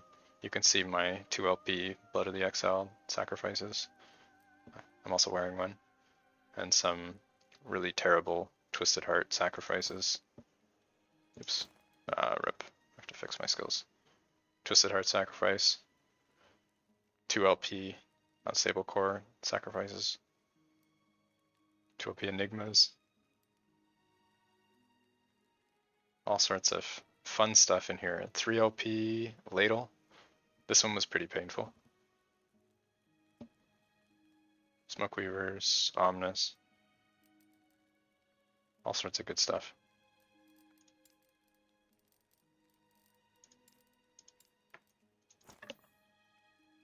You've yet to find? I've only found 2. My second one basically hit. I missed Lightning Pen, so that was a little bit sad, but at least I hit my T7. You hit Frost Claw, second slam. What prophecies are on right now? I have some Jorah prophecies. I need to run Temp Sanctum at some point. And Void Horrors, which never seem to proc. I've had these for like a week. I actually have a pretty good Twisted Heart somewhere. Where did I put that?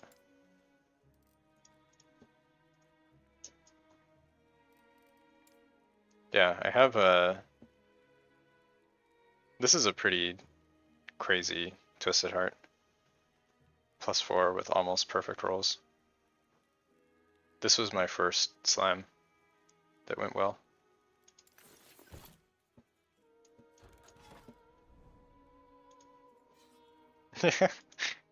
Yeah, that one was super, super lucky. We need... One could wish, yeah. My other lucky slam was the belt. This belt. The T7 reduced crit. I needed this so bad to cap my crit reduction, and I hit it, so. With the good rolls too, this is really hard to hit. And then the Weavers, this was also extremely lucky. Near perfect Warlock minion build besides the Twisted. Yeah, the Twisted is definitely... Oh shit. I just walked into there without New Ward. Was not paying attention. Skill issue.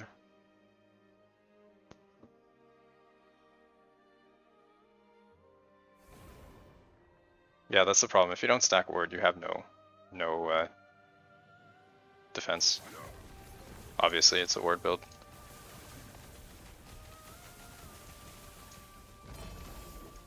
Why do I have no mana? Oh. Wait, hold on.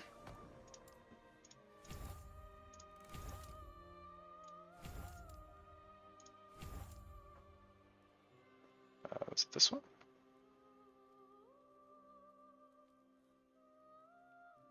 I think so. Yeah.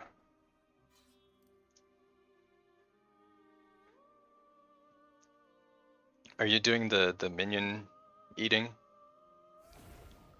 The bone prison thing?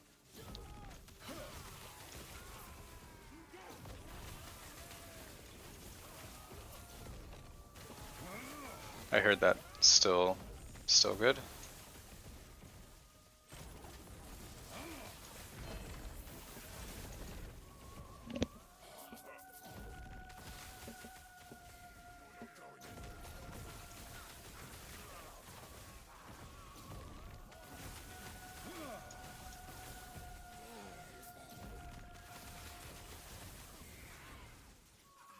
Holy lag, what is going on? Game, hello? Whoa. I froze for like 4 seconds there. Somehow didn't I? Yeah, that was close. I had like 500 HP.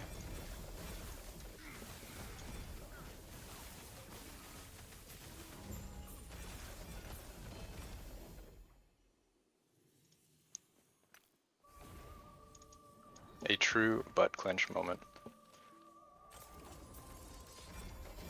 It's still good if it's min-max fully, but it's boring. Yeah, I never used that bug even when it was bugged. I just went full low life warlock. It has like 13,000 ward just casually in town, so I didn't really see the need to get more than that. It's already strong enough. I know you could get like 80,000 ward, but or like 500,000 ward or something stupid. Just didn't see the point.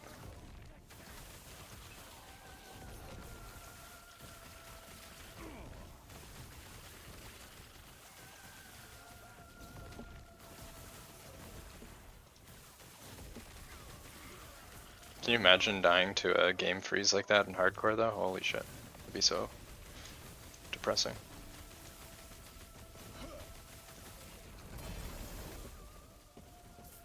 It was a fun bug. You could watch shows while watching, yeah.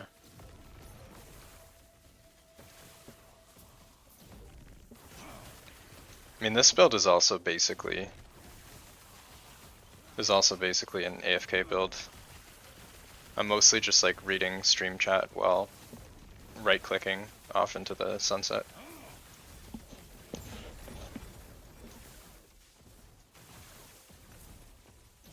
They added a scroll that auto-logs out when the game. Oh yeah. Yeah, I heard about that.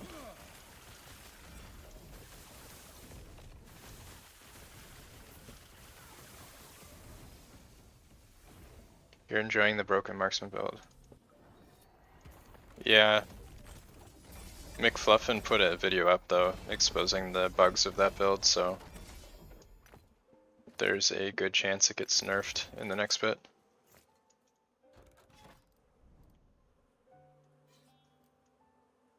I guess we'll see, but don't be surprised. What bug? There are a few bugs with like lightning tendrils is doing like 10 times as much damage. Who? It's one of the last Epoch content creators, one of the bigger ones. He put up a video showing the lightning marksman was getting like 10 times too much damage from lightning tendrils, and the Ellie res node was giving like 10 times too much shred for Ellie res, so the build's doing like 20, 30, 50 times more damage or something than it should be. Like it's very bugged right now.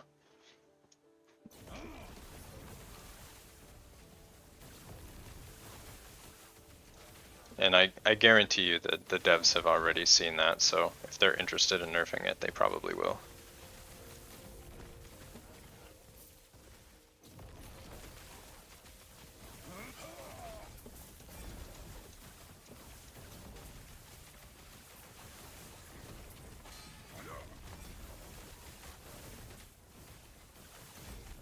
I feel like I need a game restart. Guess I'm probably almost done for the night anyway though. It is starting to get laggy.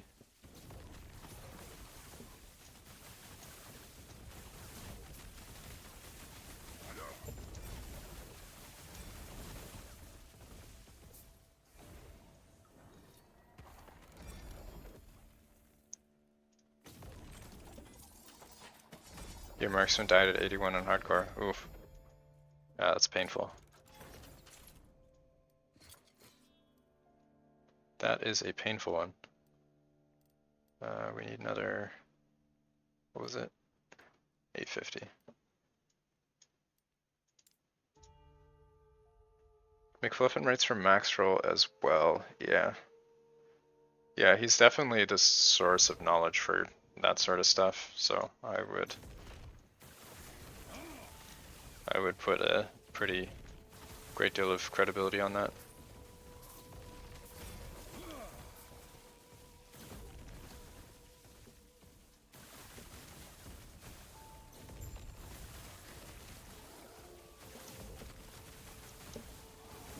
Although Maxroll is also pushing pretty hard into last epoch.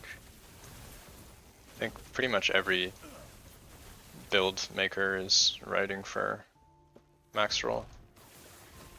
They do pay their build writers, so there is some incentive to work with them.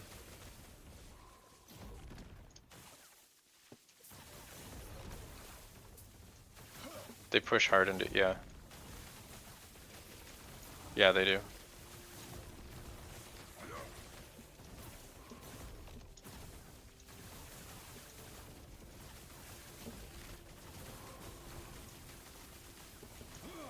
Yeah. I think they are trying to dominate that market. So far it seems like they are.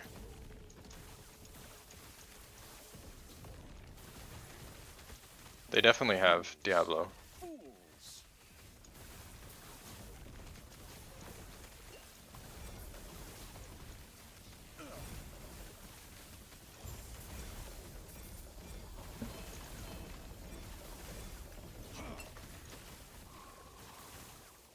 Oh, 3 LP. Okay.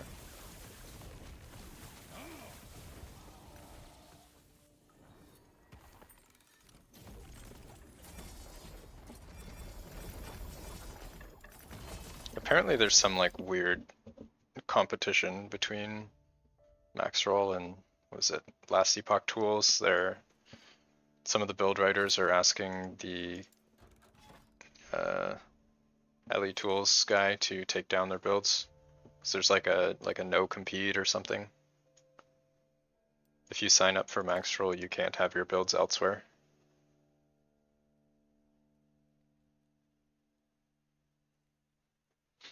Is Maxroll not in PoE yet? I assume they were, but I haven't really been following.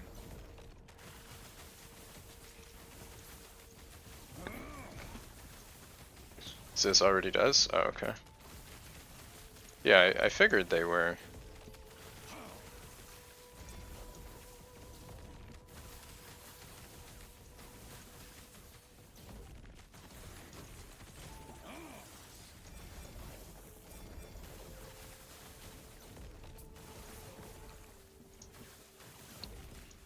Yeah, they do have pretty far reach.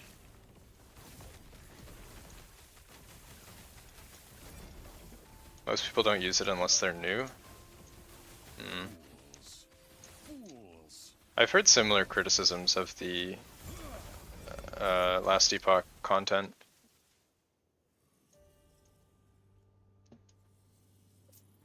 A lot of people are criticizing the quality of some of the Last Epoch Maxroll builds. I don't really follow the guides that closely, so it's kind of whatever. I just like look at them for ideas and then I kind of do my own thing from there. But if you were like following super close, I think there might be some new traps and stuff that not ideal. Let's see. We have damage, crit chance, crit avoid, health. That's kind of annoying. Let's see if we can replace that. We'll do shred. Their guides do have a lot of info, yeah.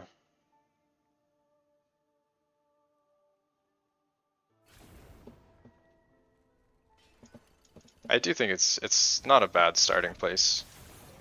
Any information is better than no information. But some of them are lacking quality. Yeah, they do prioritize content. The way their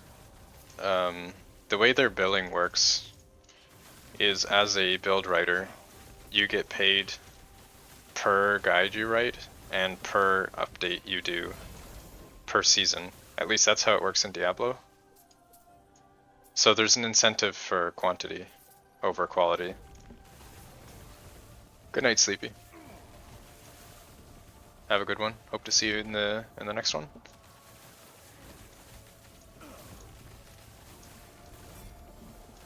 Icy Veins used to lack quality, and isn't Icy Veins still criticized? I don't remember if they were top tier.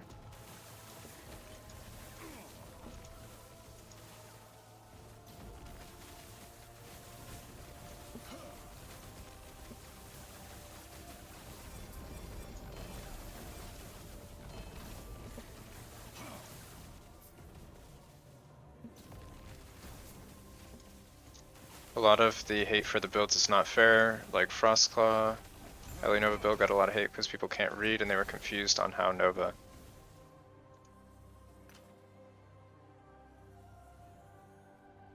Oh, yeah, that's fair. Looks like their meta builds are fairly accurate, fleshed out. Yeah, I think that's a fair assessment.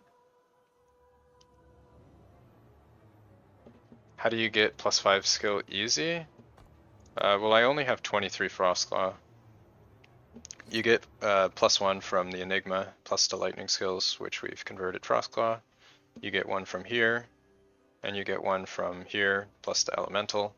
For other stuff, this provides +3 to Nova, because it's all 3 types. This gives +1 to Nova, this gives +1 to Nova. So that's why we have 25 Nova. And then same idea for the other skills. Frostclaw, Lightning, Ali Nova, yeah. Yeah, I think the Lightning one is pretty good, because you get the free +1 here as well. It's a pretty good option. So we have Shred and Crit Avoid Health. I think that's probably fine. That's a little bit annoying though. I get ward on crit, so I'll get less ward on the boss.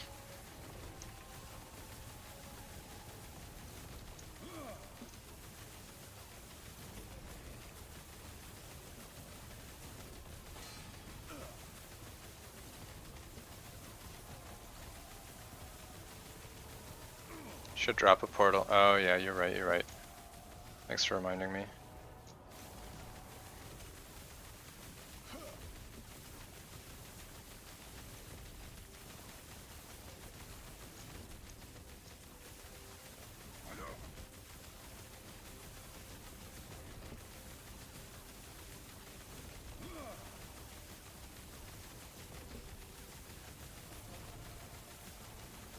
Yeah, this crit avoid health makes this much tankier. You can tell I have less ward too.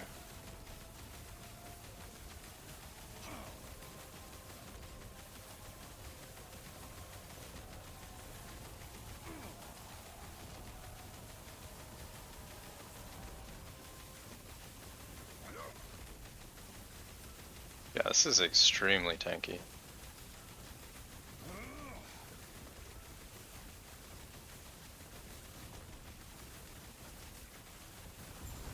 Alright. No twisted heart.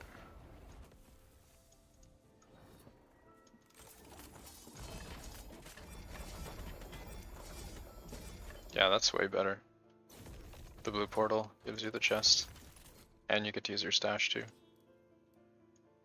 Alright, so we've crit avoid health, shred on Orbis.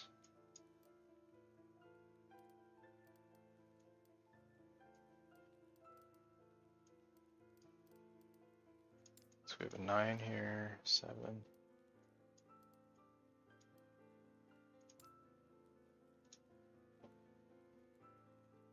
Alright.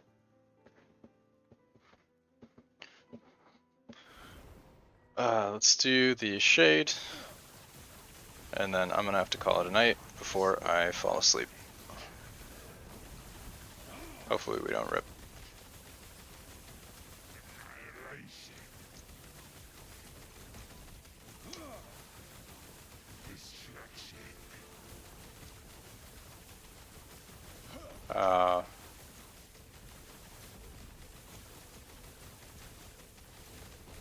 This one is one of the hard ones. I can't see a lot of the ground effects.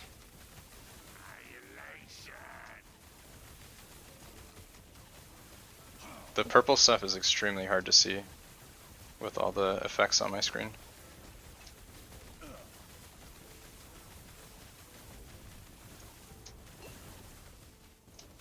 What? Yeah, see, they're completely invisible. I feel like I should just leave when that spawns.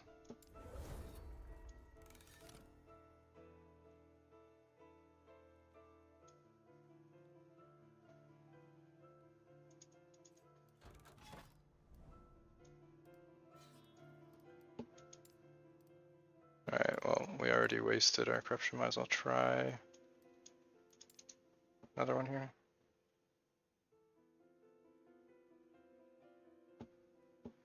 Yeah, the little AoEs cover most of the screen, but you can only see the center of it, which makes it really hard to avoid.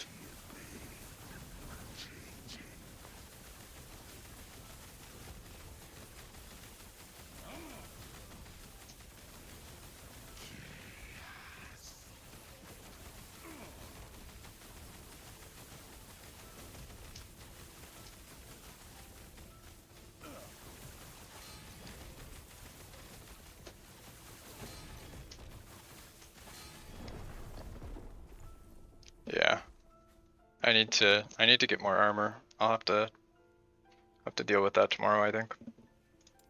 We're definitely having defense issues right now. Especially when you can't see all this stuff on the ground.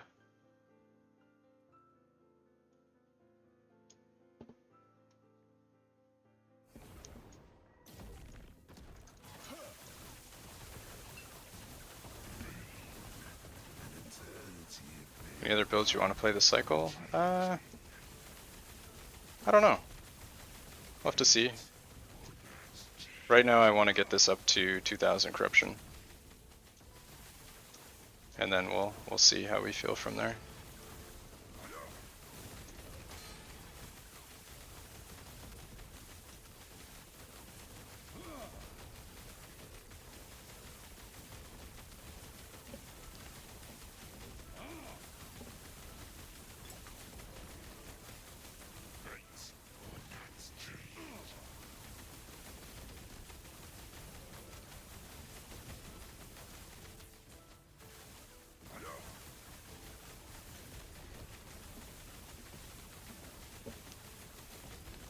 I don't know what else. I kind of want to try one of the healing hands builds. They look pretty interesting.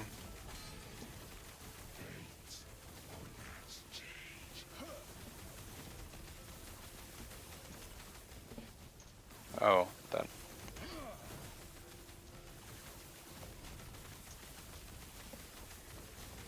Do you think they're suffering from the Ballista AoE size bug? I don't think so. The tooltip says like 300% AoE. So it seems like it's just overtuned. I don't think it's bugged.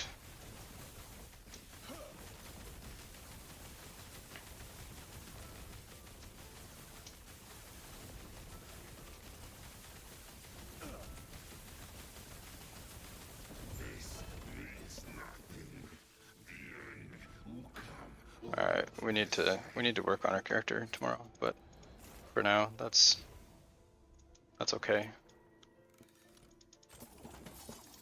The only thing that might potentially be bugged, I'm not completely sure, is the 250% AoE node says it gives a cooldown to the Nova, but the triggering bypasses it, which I think doesn't seem intended. Like you shouldn't be able to bypass the downside of this node by using triggers. If this didn't work, you wouldn't have full screen AoE Ellie Nova.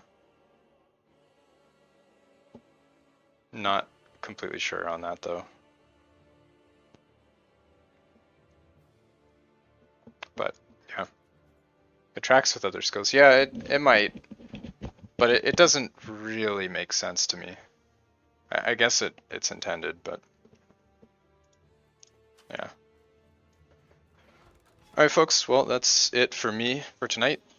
Thank you all for dropping in and saying hi. Hope to see you in the next one, and have a good night. Cheers folks.